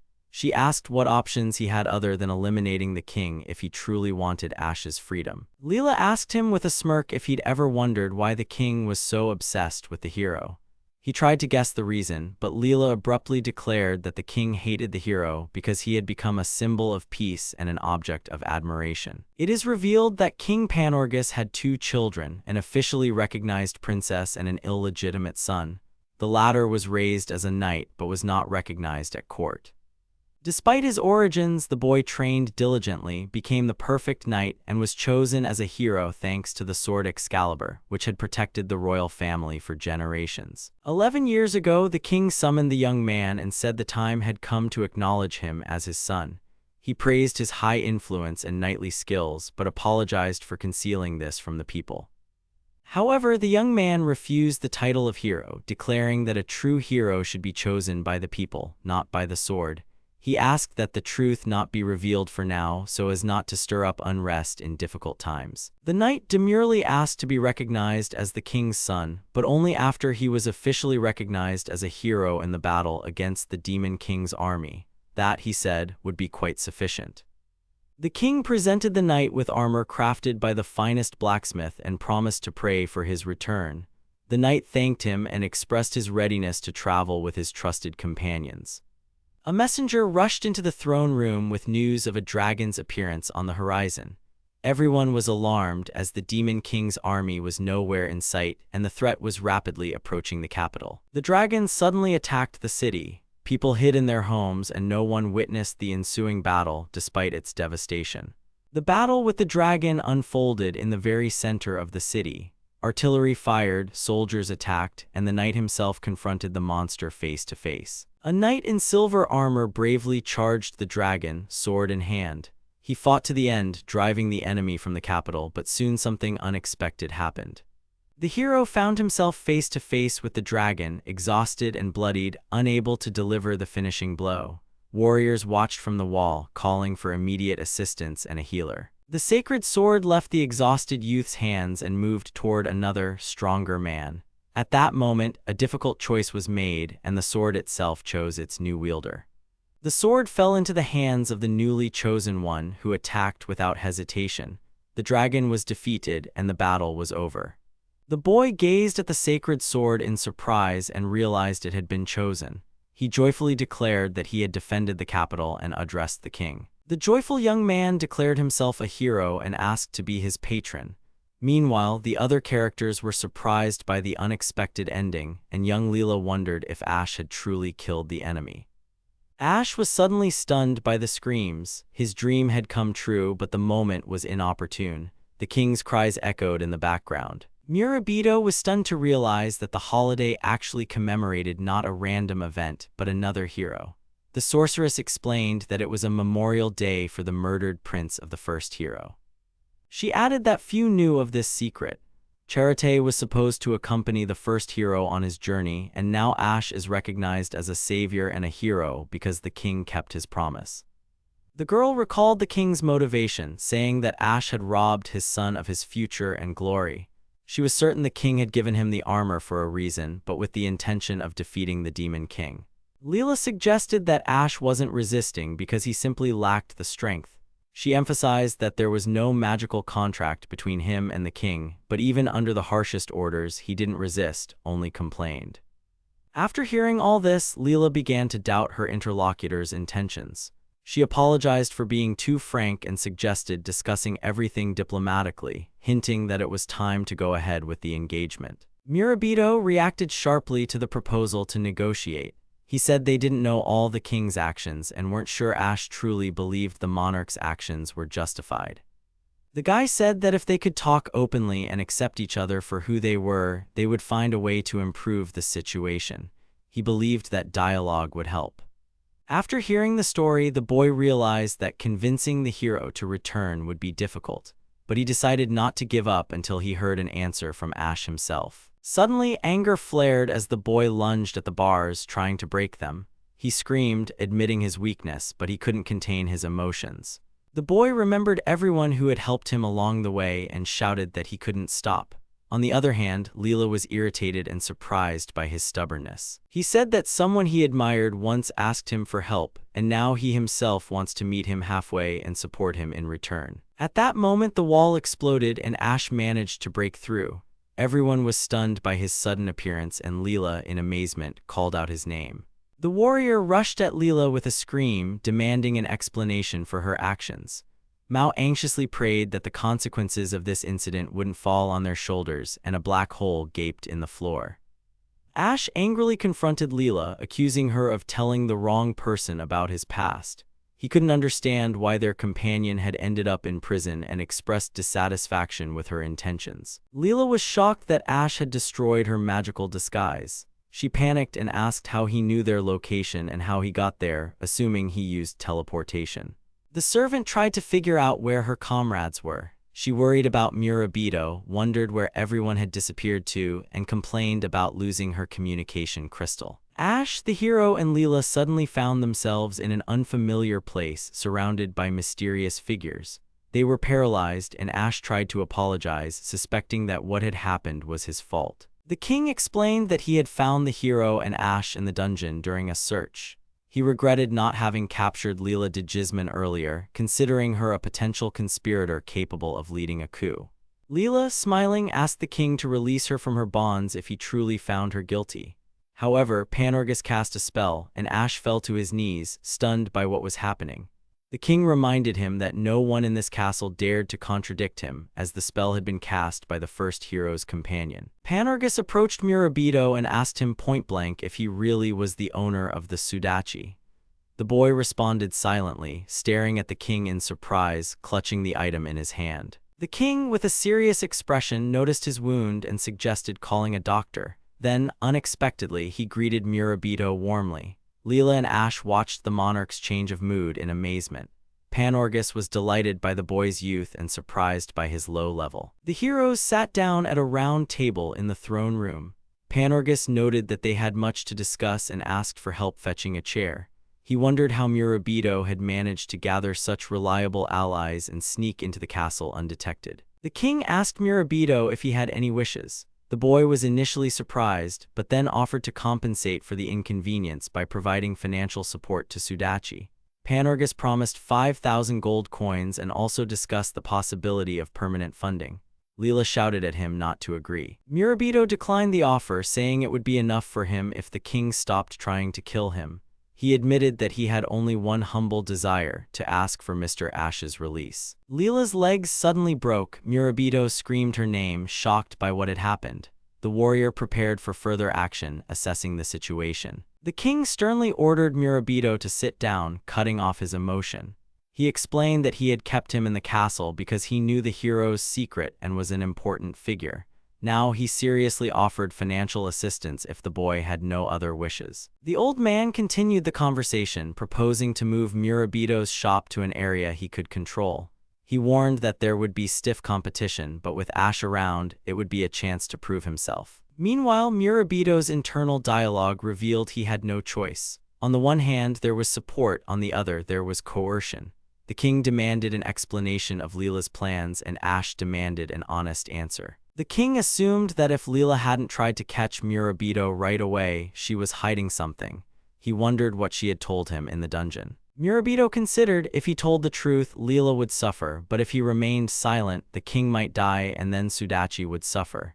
He found himself caught between two dangerous options, each with grave consequences.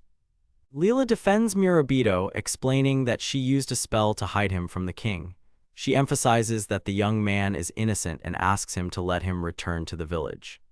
Leela suddenly threatens to kill and activates a magical attack. The king and the others present are unable to react to her sudden outburst of rage. She declares that Ash is her best friend who has come to an end and refuses to be a plaything for the royal family. Her magic causes a powerful explosion in the throne room. Leela expresses boredom with the proceedings, and then the king accuses her of knowing about the hero's engagement to the royal family. Leela turns, preparing for the next act. The king reveals that he had planned from the very beginning to pass the throne to the hero. He appears in battle gear, astonishing everyone present with his appearance. Ash explains that the artifact on the king's body is Ehikin's, a fully automated combat weapon created from the remains of a dragon. The others are shocked, especially Leela, seeing how far the king has come. Ash, shocked, tried to remind him of him. The king exclaimed that he had no son, refusing to acknowledge the dead heir. Panorgus continued to insist that if he had existed, he had died meaninglessly, never becoming a hero. The boy was stunned, recalling Leela's words about the origins of the first hero. The king said he was ashamed of his son, who had failed to defend his name. Hearing this, the hero recalled how, thanks to the deceased prince, he had managed to defeat the dragon. He added that if not for the dead prince's help, the capital would have been destroyed long ago. The hero, indignant, couldn't believe the king could say such things. The king accused him of justifying the sacrifices of others to assuage his own guilt. He then pointed to Sudachi as another example of his accusation. Panorgus recalled how the hero's arrival on the battlefield changed the course of the battle, enabling victory. He added that if he had arrived a little earlier, the prince's father would not have had to risk his life.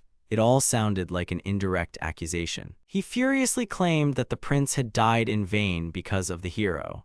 He argued that if the prince's birth had been unfortunate, then the very fact of his existence should not be remembered. It was a cruel denial of his role in this world. Panorgus continued his speech by saying that the throne that should have gone to the prince and all its glory had been erased from memory. Everything that should have belonged to him had been overwritten by Arthur's existence. King Panorgus demands that all mention of his son be erased and all memory transferred to Arthur. He declares that if even a single trace remains, his son's name will be forever tainted with shame. Leela objects to Panorgus, saying he should be the one to disappear. She admits that her feelings have faded over the past 10 years, but reminds him that the king himself cursed her with the petrification spell. Panorgus declares he will execute her without an executioner. Murabito rushes forward to protect Leela. He remembers how he thought the celebration was held in honor of the prince and now doubts the true reason. Panorgus assures Murabito that he will not harm him because he is his beloved subject. However, he still declares that he must fulfill his duty. Ash asks why the king is ashamed of his own son. Murabito remembers his father with tears in his eyes. He says that even if someone claims his death was meaningless, he should still be proud of him and remembered as a worthy person. He cries out in tears that his father will always be his father. He shouts at the king, "You old man," expressing his pain and indignation, and runs toward the king despite his defense. Murabito delivered a powerful blow to the king, knocking him off his feet. The king's body crashed to the floor with a loud thud while everyone watched in complete shock. Ash and Leela watched in amazement. Murabito stood before the fallen king, the magical artifact still glowing behind him. The king was confused, unable to understand why the Edking artifact hadn't protected him. Ash demanded to be untied while Leela sat on the floor, citing her wound. One of Murabito's companions worriedly asked about his well-being. The king cried out in anger that he had been deceived. He couldn't believe that a simple provincial had been able to reach him. Furious, he demanded that Murabito reveal his true nature. Murabito, holding back tears, confidently declared that he was the representative of Sudachi. He pressed his hand to his heart, his voice filled with determination and pride. There were 10 minutes left before the start of the celebration. At that moment, Ectekin's device suddenly stops working, and King Panorgus, in a panic, demands an explanation. A servant, shocked, asks if it's broken. Murabito, looking dejected, admits he doesn't know what happened 11 years ago. Murabito explains that at the time, he was just a child, living in a peaceful village and waiting for the war to end. He admits he can't fully understand the suffering of others, but he accepts it. He says he respects those who sacrificed themselves for others. He exclaims his gratitude to all who fought. Murabito continues his speech, saying that the fallen were loyal even if they failed to achieve their goals. He is confident that they will forever remain heroes in the people's memory. Images of Ashat and his comrades appear in the background, marching into battle, swords at the ready, facing a vast crowd of enemies. With tears in his eyes, Murabito cries out that even painful memories cannot be erased. He accuses Panorgus and his supporters of wanting to forget everything. Murabito says that as descendants, they have a duty to remember the past. He exclaims that they must say thank you to those who perished. Murabito declares that he will not forgive the insults directed at his father, Ash, and the prince. Panorgus tries to interrupt, but Ash puts an end to everything by approaching Murabito and embracing him. Ash asks the director to stop, saying that he will handle everything himself from now on, and whispers words of gratitude to him. Leela smirks and informs him that Panorgus is now without a trump card as the spell was cast by the first hero's companion. Panorgus is shocked and can't believe what's happening. Enraged, he shouts that he is the king and no one will dare touch him. Ash accuses him of betraying the ideal of a hero. The king mockingly asked if Ash really intended to lay a finger on him. He dismissed the whole thing as nonsense and exclaimed that such a thing couldn't be happening. Ash, without looking away, reminded him that he had always upheld the image of a hero and would never forgive himself if he violated it. Panorgus furiously shouted that he was the king and no one dared attempt his life. Ash firmly stated his no, despite the hatred Panorgus felt for him. He admitted that behind this hatred lay pity for the first hero and regret that everything intended for the prince had ultimately gone to him. Panorgus was surprised by these words. Ash looked calmly at Panorgus and acknowledged that, although he was mad, he was still a true father who truly loved his child. Panorgus stared at him silently, his eyes wide. Ash reminded Panorgus that he had a son and said he shouldn't forget it. He then addressed the assembled group, declaring that he would tell everyone the truth about the prince, even if it meant Panorgus's death. Layla and Murabito stood beside him. Panorgus screamed in panic, demanding that they stop. He began to lose control and screamed in terror, trying to stop what was happening, while Ash, sword in hand, watched his actions. An explosion echoed through the city, drawing the attention of the townspeople. They exchanged surprised conversations, assuming it might be fireworks. However, a powerful stream of energy erupted from the destroyed tower. Panorgus, with giant mechanical wings, flew out of the building. Residents and guards, watching from the ground, couldn't hide their shock at what they saw. A dragon appeared over the city, causing panic among the residents. Some thought it was part of a show, but others began calling for their leaders. One of the knights noticed that the artifact had absorbed the king, while Leela and Charate watched the scene with alarm. Ash cried out that the king was still alive, and this shocked everyone.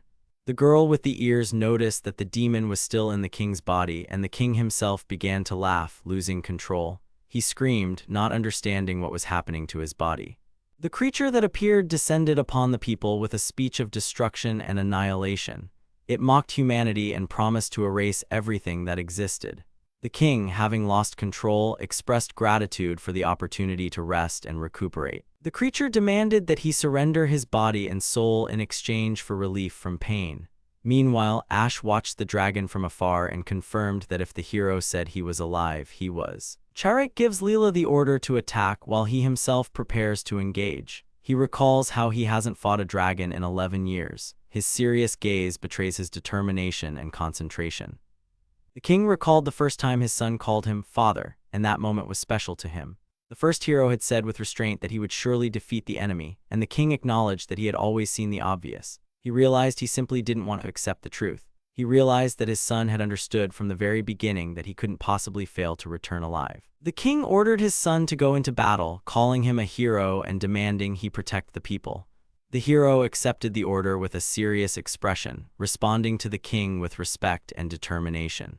The king, overcoming his doubts, bid farewell to the fallen warrior and apologized for not being able to call him by name. Meanwhile, in the battle, Ash grew angry, calling for the king to wake up and rushed into the attack with a shout. Ash used a hero strike at 20% of his power, dealing heavy damage. The crowd recognized him as a hero, and Leela, watching, expressed dissatisfaction that both could have survived. Chariot used magic to halt the destruction, casting the angelic protection spell on the capital. She vowed to prevent sorrow from befalling the city. The capital's residents joyfully greeted Charité. She confidently declared that she would protect them. The crowd urged the hero to fight and finish off the enemy, and children shouted their support. Ash, sword in hand, charged, instilling confidence in the men. The enemy, enraged, shouted how much he was fed up with the hero, and the battle continued. Arthur prepared to attack, concentrating all his strength into his sword. Charité, panicked, screamed that the enemy's breath was dangerous and ordered everyone to immediately take cover within the barrier. After a powerful blow, the remains of the armor and wings disintegrated in the air. Everyone who witnessed the incident, including Leela, Charité, and ordinary residents, were stunned by the attack's impact. Arthur rose into the air again, his gaze determined. He remembered how everything had happened that very day and was ready to repeat his feat. The demon began to laugh, anticipating the fight, and the people below watched the battle with excitement. The monster recalled the taste of the first hero's head with disgust. He admitted it had been more durable than expected, but it still hadn't been enjoyable. The creature holding Panorgus claimed that after devouring the hero, the world quickly forgot about him. It declared that Panorgus should be grateful that the hero's death hadn't made history. Panorgus struggled to remember who it was. Suddenly, the spirit of his son appeared. It insisted that Panorgus belonged to him and reminded him of his promise to remember. Then it screamed, calling him damn father, expressing its rage and resentment. The sorceress explained that the dragon could only be stopped by destroying its core, but the dense magic made it impossible to determine Panorgus's location. The boy was alarmed to learn that if the core were attacked, the king would also be at risk. Meanwhile, the villagers watched the scene with alarm, wondering why the king wasn't giving the order to retreat. The sorceress insisted on immediate action, believing there was no time to waste. She urged intervention to save the people. Meanwhile, the warrior gritted his teeth and raged at the old king, realizing the consequences of his actions. Murabito called to Panorgus to wake up and remember himself, hoping to reach him. The being controlling the king urged him to forget everything and merge with one. However, the young man remembered his name, Artorias, which evoked an inner response in the king. A scene from the past is shown where a man is forbidden to name his son Arthur, as that name belonged to their ancestral king. Despite the coldness, the child's smile never faded, and even then, the king admitted he was the most hopeless of fathers. In a flash of memory, Artorias, with a warm smile on his face, thanks his father and asks him not to forget him. Panorgus mentally calls him his beloved son, reaffirming his affection despite everything that has happened. Panorgus shouts, pointing at the core, which is now right in front of them, and gives the order to attack. At this moment, the hero's sword activates, revealing 80% of its power, preparing for the decisive blow. Ash delivered a crushing blow, causing a powerful explosion in the sky above the castle. The hero's blow enveloped the entire area, causing shock among those present. The crowd watched with bated breath. Leela and Murabito watched the hero pierce the cannonball held by Panorgus at the decisive moment of the battle. Panorgus, lying on the ground, weakly asked why Ash had saved him. Artorias firmly replied that the reason was obvious. Panorgus hadn't given him a vacation yet, calling him a worn-out old man. The newspaper's front page carried a story about the failure of a surprise during the festival and an incident involving magic equipment. Due to the incident, the festival was postponed for 5 days, but the main event, the special party, has now begun. The festival participants, including Mao and Murabito, arrived at the new location in elegant attire. Mao was surprised by the speed with which the event was relocated and couldn't hide her admiration for Lastia's power. Guests gathered at the building, decorated with lights and fireworks. Down below, the banquet began, delighting those in attendance with its abundance of food and drink. Murabito and the others arrived at the celebration, where the guests were impressed by the scale and the chocolate volcano. One of them loudly admired it, earning a reprimand. Meanwhile, behind them, other guests announced that His Majesty was taking a break today, and the princess would be attending the banquet in his place. Charité formally introduced the new arrivals as guests despite the surprise of one of the aristocrats. Murabito didn't immediately realize he'd been noticed, but Charité politely encouraged them, saying they looked well. Those present thanked her for the invitation. Mao, wearing a full dress, declared that she liked it, even though it wasn't a wedding dress. Charité complimented the outfit, clarifying that they didn't make it. One of the participants tried to conceal his identity by using shape-shifting magic and pretending to be an ordinary person. Leela appeared at the banquet in a striking outfit, attracting everyone's attention. Guests admired her appearance and someone offered her a drink. The bottom inset shows a flashback. 5 days earlier, immediately after the incident, one of the survivors asked for information about the princess and the hero to be kept secret. On the day after the battle, King Panorgus suggested declaring the incident a staged act to calm the people. One of the heroes, looking at Artorias, begged his forgiveness.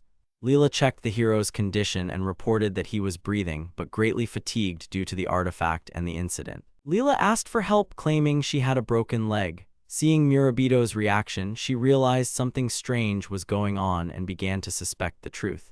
The insert shows that Charate and Ash had already told her everything. Leela emphasizes that she's not as naive as the others. Murabito anxiously watched his companion's words. The sorceress warned that if they caused Ash any trouble or if the hero was labeled a criminal, she would kill him on the spot. Murabito enthusiastically declared that Mao and Jabara were good people, and that such a thing would never happen. Mao thanked him for the tuxedo, noting that he felt human. Digismon wished everyone a pleasant party and left. Evolution scolded the boy near the flowers for not hanging around. He then told his companion that they would definitely discuss possible deals. Murabito looked slightly perplexed by what was happening. Glasses clinked and everyone raised a toast. It was announced that this was the 11th special party in honor of the hero's arrival. The guests were wished a pleasant holiday and welcomed. The atmosphere was festive and lively.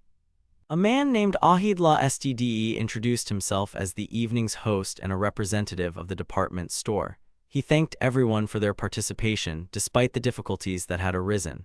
Murabito recognized Ahid, which surprised him greatly. His companions also recognized the man. He was stunned to realize that Ahid was the director of La Stude and recalled the moment when Ahid immediately realized he, too, was from the equipment store. He recalled introducing himself as a representative of the equipment store. Meanwhile, Ahid introduced the guest of honor to open the event.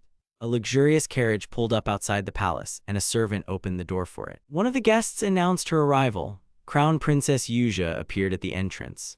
The host solemnly called for everyone to greet her. The guests looked with respect and interest as the princess entered the hall escorted by her. Princess Andrea appeared before everyone in her ceremonial attire, silently gazing ahead. One of the spectators exclaimed her name in amazement. Stars twinkled in the background, emphasizing the solemnity of the moment. Princess Andrea approached the assembled group. Those present remarked admiringly that this was her first appearance in a year and that she had become even more beautiful and powerful. One of the guests inquired about her studies abroad. The young man watched her with a stunned expression. The princess approached the steps and the man with the eye patch greeted her and expressed his joy at her safe return. He remarked that she looked as magnificent as ever. The young man watching delightedly recognized her as a true princess, and his companion admired her majestic appearance. Princess Andrea reacted sharply to Ash's approach, rudely brushing his hand aside and accusing him of hypocrisy. The crowd recalled that, since childhood, she had possessed the ability to penetrate the soul of her interlocutors. Onlookers watched the moment with interest and asked for photos while the couple was together. The knight acknowledged that Andrea had grown into a good person but noted that they were too different to be a couple. He praised her ability to speak frankly. The girl sensed his falsehood and immediately realized when he lied about their first meeting. Murabito watched the proceedings and pondered the nature of their relationship. He was surprised to hear that some important announcement was being made.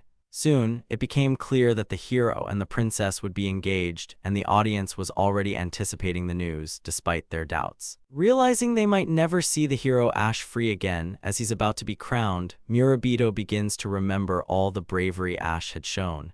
As his good friend, he's genuinely happy for him. Murabito silently thanked Ash for all he had done as he and Andrea walked away.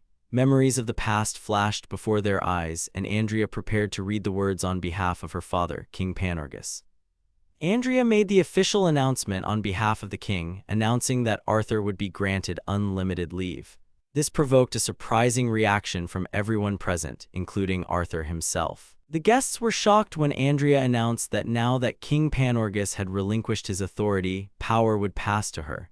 This sparked a flurry of questions, including speculation about her coronation. She explained that the country had always relied on one person for its security. Spectators began asking how to address her, calling her Her Majesty and acknowledging her status. Andrea wondered if this man, Ash, would ever find peace. She recalled that after the victory over the Demon King, the country had changed in the 10 years since. The princess added that thanks to the hero's efforts, railways had been built, logistics had been improved, and numerous jobs had been created. All of this had been made possible by the work of one man. The princess addressed the assembled group, reminding them that in the absence of threats, they could build a new future themselves. She emphasized that the hero deserved rest as a sign of gratitude for all he had done. However, some guests began to argue that a strong hero didn't need rest and should continue to use it. Doubts arose among them. What if danger reappeared? As the princess approached, the hero attempted to speak to her calmly, but she abruptly grabbed him by the robe. The guests were stunned by her action. A cry arose that the country's defense could not be trusted to someone who appeared weak. The audience began to comment on the hero's fatigue. Andrea added that the king was to blame for the royal family's lack of trust without the hero. The princess solemnly declared that, as queen, she was capable of protecting everyone and even surpassed the hero. She encouraged those who disagreed with her to voice their concerns, while the rest enjoyed the evening. Then she raised her glass, declaring that the entire party was dedicated to this important statement. Soldiers appeared among the guests, raising their glasses in support of the hero's rest. One of them loudly declared that the royal army would defend the country in their absence. He assured everyone they could sleep soundly. Courtiers joined in, and the knights swore to protect King Panorgus and the new queen. The guests began to actively support the idea that the hero deserved peace. There were comments about a possible crisis if they continued to exploit him. The guild representatives promised support and assured him that they could handle it themselves. Everyone unanimously wished the hero a good rest, greeting him from the balcony. After this whole scene, one of the women mockingly reminded the hero that he was still a hero, even though he looked confused. Then, with a smile, she allowed him to return to her shop.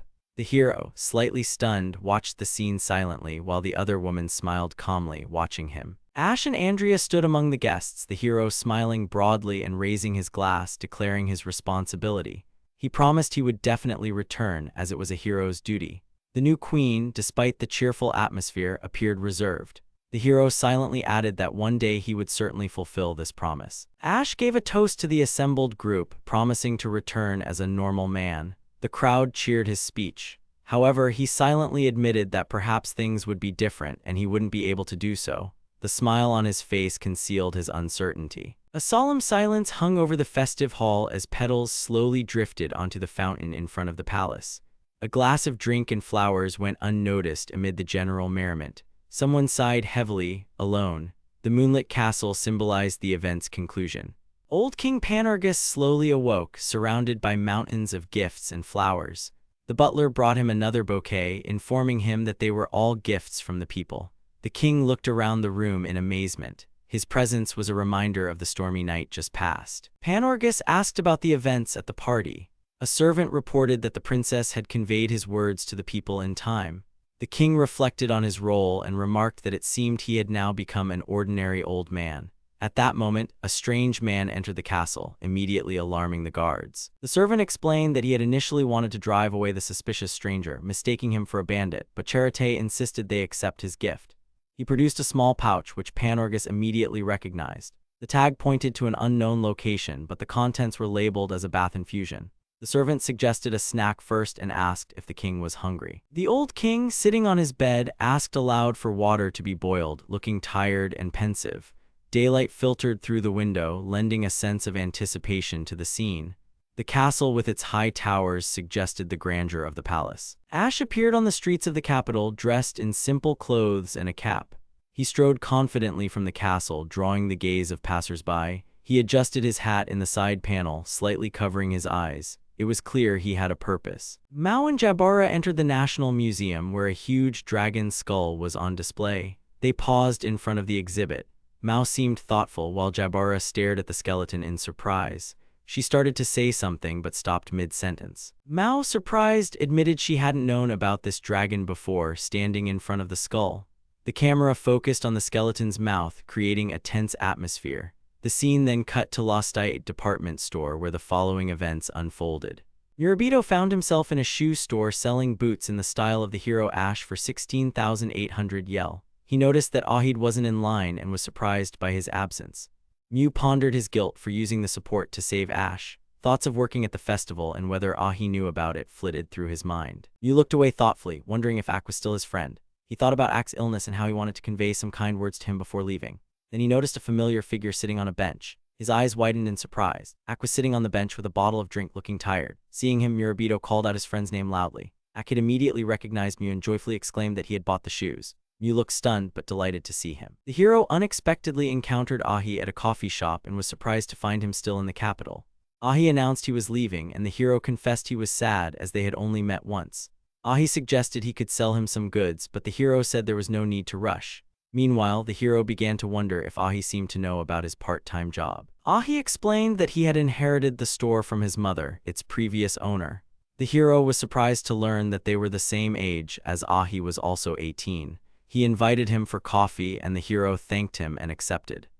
Sitting on a bench, Ahi quickly brought coffee, surprising the hero. He then asked if the hero wanted to know about his dream. Ahi began to explain that Lostite was the last store the hero ever shopped at, which shocked the hero. Ahi remembered how they'd lived in a demon-infested city in the past, hearing explosions every day. His mother had saved him by working in a store considered the last one standing before the front. He knew others claimed the same, but he believed their store was the one. He told how one day the hero came, bought his supplies, and left for the king's castle. It was then that he swore to dedicate his life to the hero. The hero reflected on how Akka had a difficult past, and perhaps he didn't remember it then. Akai continued his story. Following the hero, he and his mother moved to the capital, and thanks to her brilliant management, the store became a 10-star store. The hero admired his story, wiping away tears of emotion. Ahi admitted that, having inherited the store, he couldn't simply remain a fan of the hero and had to maintain a high level of service. He explained that he bore a great deal of responsibility and often had to suppress personal feelings for the sake of the business. Ahi explained that by becoming the best boss in the world, he'd found a way to fulfill a dream only he could achieve. Ash listened with interest, while Ahi joyfully declared that he wanted to be the hero's main holiday hero. Ahi, with a fanatical gleam in his eyes, explained how he had planned the hero's celebration, including the coronation ceremony and funeral, considering it his contribution. However, Ash perceived this as a failure and thought that everything he had done for his dream had been wasted. Mew realized that their reaction had ruined Ahi's dream and made Ash think about rest. He even began to cry, remorseful and asking if he should apologize. Murabito suddenly pounced on Ahi, explaining that he had come to the capital specifically to inspect his shop. He apologized for working during the festival, showing how much he valued Ahi's dream. Murabito enthusiastically supported Ahid and shared that others also considered Lostite the best store. He assured him that he would still have the opportunity to fulfill his dream, offering him words of encouragement. Murabito began to vigorously encourage Ahi. He reminded him that his store was considered the best in the world. He also recalled how the hero had come to the village and called the store a worthy example. Everyone assured him that he would still have the opportunity to realize his dream. Ahi calmly said he was proud of his store. He even recalled having lunch with the hero, which only strengthened his confidence. One of his interlocutors admiringly remarked on his strength. Ahi added that the attention he received was entirely understandable. The team decided to prepare for the hero's return. One of the characters noted that there was no time to waste, otherwise the opportunity would be lost. Ahi thanked Mew for his support. He was praised for his kindness and determination. They agreed to get together and celebrate when they returned to the capital. Mew joyfully ran up to Ahi and they embraced. Meanwhile, Ahid caught a strange scent. He smelled a familiar scent and clearly remembered something. Ahid began reminiscing about how they first met. He noted that he didn't immediately recognize the familiar scent. Then he asked Mew if he really was from Sudachi's shop. Mew reacted with bewilderment to the question. Lostayed said he smelled the same aroma when he was hanging the king's wares from the shop. He explained how he learned about Mew. He then said he heard news from the king about the village shop of Sudachi.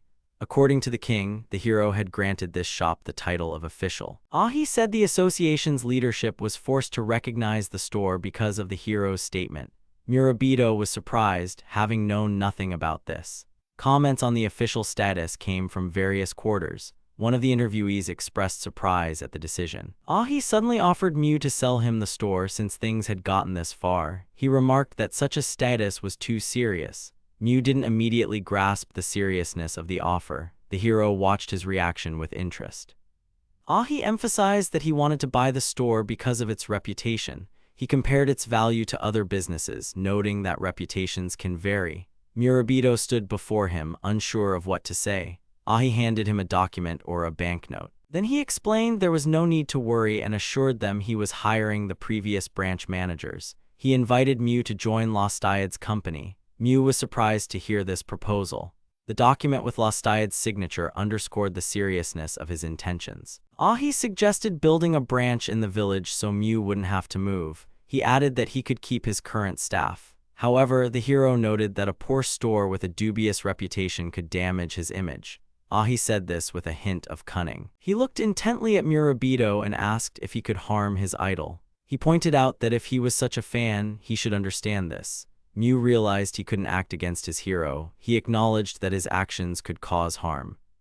The boy retorted sharply, demanding that his store not be disparaged. He declared that he would make Ahi jealous. The young man promised to meet again when he had raised his reputation to 5 stars. Ahi only looked at him in surprise. Murabito vowed to make the store worthy of his reputation. He promised to raise it to a level that would inspire envy. Ahi called this amusing and said he would observe for now. However, he warned that if the young man's actions undermined his rank, he would consume the store to the point of complete ruin. Ahi challenged him to catch up with the results of his 10 years of effort. He added that next time they would meet, not in line but at a convention of store managers. After that, they parted ways. The young man briefly wondered if this was the end of their friendship. A train was already waiting for the heroes at the station. Charité invited them to board, and Ash, in disguise, worriedly asked Murabito what had happened. The protagonist replied that nothing special had happened. Everyone said their goodbyes discreetly before departing. Mew thanked Mr. Evolution for seeing them off. The passengers boarded and the train began preparing for departure. The people seeing them off wished them well. Jabara waved cheerfully from the train window, promising to show them how he'd work as an inspector if they came with Madame. Mao promised she'd be glad to see her again.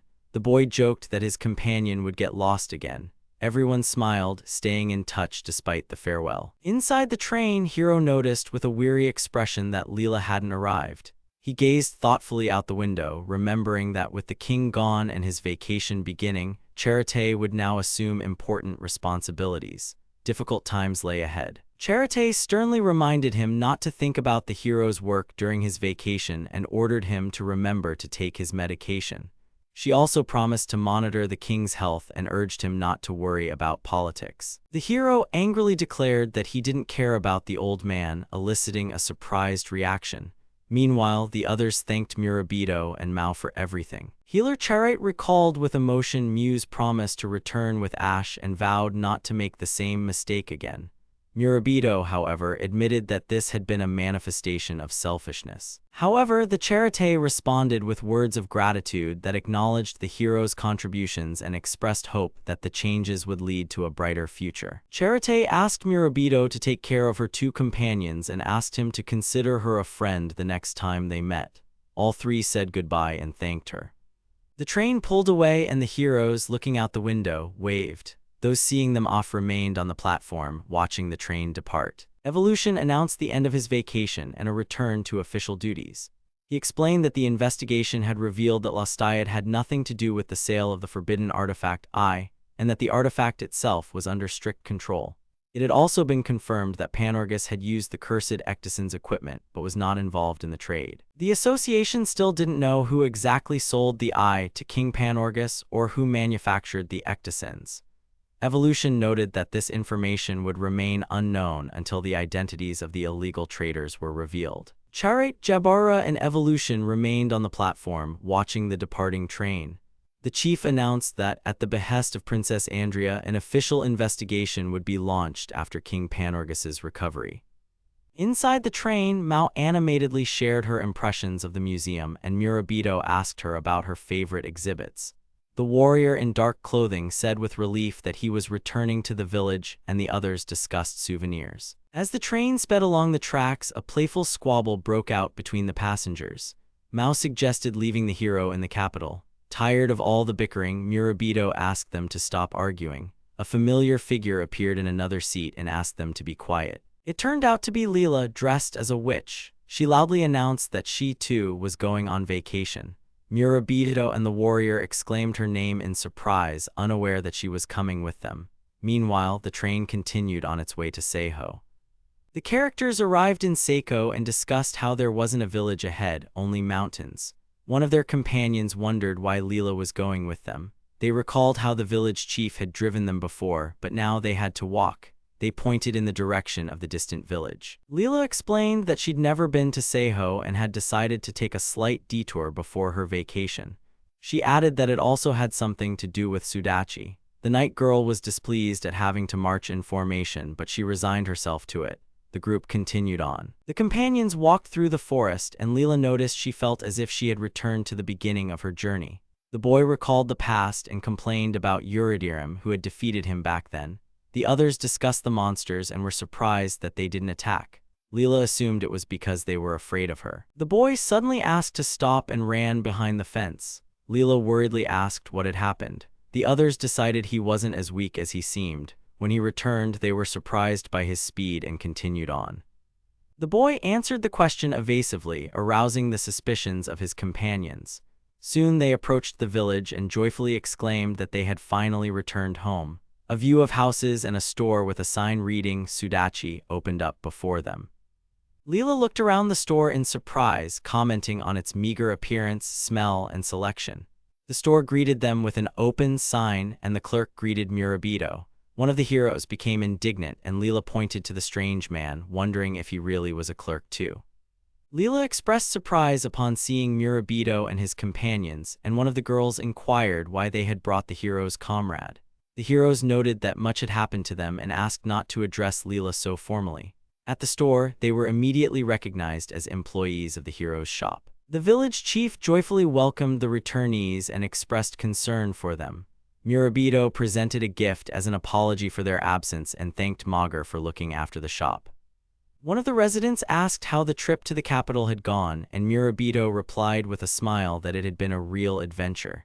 Then the village chief asked in surprise who the beautiful lady was who had been with them. When the villagers noticed Lila, they excitedly surrounded her, asking many questions about the capital, the hero, and the gifts. Lila tried to remain calm, but soon one of the villagers loudly exclaimed her name, recognizing her.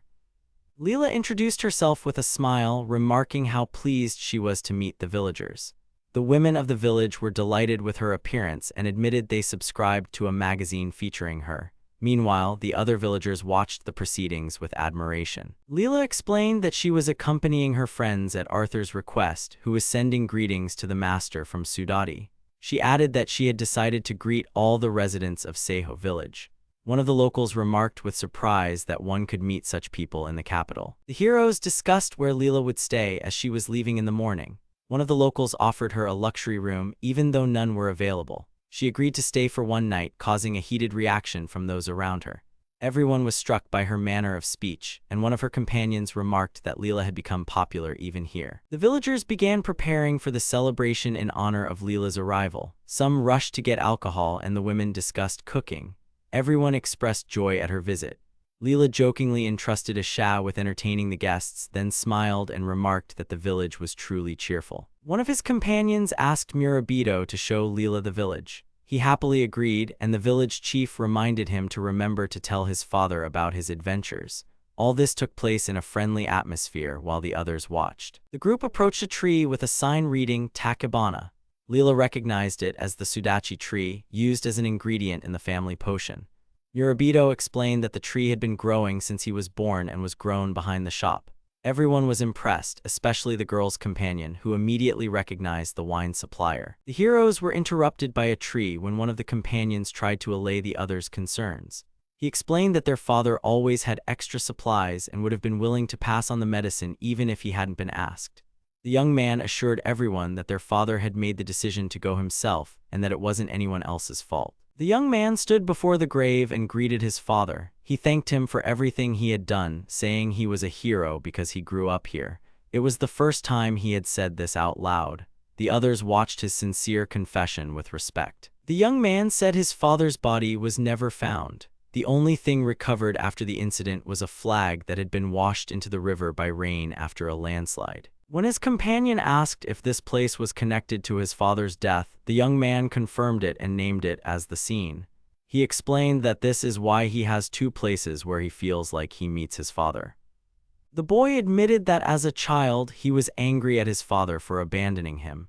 He felt resentment and couldn't forgive him, despite understanding that his father simply couldn't take his child into such dangerous work.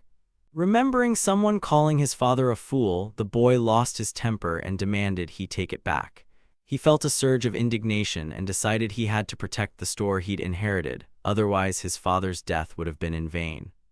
He admitted that he hadn't previously felt joy working at the store until Mao and Ash came into his life.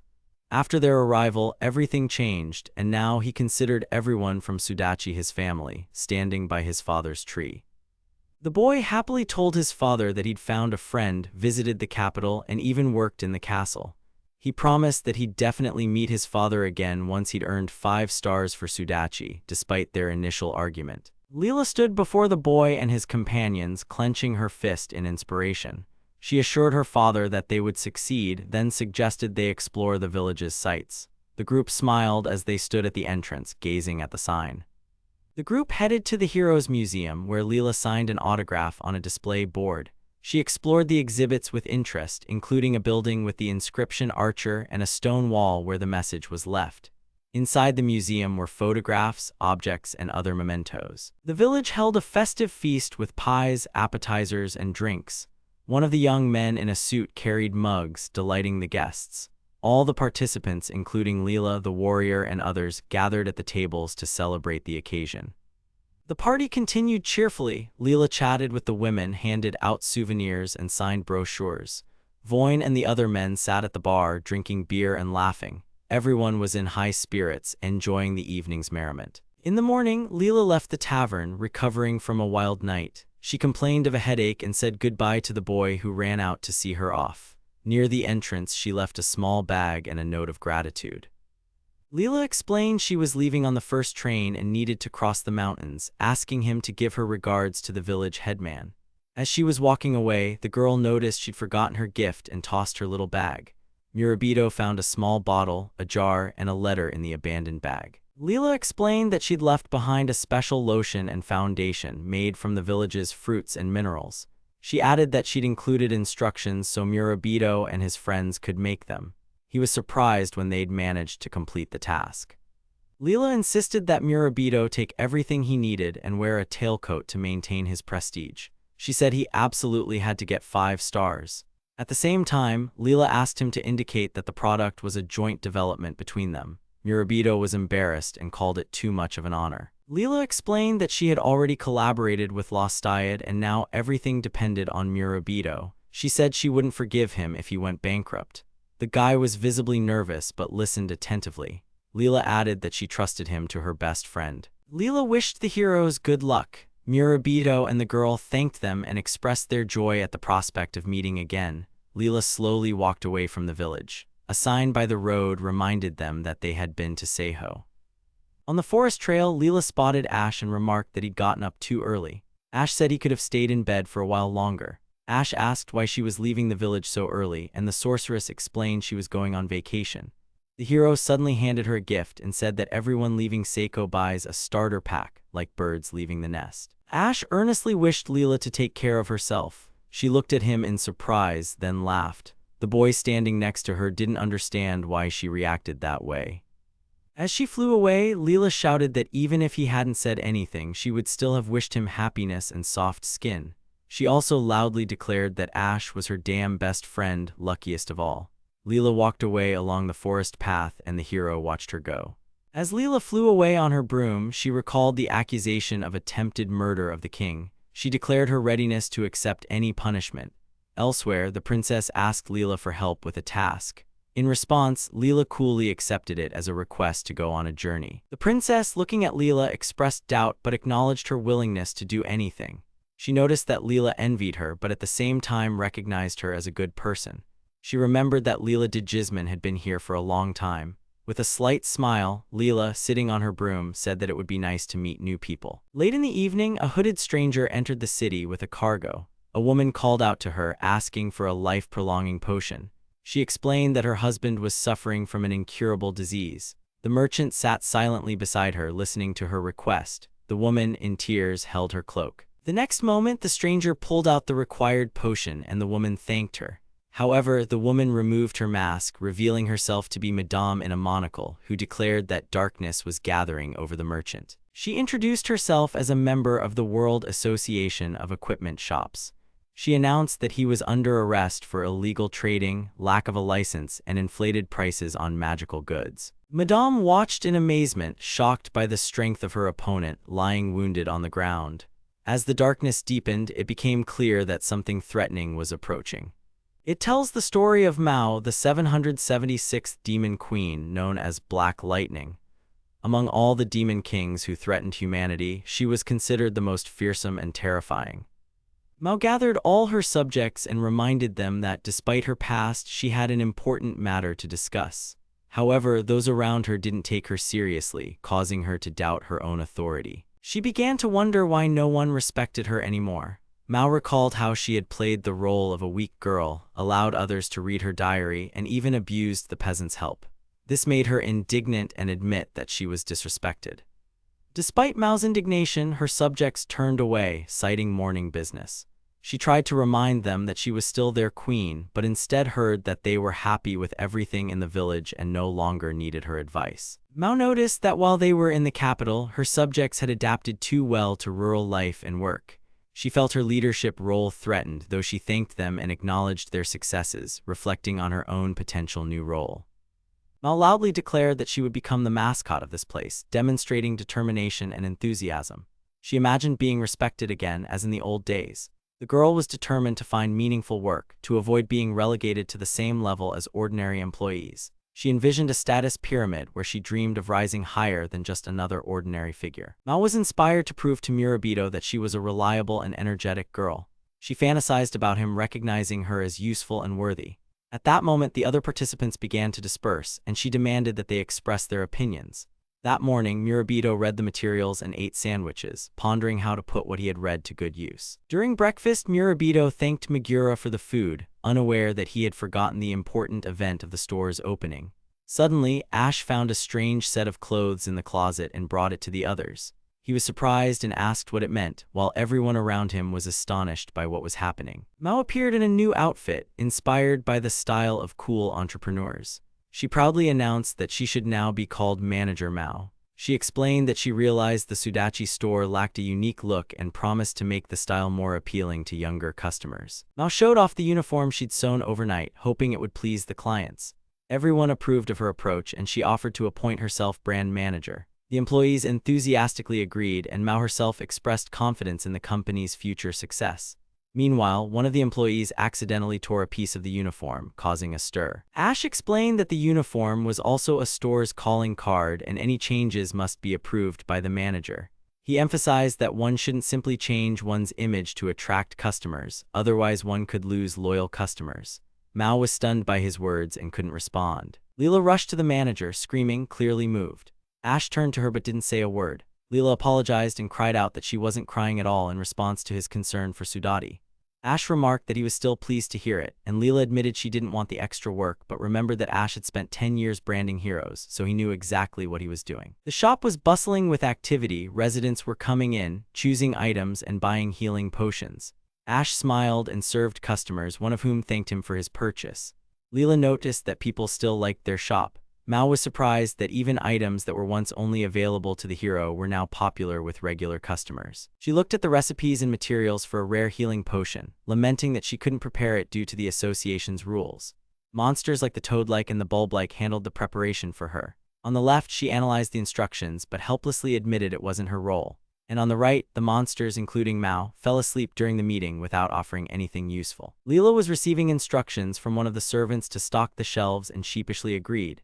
She passed Ash, who was holding a knife in the kitchen, feeling useless. She thought that even her subordinates were doing more than she was. To attract attention to the store, she decided to put on a show, but Naum only managed to perform terrifying acrobatics, eliciting screams of horror. Ash cheerfully told the customers about the medicinal powder, claiming it tasted like a delicious herbal tea. They were intrigued and wanted to buy too. Leela watched Ash, wondering why he was so cheerful. Meanwhile, the other women began to suspect that the salesman's hair color was too similar to Mr. Hero's, and even admitted that he was definitely no ordinary salesman. Ash was helping an elderly customer, handing her the item she needed, when he suddenly noticed a dragon's skull hanging on the wall. Leela was surprised to realize she hadn't known about the dragon's existence. One of the employees yelled for her to be replaced at the register, and Mao addressed her. Leela, outraged at being called a pervert, sat behind the counter and admitted to herself how weak she had become. Mao recalled the time when she lived in the castle and wielded complete power. Back then, she had suppressed fear, envy, and even hostility with sheer force of will. Realizing this, she reflected on the difficulty of becoming who you truly want to be. Now Leela was beginning to understand how much she had changed. Sitting at the counter, she thought about Jabara and his experiences. She admitted that he might have been going through even worse times. Lost in thought, Leela resolved to be of service to Murabito. This desire gave her a new drive to act. While working at the store, Mao accidentally dropped some merchandise while apologizing to customers. Customers were surprised by the commotion, and Murabito and other employees quickly came to the rescue. Despite the interruption, the shopping process continued, and Leela quietly encouraged customers to come back. She became increasingly integrated into the daily life of the store. One of the rude patrons grabbed a jar of potion and wanted to drink it right there. His partner chuckled, unaware that Leela was already catching up with them. As the boys tried to leave, Leela loudly demanded they stop, causing them to become confused. At that moment, they began to realize they had misjudged the situation. Mao firmly demanded payment for the goods, naming the exact amount of 1,550 yells. One of the thieves recognized her and became alarmed. Leela herself stood confidently before them, demonstrating that she would not tolerate theft. Her determination was impressive. When the men began to defend themselves, the demon girl was outraged by their unsubstantiated accusations. One of them mockingly claimed that the hero's shop was the worst place and threatened to ruin his reputation. Leela remained steadfast despite their rudeness and disdain, refusing to let them intimidate her. Mao watched with a smile as the two men tried to escape, but she was already standing in their way. One of them held a vial of potion in confusion, while the other suggested they run away quickly. Leela calmly approached and asked him to come with her, saying it wouldn't take long. The director noted that despite her absent-mindedness, she was an excellent record-keeper. One of the men clenched his fist, underestimating Leela, thinking her just a girl. By then, Leela had already reacted and attacked them with lightning speed, startling her opponents. The boys hadn't expected such a quick reaction and were trying to figure out what was happening. Leela had shown that she wasn't to be taken lightly. The criminals, having consumed the Thunder God's potion, felt a powerful surge of energy and were astonished by the effect. One of them shouted that they would definitely succeed now and promised himself to get another potion. The description stated that this potion enhances physical abilities by filling the body with electricity. One of them teased Leela, telling her not to cry later. Mao was unafraid and calmly approached, surrounded by a black magical aura. She uttered the threatening phrase, "Shall we play?" clearly indicating she was ready for battle. Her confidence literally paralyzed her opponents. The aura intensified, emphasizing her determination. The men turned sharply, sweating with tension when they heard Mao mockingly ask what they thought of her lightning. Fear of the unknown force gripped them. A growing threat loomed in the silence. They realized the potion would be of no use against such an opponent. After Mao's lightning attack, only silhouettes and smoke remained of the enemies. Meanwhile, the girl tenderly held vials of potions in her hands, saying that each one was made with love. Despite everything that was happening, she did not lose her humanity. This scene emphasized her strength and caring at the same time. Mao, holding back her anger, vowed not to let anyone take advantage of Murabito's kindness. She turned around, potion jars in hand, until her attention was drawn to the robber's belongings left on the ground, causing her to be surprised. The next morning, Mao received a thank you letter from the villagers, sincerely thanking her for her help. She was surprised to see that the letter was addressed specifically to her and read it carefully before entering the house. The sheriff from Sonori came to the village to personally express his gratitude to Mao for capturing a gang called the Thunderers, who had been committing crimes in several towns, including Sonori and Yunbanto. Mao sheepishly accepted the sheriff's praise, remarking that without her help, the criminals wouldn't have been caught. She was taken aback by the attention, while the others enthusiastically discussed her feat and expressed admiration. Later, Mao stood before her vanquished enemies, who acknowledged her strength and her lineage as the heir to the Demon King's throne. They said they were unworthy of her praise, recalling that the Demon King's path is to be fearful, insane, and unloving. Murabito and his companions discussed Mao's action, marveling at how much good it had done. One of them condemned the criminals, comparing them to a poisonous snag that was ruining the world, and delivered a fiery speech about the harm of illegal trade. Mao asked demurely if she'd made an impression, and Murabito enthusiastically confirmed it. He thanked her for defending Sudachi and remarked that he'd expected her to do just that. Mao remained expressionless but clearly pleased. Artorias expressed his sincere gratitude for her support. Mu exclaimed that Mao was the most steadfast and reliable guardian of Sudachi in the world, raising his fist in joy. The small creature next to him screamed in surprise, and Lila watched in amazement. Mao considered his words, silently repeating the characteristics he described to her. The association member began to resent being compared to a mere employee. Mao responded enthusiastically to the praise, loudly proclaiming her joy. One of her companions exclaimed that she was truly delighted, and Murabito promised to prepare a dinner for her, complete with any dish she wanted. Mao enthusiastically ordered a meat pie, followed by a list of other sweet treats. Finally, it was announced that Mao had earned the title of the world's strongest guardian. The day of the exam to obtain the initial inspector's license from the Association of Stores arrived. Jabara noted that the written portion had left a positive impression despite its difficulty. He thanked the madam and the supervisor for their thorough preparation. The final and most difficult task lay ahead. Jabara resolutely declared that he wouldn't get lost and would definitely get to the exam venue. He confidently walked out into the city street, bag in hand. His watch showed that time was running out. 3 hours later, the hero held a map indicating the exam location, 30 minutes away. Evolutionary had previously refused to accompany him, citing business. He was indignant that he couldn't count on assistance even after receiving his license. Jabara reacted with offense and called his superior cruel. Jabara received notice for the second stage of the store inspector exam. She was required to inspect the store and compile a report highlighting both positive aspects and areas for improvement. On the city streets, a child carrying a box was running away from a man who was pursuing him, shouting and cursing. Suddenly, the pursuer tripped over a rock and fell, screaming after the girl. Jabara then appeared holding the same box. He asked the victim to stand up and ask for directions, but he became frightened of Jabara and ran away. The demon then turned to the child, asking for help as he couldn't find his way to the examination center. He remembered Madam's words about Jabara's appearance frightening people, and he tried to make amends. Jabara introduced himself and politely apologized to the child, asking for directions to the examination building, which she said was her home. The demon asked the girl to accompany him, fearing he would be expelled if he didn't get there on time. He explained that he was participating in a training mission, and the girl happily agreed. Jabara began thinking out loud and concluded that what had happened earlier with the girl was part of the exam. He was delighted, thinking he had guessed correctly, and this was a sign that he was smart and on the right track. Jabara and Pekka approached the Donkusai clan building, where a recruitment notice was posted on the door. He noted that the location was quite remote and wondered if this was the hidden gem mentioned in the quest. The girl entered the password, and the door opened. Inside the room, they were met by clan members, displeased with Pekka's tardiness.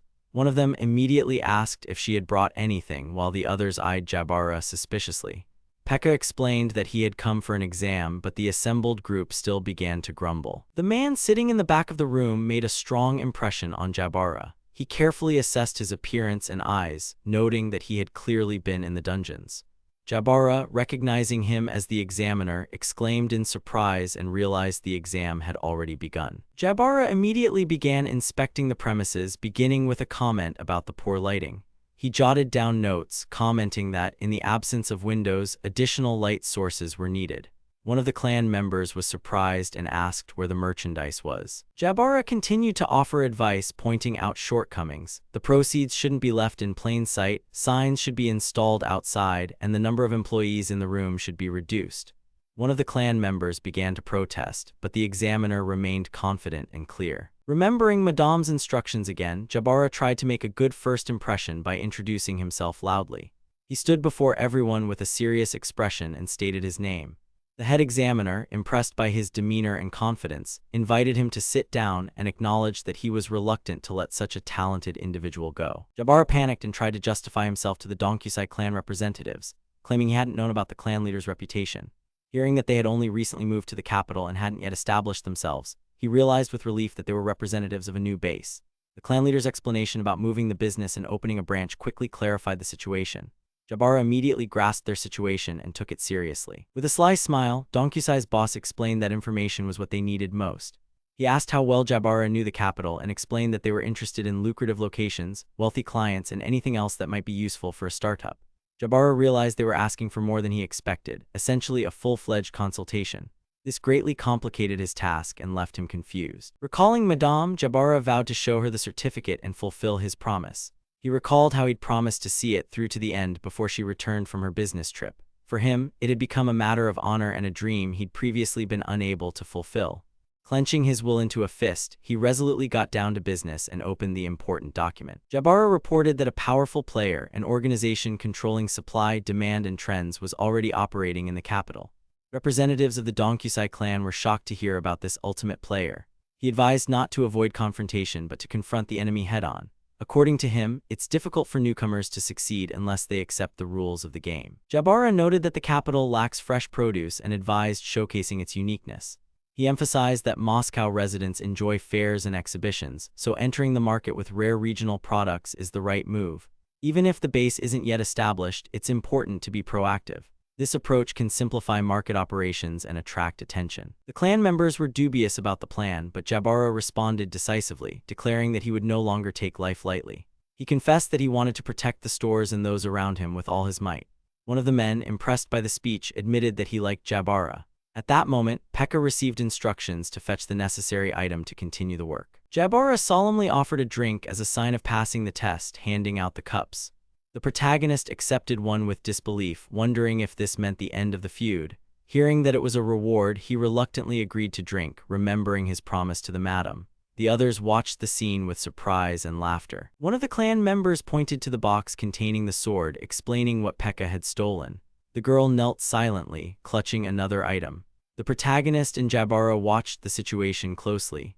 The latter explained that this was her test and that now she would have the courage to join the Donkusai clan. The gang leader scolded Pekka for her actions, reminding her that she could have been caught if not for her help. The girl tearfully confessed that she no longer wanted to steal and dreamed of becoming a hero who helped others. But she was interrupted by accusations of ingratitude and reminded that she had chosen to serve her father. Pekka cried out in despair that she wanted to be a good person. Jabara claimed it was a gear shop but added that it was in fact not a respectable place at all. The protagonist stood up, realizing he had been tricked. Someone in the room exclaimed that he was from the association and announced that he was a government employee, causing general panic. Those present panicked, thinking the big guy was a spy who had exposed them. One of the men screamed to kill him, and the protagonist grabbed his sword. At that moment, one of the observers outside explained that it was merely a wish for good luck on the exam, causing everyone to be surprised. Meanwhile, the children discussed Jabara taking the exam under his real name, despite his affiliation with the Demon King's army. Meanwhile, Mao explained that people knew nothing about Jabara. In the past, he operated alone without joining the army. He always chose his targets himself and never left a trace. His methods and past are shrouded in mystery, even among demons. Jabara suddenly attacked the gang members, paralyzing them with his tentacles. One of the men attempted to resist but was powerless against the onslaught. Bundles and broken furniture littered the floor, testifying to the scale of the attack. Jabara, without hesitation, destroyed anyone who stood in his way. Jabara's dark figure loomed large amid the ruined chamber, surrounded by the bodies of the victims. No one who had encountered him had survived. His power was palpable even from a distance, instilling terror in those around him. Only heroes could hope to resist, but there were few of them left. Jabara explained that he had used his combat skills without lethal consequences in response to a surprise attack. The store, which turned out to be a crooked shop, had become the arena for his test. He loudly declared it was a difficult test. Pekka and the others lay on the floor, confused. 3 weeks later, Saint-Germain received notification of his exam results. The envelope read, "Retake," despite his contribution to the arrest of criminals. The council members explained that his achievements in the written portion and his combat experience had given him a chance. Saint-Germain himself considered himself a failure and was ashamed to look Madame in the eye. Pekka cheerfully entered the room with a basket of treats, greeting everyone. Saint-Germain worriedly asked if she was okay, to which Pekka cheerfully replied yes. She explained that she helped out every day at a charity-run facility. For her help, she was able to earn pocket money and buy a long-awaited item. Pekka confessed to Saint-Germain that she had given up on her dream of becoming a hero. Her words deeply touched him, and he realized she was very much like himself. Saint-Germain began to talk about not giving up on aspirations. Their conversation was interrupted when someone suddenly called out to them, pointing to something important. Pekka happily told Jabara she decided to become a store inspector like him. She explained that she admired him and thought he was cool. In her hands, she held a textbook related to her new dream. Jabara accepted her words with surprise and a slight smile, noting that it wasn't a bad dream. Jabara gratefully accepted the basket of treats Pekka handed him. However, the other participants in the scene immediately reacted, reminding him that the basket wasn't meant just for him. The elder complained that Jabara had acted selfishly again, and Jabara himself began to reflect on his past and the perceptions of others. He reflected on how he had previously acted underhandedly, and that hadn't garnered sympathy. Jabara decided to change and become someone who trusted others. He sat down at his desk and began working, turning his back to the entrance as a sign of trust. He thought he now had something to talk about with Madame and expressed the hope that she would return soon. Murabito was called to see a doctor in Seiho, and he entered the office with a severe cough. Dr. Yosha, one of the region's best doctors, quickly diagnosed him with a cold. He also noticed that he was extremely tired and hadn't slept in a while. Yosha recommended rest to prevent further complications. The doctor confirmed that Murabito's immune system was weakened by stress and lack of sleep. One of the characters remarked that he had been seeing too many clients lately. His wife and child confirmed that he hadn't been resting at all and even drew him working both night and day. The atmosphere in the office seemed tense and restless. Yosha explained that treating the merchant was no easy task as he was abusing the healing potion. He reminded him that the potion should only be used in emergency situations, otherwise it could cause harm. The protagonist tried to justify it, thinking the potion would help him hold on, but the doctor abruptly stopped him, ordering him not to play with the medicine. The protagonist leaves the pharmacy, having received a fever-reducing pill, and thanks them for their help. They advise him to eat well and get some sleep. A girl nearby remarks that even the power of demon blood can't compensate for the lack of sleep.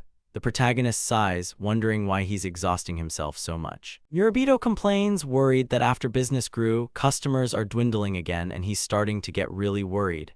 Ash consoles him, saying it's winter and everything will be fine in the spring. Mao thinks he might be right. The atmosphere remains tense despite the reassurance. The store manager feels frustrated and admits he can't just sit back and think of new products. He calls the city of Sudachi his own. Meanwhile, another character recalls Ahi's promise to come to the meeting and thinks about Leela's product, which has become popular. At the end, a notebook with drawings and notes about the products is shown. Murabito is put to bed, stripped of everything work-related. One of the characters says he needs to be cheered up somehow. The others note that he hasn't stopped working for a minute since returning from the capital. The monsters believe it's best to turn to Madame in this situation, as the hero himself won't agree to rest. A young man dreams of picturesque mountains and wonders where he is. In the next scene, he discovers Madame, shackled and bloodied, leaning against the wall. This causes him great shock. Below, his frightened eyes are shown, looking at this with surprise and alarm. The boy wakes up in a panic, unsure if it was a dream. He thinks about Madame and feels a bad premonition. The monsters in the room are chatting among themselves, one complaining of being hungry, another complaining about the quality of the food. Then someone reports that Jabara sent a message via the orb, causing a new wave of anxiety. Everyone started shouting at Murabito, who had had a prophetic dream. He sensed something was wrong with Madame. Everyone looked at the director, stunned, unable to comprehend what was happening. The scene shifts to the capital, to St. Arthur's Hospital. There, in a high-class department with private rooms, patients are being treated. One of the attendants shouts at Madame to hold on while she's being transported. It's clear the case is truly urgent. The woman found herself in the hospital room, reacting with despair to a gambling loss. She loudly complained that her bet had failed again despite her confidence in victory. An assistant tried to stop her, reminding her that such passions lead to disaster. Her behavior seemed typical of a gambler who had lost control. Mao, Murabito, and Ash arrived in the capital and found Madame in the hospital. Ash, in disguise, was outraged that they had to return again. One of the escorts politely inquired about Madame's well-being, though it was clear from her appearance that she was depressed. They all shouted her name in unison, noticing her condition. Jabara explained that Madame had only been hospitalized for observation, and overall, things weren't that bad. The Charité had already administered treatment, so serious consequences had been avoided. Madame admitted she hadn't made such mistakes in a long time, especially at work. Murabito, however, asked doubtfully if she was truly all right. Madame smiled softly and admitted she didn't want to be remembered in such a helpless state.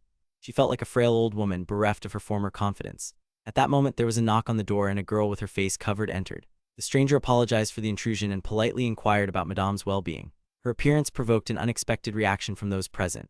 Everyone immediately became wary, not expecting a visitor. Madame thanked Andrea for visiting, despite her busy schedule. Murabito came to visit but was surprised to see Andrea. Mao allowed them in, assuring them that they could be trusted. She reminded him that he himself wanted to find friends his own age and then introduced Murabito to the others. Andrea stood by the door with a displeased expression. Madame explained that Andrea had once been her student and was now the queen of Saint Yuja. Andrea looked at her seriously, recalling her training. Madame admitted she was glad to have been her mentor. Andrea recalled having had many boring mentors, but Madame was an exception. She wasn't shy about being strict and often shared stories from her business trips. In Andrea's opinion, she was an outstanding teacher. Meanwhile, Murabito and his companions observed the conversation. Andrea expressed admiration for having met someone who had such a teacher. Murabito awkwardly replied that Madame was more of a curator. Andrea admitted that she had heard of Sudachi's shop even before the recent events. She also mentioned that her father had caused Murabito a lot of trouble and attempted to offer him compensation, which he hastily rejected. The boy asked what had happened to Madame. Andrea said that since it affected someone dear to her, it was a matter of honor to tell. She asked for secrecy and reminded Murabito that he should remember what had happened.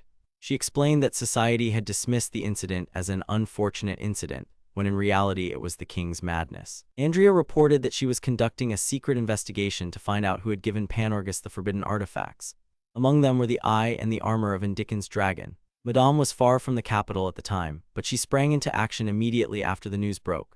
The queen added that she was being assisted by Charité and other inspectors, whom she trusted on Madame's recommendation. 2 weeks ago, Madame reported rumors of a suspicious dark artifact shop located at the foot of an abandoned mine on the northern continent, in the area of Mount Goldwharf. She then disappeared, and it was only recently revealed that she was found gravely wounded and bleeding. Hearing this, the heroes were shocked. One of them, horrified, asked if Madame had truly been wounded. Another reminded them that they were talking about a powerful fighter, capable of challenging even the Demon King's castle. The woman added that Madame had also lost some of her memories. The examination revealed that the memory trauma was caused not by physical impact, but by a magical device or spell. Madame clearly remembered everything up until entering the city, but afterwards she couldn't recall who she met or what she saw. The queen suggested that Madame might have come into contact with a merchant dealing in prohibited magical items and perhaps learned something that posed a threat to him. The hero worriedly asked what to do now. Andrea replied that she had already dispatched a new investigator to the area. Even if this merchant wasn't the one she was originally looking for, he still posed a significant threat. His actions were too suspicious to ignore his presence near Mount Goldwharf. The conversation turned to Indikin's armor, which, according to King Panorgus, was custom-made. The girl suggested asking him directly who commissioned it. Then a flashback was shown in which a man came to an audience with the king about 5 years ago. King Panorgus admitted he couldn't remember who the man was who had ordered the armor. This caused surprise and alarm among those present, as the events had only happened 5 years earlier. The hero irritably stated that it was then that his depression began, and his suspicions about the mysterious merchant grew stronger. The queen explained that she has the gift of seeing people's true nature, their character, thoughts, and hidden instincts. She clarified that it wasn't mind reading, but if someone was hiding something or feeling guilty, she immediately noticed. She thanked everyone for saving the capital and apologized, saying that if she had been with her father, she would have noticed the evil enveloping the king and stopped it. Andrea admitted that she considered what had happened her fault, as she had run away from her father. After these words, she declared that that was all and ordered tickets to return to her duties. She emphasized that she apologized only out of politeness and did not ask for help, because, as queen, she is obligated to protect her citizens. Those present discussed whether the new investigator would be able to deal with the dangerous enemy who had so seriously wounded Madame. It was also revealed that Leela was currently in the south on a mission, while Charité remained in the capital, monitoring the condition of Madame and the king. Andrea calmly said they didn't need the hero's help, adding that although she was weaker than a Shah, her spirit was stronger. The girl wished everyone a good rest and asked them not to return out of pity. Later, the heroes said goodbye to Madame, wishing her a speedy recovery. Murabito tried to remain cheerful but admitted that after everything, he couldn't get over the memory of Madame's bloody condition and still couldn't calm down. Mao reflected on her concerns about Murabito's prophetic dream and the appearance of the dragon's remains. She admitted that she knew nothing about who used these remains for the resurrection, and as the former demon queen, she couldn't remain ignorant. One of the heroes noted that it was he who deprived the princess of her position, but she didn't run away, but continued to study diligently for the sake of the country. Despite constant comparisons to the hero, Riley endured everything steadfastly, recognizing the dual responsibility of being a member of the royal family. With the former king gone and the hero gone, the country was left leaderless. One of the boys, realizing he was just an ordinary citizen, nevertheless expressed a desire to help, despite doubts about his own worth. Advertisement posters hung across the streets of Jinbante, and Riley was reading a newspaper with a headline about the new Queen Andrea. Inside, there was a discussion about whether she would be able to hear the voice of the people and the hero's whereabouts, while Riley herself looked focused and thoughtful. Suddenly, Murabito knocked on the vehicle's window, shouting for them to stop. Andrea reacted with surprise, and the other hero explained that they wanted to go to Mount Goldwharf, despite the confusion about the route. He cheerfully announced that they would go collecting valuable materials, using this as a pretext. Andrea immediately objected. But then Mew said they would go there of their own free will because if they found something interesting, it would help them create a new product. He added that he felt proud of the trust placed in him. Murabito kneels before the queen and asks for permission to help her. He smiles and says that they shared the same teacher just like her, and it would be appropriate for people of the same age to work together, hinting at friendship. Murabito refers to herself as peers who, in her words, are like classmates. Andrea reflects on the purity of his intentions and admires his sincerity. Andrea, observing Murabito, admires his virtue and sincerity. Ash, grinning, asks if he's seen them for the first time, looking at her surprised expression. He also notes that such people are an endangered species. Mao asks to use them as pawns if that helps. Andrea says she trusted them and hopes she wasn't mistaken. She recalls Murabito hitting her father but isn't angry. On the contrary, she laughs about it, demonstrating openness. The others are surprised by her reaction. With tears of joy, she calls them trusted friends and says this isn't the end. Then she tells them to return to Seiho, hinting that they will have a new mission. Her companions react to her words with surprise and awe. The queen finally orders the heroes to go to Mount Goldwharf to investigate a case involving a merchant of dark artifacts. The snow-capped mountain and the village at its foot are shown in the background. But the queen warned her friends to be careful and not do anything stupid, reminding them that they were friends. Murabito, Ash, and Mao responded cheerfully, promising to do everything in their power. Suddenly, Mew's temperature rose and he began smoking. The friends immediately raised the alarm and returned to the hospital. Set against a backdrop of snow-capped mountains, the story unfolds of Mount Goldwharf, located in the north of the continent. This place became the center of prosperity for the race of dwarven blacksmiths, renowned for their ore mining. They crafted legendary weapons, including the armor of the first hero. With the end of the wars, demand for weapons plummeted and reserves of rare minerals were depleted. As a result, Mount Goldwharf became a peaceful place 3 years ago. Mao joyfully informed Murabito that they had arrived. Ash savored the dwarven ale, recalling how he'd been unable to drink it due to his age during his previous visit. Mao eagerly headed off to get some refreshments, and Murabito admired the atmosphere and smells of the market. The characters strolled through Goldwharf Market, a marketplace associated with the first hero. Ash recalled how impressed he had been by this place in the past, visiting it 5 years ago. With the approaching Holy Night holiday, the market stalls were filled with goods. Murabito examined the items with interest, including figurines, cutlery, and iron utensils. One of the items aroused Mao's suspicions because of its sinister appearance. It turned out to belong to demons. Mao explained that for the dwarves, humans and demons were merely clients, so they crafted weapons even for the Demon King. She emphasized that the dwarves always maintained neutrality because they were the greatest blacksmiths in the world. The local merchant was amazed by Mao's knowledge, and her companions explained that there wasn't a single authentic dwarven product here. They explained that true artisans sell their work only to a select few, and their wares don't appear on the market. Ash asked curiously if all this was based on experience and received an affirmative answer. One of the heroes explained that even if you were worthy, there was no guarantee you'd get the item. The dwarves could cancel the order if they weren't satisfied with the result. The merchant clarified that the artisans had been repeating this process for centuries until they exhausted their resources. Ash apologized, and Mao noted that the local stone-encrusted jewelry was likely made from recycled dwarven waste. Murabito admired the jewelry, noting that such items were popular for both fashion and combat purposes. He suggested that one of the items resembled Mao's, much to her confusion and the other's surprise. Ash offered to buy a gift for Kuchimagura, and Murabito complained that he had to take over the shop again. After that, one of the characters suddenly demanded that he make a purchase immediately, startling Murabito. Ash, Mao, and Murabito meet the chief inspector, who is outraged that they didn't greet him at the station. He complains that they've disrupted his rhythm while he was deciphering the Demon King's records, and expresses irritation upon learning that they were assigned to assist him. Evolutionary shouts that he's in charge of the operation, despite their status, and reproaches Ash for calling him an elite inspector. Murabito apologizes and pleads for help, explaining that Madame was injured while pursuing an artifact dealer.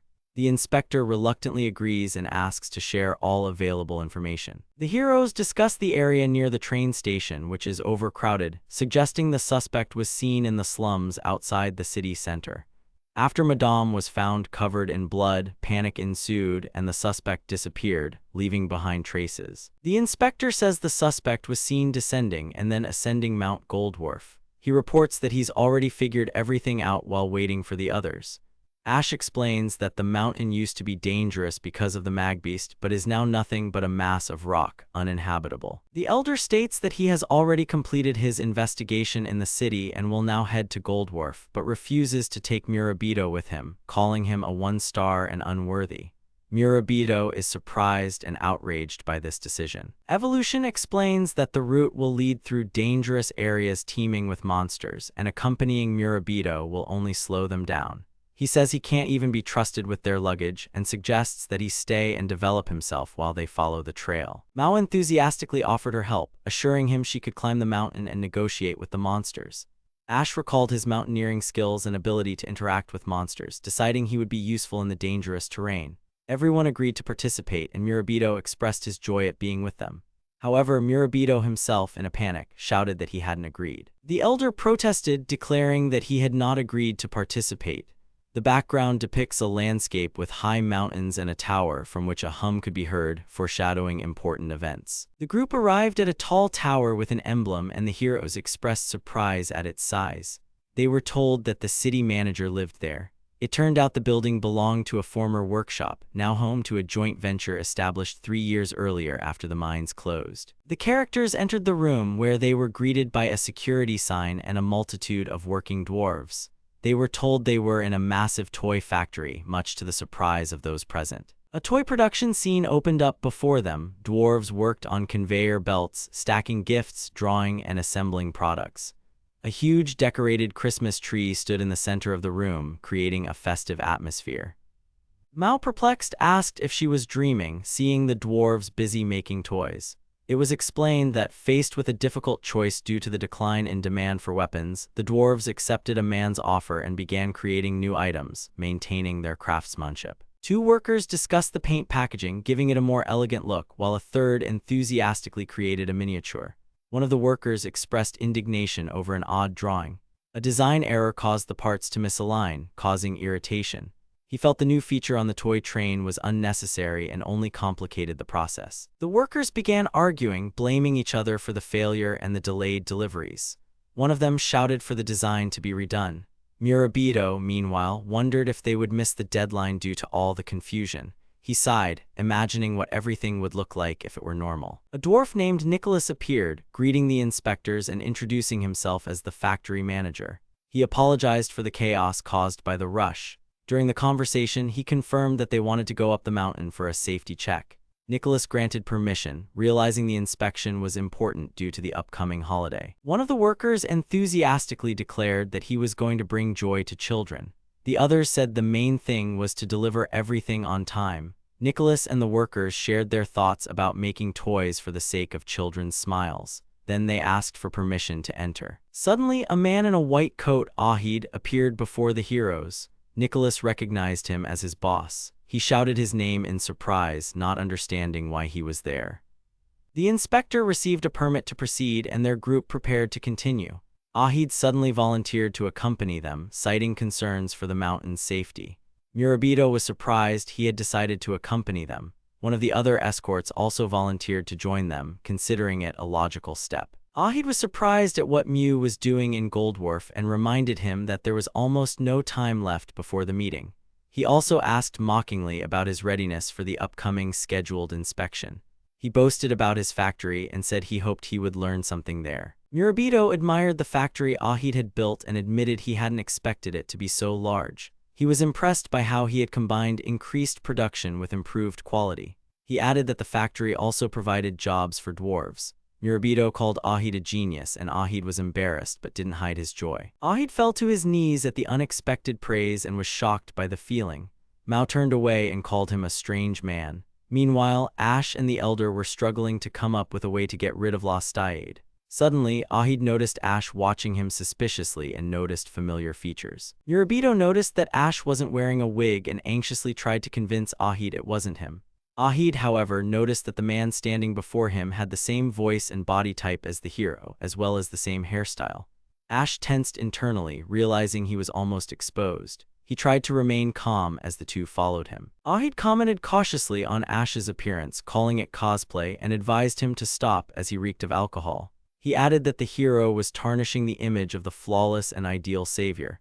One of his companions became indignant and demanded to be listened to. The atmosphere remained tense. Ash laughed loudly, angrily, making a crazed face. He exclaimed that he didn't look like a cosplayer at all and declared himself genuine. His behavior became defiant and bizarre. He tried to convince Ahid of his authenticity, not hiding his emotions. Against the backdrop of the mountainous landscape, the mysterious merchant approached a mine from which the sounds of work could be heard. Inside the dark passage, someone was working alone, immersed in their work. Ahid shouted indignantly, accusing his interlocutor of imitating the holy hero. He expressed displeasure at his interlocutor's ignorance of how people viewed him and called him a pathetic outcast. In response, Ash stated that he didn't care what others thought as people still admired him. He also stated that he'd been sporting this hairstyle for 20 years, mocking Ahid's fanatical devotion. The two continued their argument, escalating into insults as the others walked along the snowy mountain trail. Mao, Murabito, and the others discussed the old mines, closed 3 years ago but still accessible. Nicholas pointed to a new magical device he'd developed with Lastiade, which emitted waves that repelled monsters. Thanks to this, they were able to safely continue along the ancient route to the dwarves' homeland. Evolution acknowledged the failure of the idea, fearing Ahid would leave him behind. Murabito remarked that he would never agree to participate in such a plan.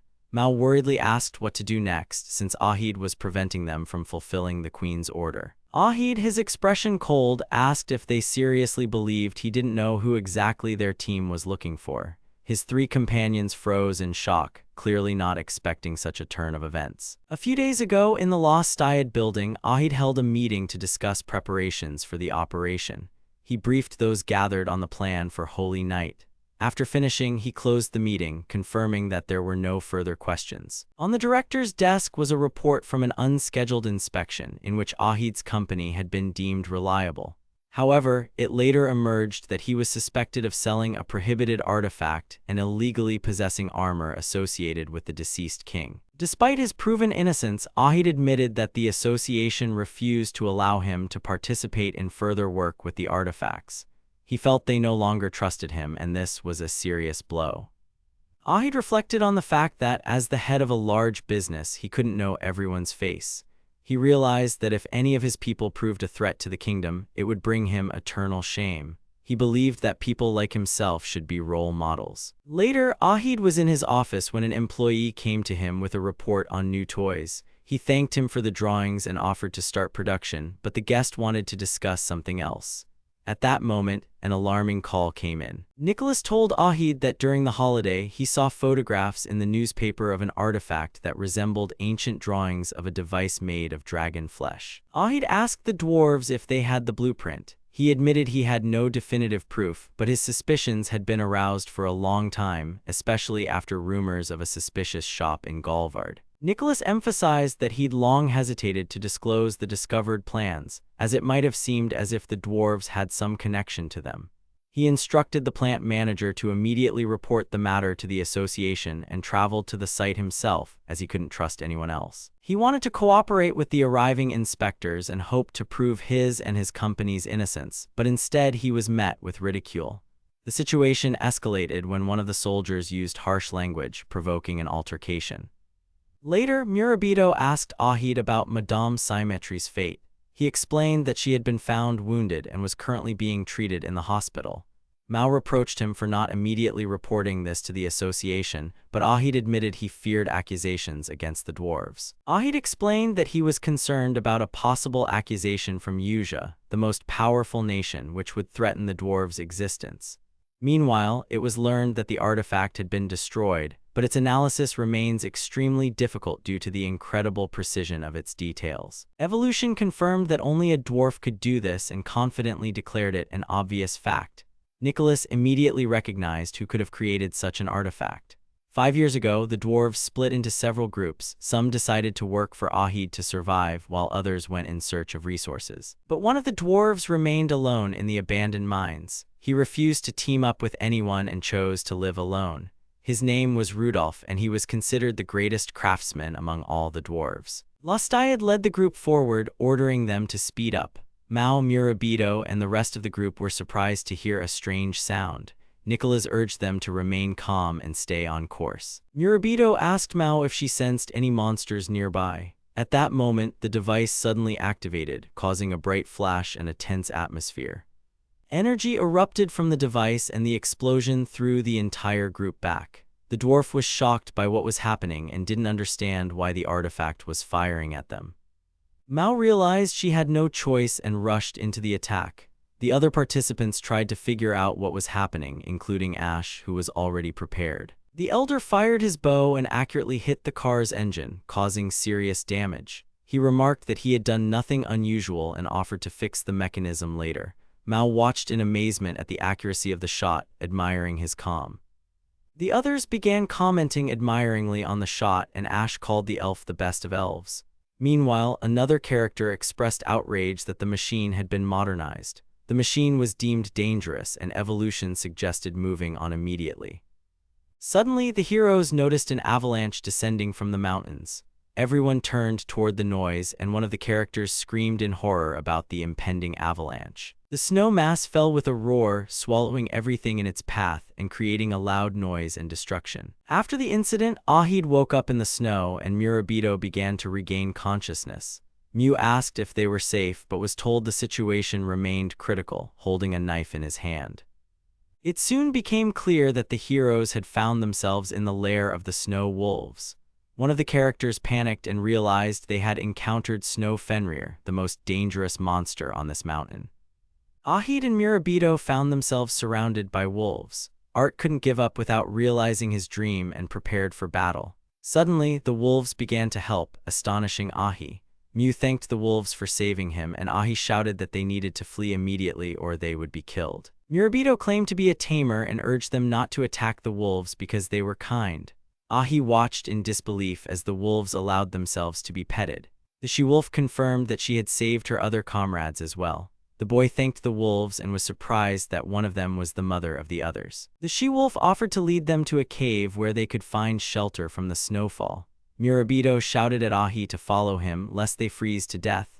Ahi resisted at first, but Art urged him to trust her. He assured her the wolves were harmless and that they would go together.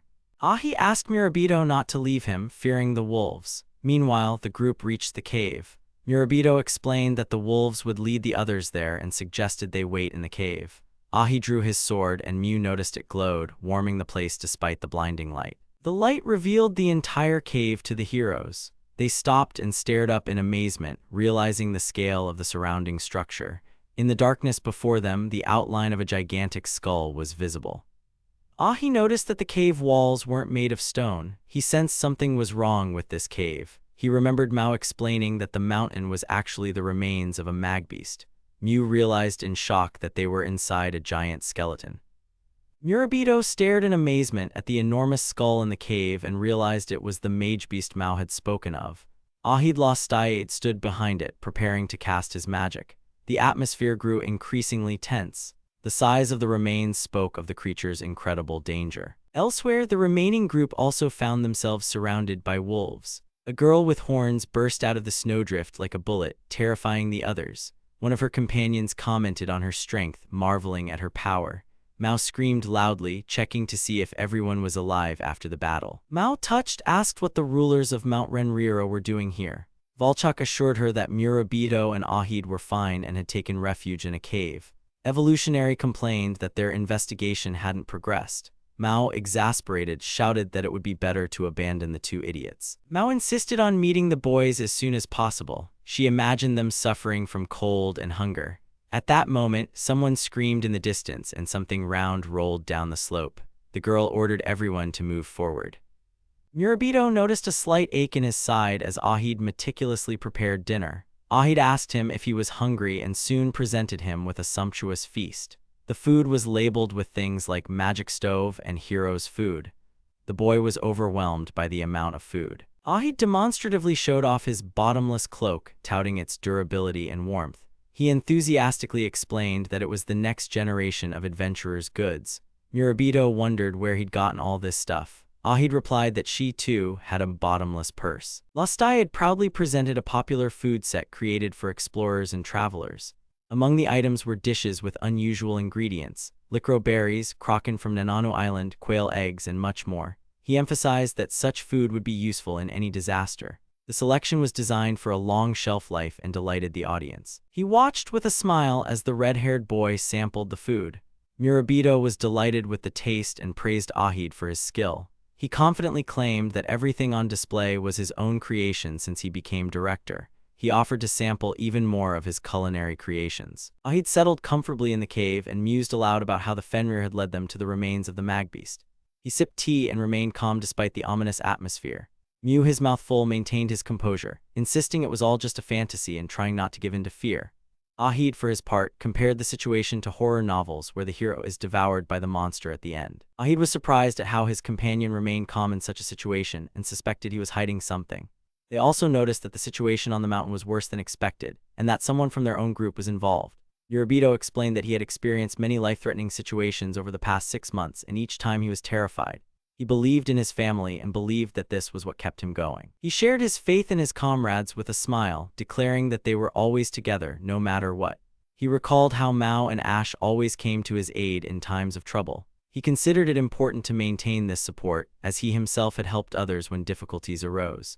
These memories strengthened his confidence for the future. Murabito expressed hope that everything would be fine and that they would remain together and safe. Ahid was surprised but touched and admitted he was ready to witness the boys' company's success. They agreed to find the illegal goods dealer and uncover the truth, joining forces. Ahid proudly declared his company the best in the world. After a pause, Ahid suggested they share stories while they waited. He suggested discussing the store's employees, including Mao. Murabito perked up and immediately agreed, hinting at gossip. Muffled thuds echoed through the dark tunnel. Someone was dragging a heavy boulder. A shadow approached down the corridor, and suddenly a voice was heard asking into the void, "Who's that?" Ahid showed the official magazine of the hero's fan club, where he was listed as #1. But upon hearing that someone had officially recognized his store, he lost his temper and became indignant. Mew appeared reserved and explained that their Ash had changed. Previously, he skipped school a lot and argued, but now he's become responsible and disciplined. Lostayed noted that, despite her gloomy appearance, her charisma could enhance the store's prestige. He believed she had a genuine talent for attracting customers. Murabito asked people not to judge Mao solely by her appearance. Ahid remembered the mysterious man and said he found him annoying, but at the same time respected his professionalism. He assumed he was a former adventurer who had reached the last equipment shop. Murabito mused that if Ahid learned the truth about the hero, he would be shocked. Ahid chuckled slightly and added that they should change their professions. Murabito smiled and admitted that he considered meeting them a miracle.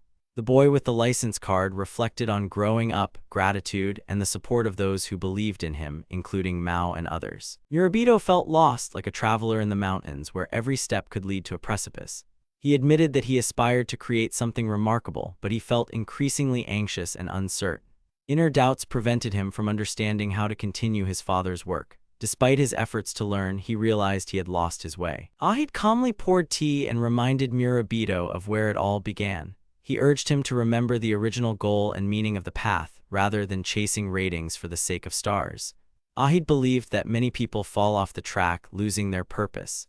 These words gave Murabito pause. Ahid continued to say that a real business must be in demand by customers. He insisted that Murabito see the people coming to him and offer what he himself considered valuable. Ahid emphasized that there was no point in copying him, as everyone should follow their own path. Murabito reflected on the past and heard a voice urging him to remember. He realized that without understanding his path, he couldn't move forward. Against the backdrop of these reflections, memories surfaced of his father wondering why no one was buying their products. Murabito's father called out to him, and he ran over with a bottle in his hands. Murabito's father admitted he would have been at a loss if not for the adventurer's support. He complained about having to change the potion recipe due to the monster situation, but the new version proved unpopular. Little Murabito indignantly declared the new potion disgusting and not up to par with its previous taste. Then he admitted it had once been gentle and soothing. He remembered how lovingly the potion had been made and claimed it had even improved. Murabito confidently declared that he still liked the original taste. The heroes returned to the store and were greeted joyfully by the staff. One customer delightedly remarked that the potions tasted good again, assuming the old formula had returned. Sudachi explained that it was the taste that distinguished their potions from the rest. Everyone thanked Sudachi for his help and rejoiced at their survival. The shopkeeper reminded them that Sudachi had always supplied budding adventurers. The man worried that the price hike would hit the young ones hard, but Sudachi assured them that love and trust were the most important things. One of the customers happily announced that he was back on track and was asking for a potion for strength. As they left the shop, the adventurers bid a warm farewell to Sudachi. They recalled how this place had become their home. A sign reading, "Come again," symbolized the support and inspiration they had received there. Everyone left filled with determination and gratitude. The red-haired hero reflected that he had invested too much in his training and felt unsure. Ahi noted that he had overlooked the obvious and supported him.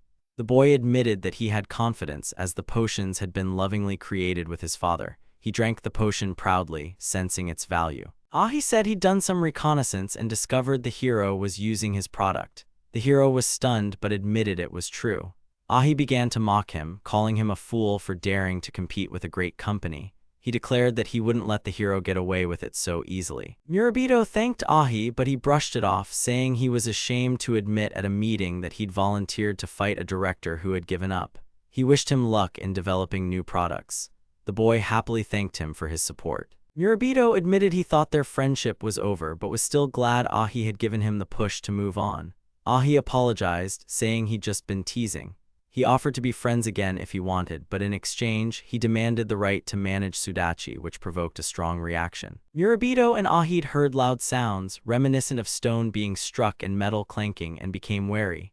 Murabito asked his companion to stay behind while he tried to determine the source of the noise. They assumed it wasn't a monster, but the sound was familiar, like quarrying.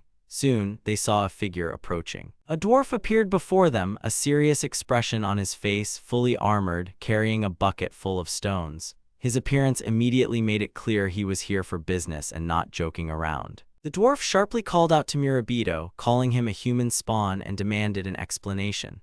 The dwarf was indignant that Murabito had outmaneuvered his automaton. Murabito was surprised to learn that it was indeed a dwarf. Ahid also recognized the figure before him and called him by his name, Rudolph. Rudolph declared that they were on sacred dwarven land where other races were forbidden to tread. He accused the humans of taking away their home and pride.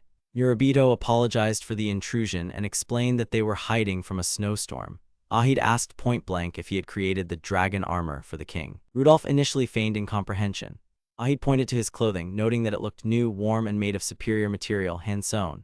Lastaya continued, describing the properties of a fabric called red fiber. He explained that it was a durable and heat-resistant material made from the threads of the fire spider, and that even his company's technology couldn't recreate something similar. He expressed admiration for the dwarves' craftsmanship. Lastaya had clarified that such a rare material is impossible to obtain even in these mountains. He said he checked all the shops and markets in Lickrock, including the toy factory, but found no red fiber anywhere.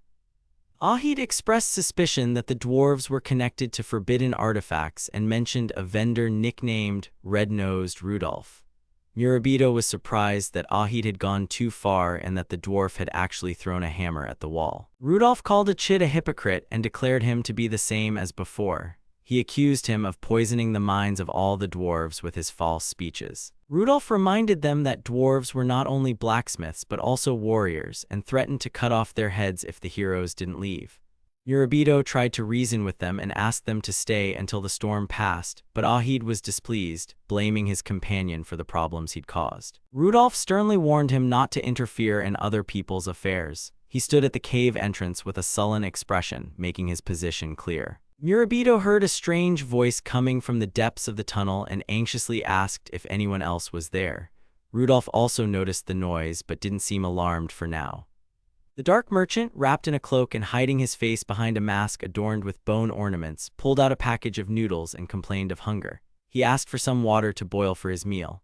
As they spoke, he began to open the noodles but was suddenly surprised to notice someone still alive. His demeanor seemed calm despite the situation. The same man appeared from the darkness, slowly stepping into the light with noodles in his hand. The characters were surprised by his appearance and began to wonder who he was. One of them, looking at the stranger, suggested that it might be someone Rudolph knew. At the same time, the stranger noticed the water in the kettle boiling. The merchant, enjoying the aroma of the noodles, began eating with obvious pleasure, repeating how lucky he was. He recognized the hero's noodles and was shocked. Ahid, seeing the insolent man grab the package, demanded that he leave his goods alone. The stranger apologized, explaining that he couldn't resist the strong aroma. He tried to offer trade and began pulling out something that slightly startled Ahid. At this point, the dark merchant pulled out a large cabinet filled with various products and placed it on the floor, urging people to choose their favorites. He declared that such goods could not be found anywhere else. Mew and his partner were stunned by what they saw. They immediately realized they were dealing in prohibited goods, potions, elixirs, and rare ingredients. Rudolph tensed and noticed that this merchant didn't even have 9 stars, let alone a license. He began to realize who he was dealing with, which only increased his anxiety. When the dark merchant sat down at his counter, Ahid realized it was the same dark merchant. The merchant himself calmly observed them and said that they clearly understood everything. He then suggested that they too were probably connected to some shop, expressing interest in their reactions. The heroes all stand there where the shadowy merchant, surprised, recognizes Lastayed and exclaims that the director of a famous university himself stands before him. Seeing a stranger with him, he is confused. The red-haired man is surprised that anyone would dare to wound the madam and decides to act, despite Ahid's protests. The skull-faced creature realizes that Ahid is the owner of the toy factory. It then expresses surprise that the newcomers have already figured it all out and demands an explanation as to why they've come to this place. Murabito watches the scene tensely. Rudolph assumes that Achid and his companions are simply lost and complains about his high-handedness, claiming that he acted like the master of the mountain and camped right at the entrance to his house.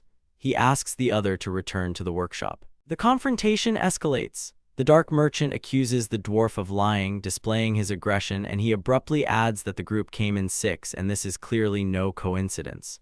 Ahid watches him closely, not responding. The interlocutor is outraged that Ahid arrived with an inspector and started sniffing around. He goes on to say that in response, he unleashed an automaton on them, hoping they wouldn't survive. However, to his disappointment, everyone survived, which only deepened his contempt for them. Ahid, unable to bear the insults, abruptly orders him to be silent. In a rage, he throws an artifact he'd pulled from his pocket at his interlocutor. The others watch tensely, unsure how this conflict will end. Ahid Lastayed activated the artifact. A magical spell erupted in the sky, and chains entangled the criminals.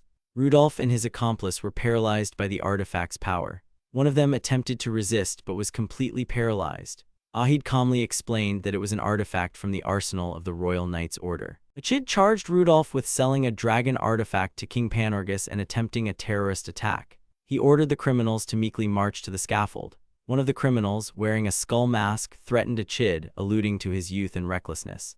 The other, still in chains, made a caustic comment on the situation. Suddenly, a red-haired youth appeared from behind Ahid and received a fatal blow. The man standing behind him was shocked and couldn't immediately comprehend what had happened. The attack was swift and unexpected. Ahid watched in shock as his companion bled to death. Rudolph, despite his chains, realized the situation had crossed a line. He declared that the verdict had already been passed. The words "It's over" echoed in the background. One of the skull-masked criminals broke free and rose into the air, cutting his chains. He remarked that their darkest deeds department had always had a bad reputation. His actions outraged his ally. Rudolph shouted that he was crazy. Rudolph panicked as he recalled the memory-erasing artifact he needed to use. He feared that if Ahid's body was found in the mountains, the dwarves would be blamed. His face expressed both alarm and anger. The skull-headed man in the chef's hat spoke enthusiastically of how they would cook the best cutlets in the world and serve them to Fenrir's wolf cubs. One of his companions assured him everything was under control, while a shadowy figure watched anxiously, wondering in surprise if anyone was still alive. Yuribito held his gravely wounded comrade in his arms, trying to stop the bleeding. He desperately called his name while two other characters watched from a distance. The wounded man was barely responding, and one of the companions held a weapon and tensely monitored the situation. One of the friends couldn't understand why everything had happened this way. The stranger coldly questioned why the wounded man was clinging to life and expressed outrage at the time they were wasting on him. Yuribito blamed himself for what had happened and recalled how he had promised to protect his friend, who had trusted him even in the face of monsters. He was tormented by guilt for failing to protect him from another danger. The skull-headed enemy prepared to attack with a huge scythe, but it seemed he'd been in a similar situation before. At that moment, the young man with the weapon struck the ground with a swift blow, causing a powerful explosion and flying debris. Skullhead watched the attack in surprise as a silhouette resembling a shadow or a soul appeared before him. He began to guess what was happening, while the wounded youth's body continued to lie motionless on the ground. Murabito, his demonic features suddenly thrust forward. His opponent, surprised, confirmed that he too was a demon. Mu's expression was one of determination and fury as he prepared to engage. The masked man's head snapped up when he saw his comrade. He looked up in surprise, unable to comprehend what was happening. Mu turned to the prone Ahid and began checking his condition. He was relieved to see that the wound hadn't penetrated his lungs and began calling his name loudly, hoping he would survive.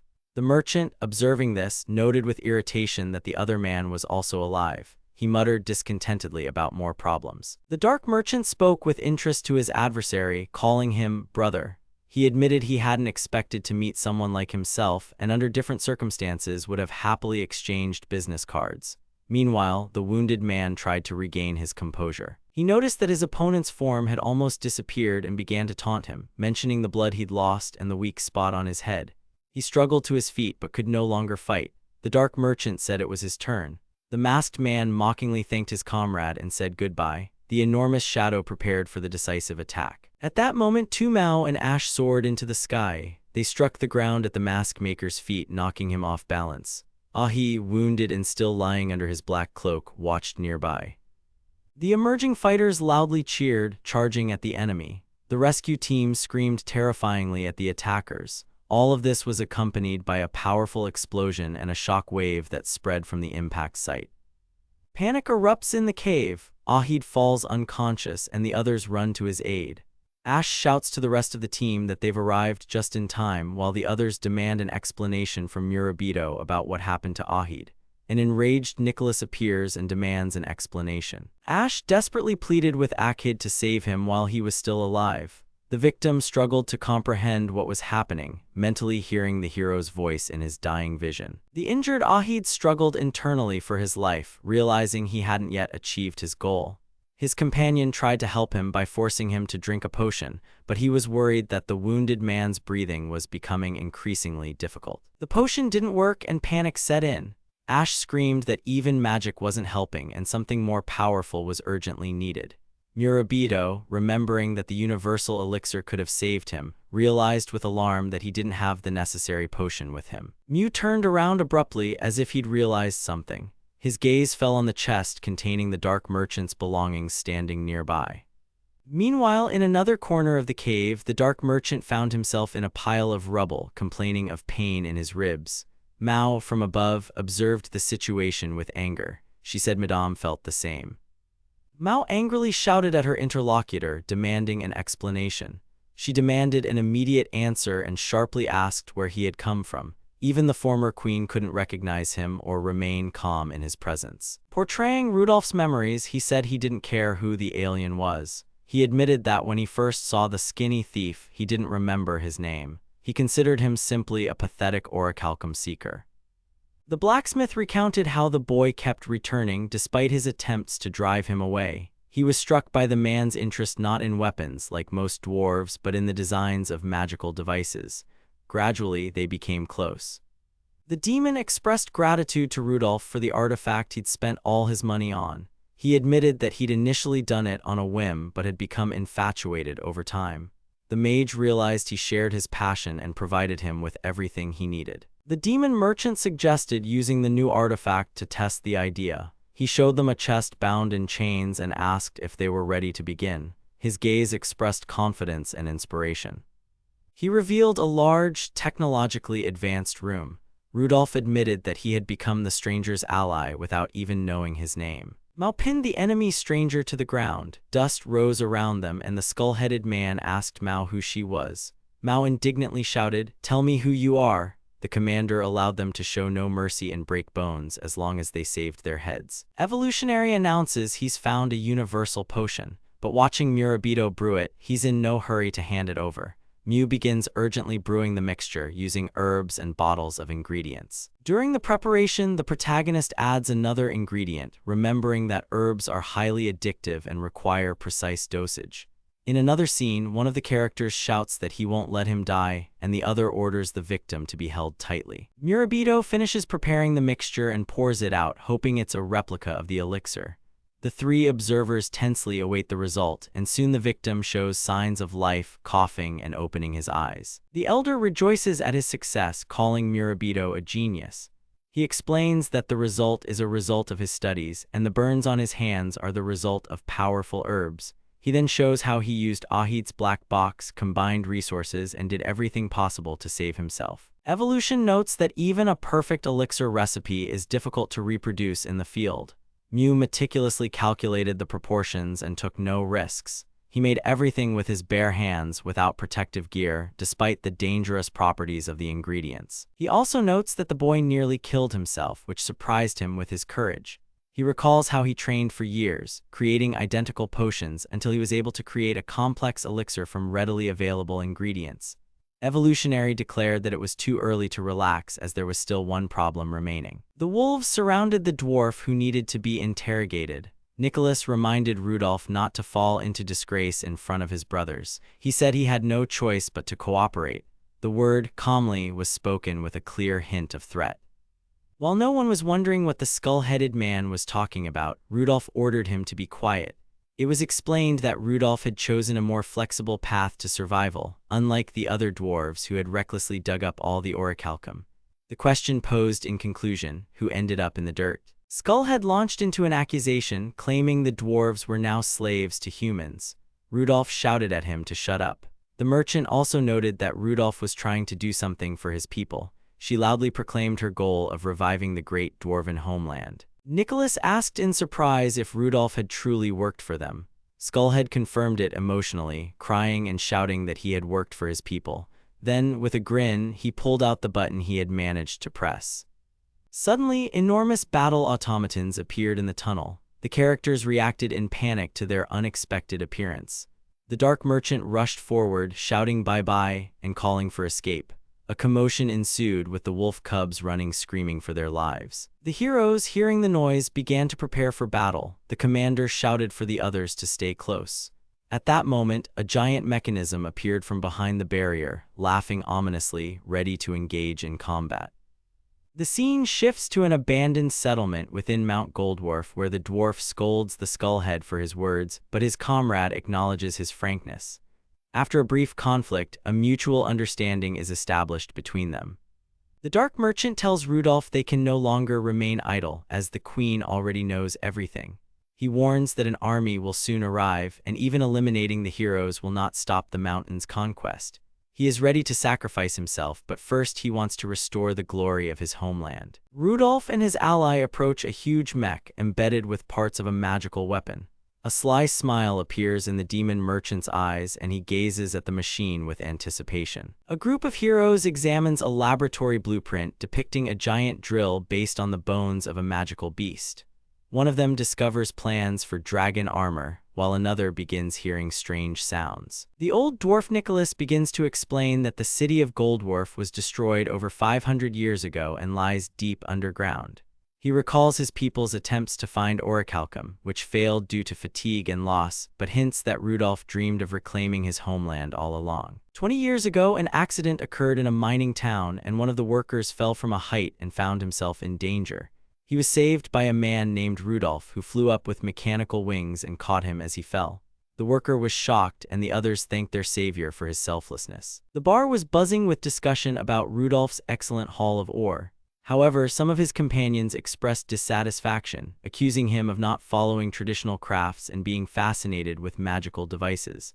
He was criticized for not forging weapons, considering him a disgrace to the entire dwarven race. Nicholas reminded those gathered of the dwarven code, which dictates that a craftsman's soul must be present in every piece. He sharply rebuked the critics, declaring that no one should be told what to do or what to create.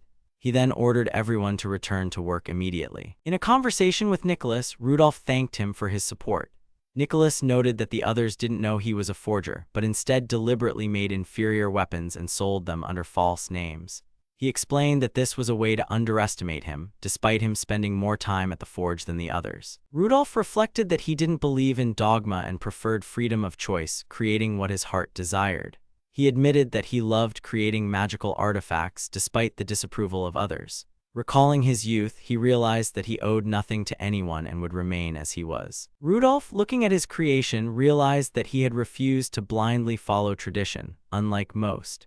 Nicholas felt remorse for his past accusations, realizing that he himself had become a hostage to the established order. Seeing the joy in Rudolph's eyes, he burst into tears of remorse. The commander, realizing his errors of judgment, acknowledged Rudolph's need to cooperate with the enemy. Meanwhile, Evolution reported that the blueprints were crucial evidence and ordered the commander to leave the dangerous area with a chimo.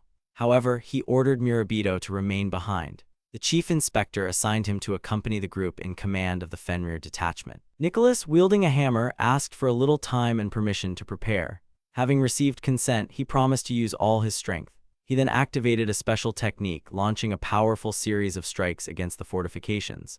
This attack was accompanied by bright flashes and the resounding name Secret Technique, Million Strikes of Love. Ash took the sword in surprise, instantly appreciating its power.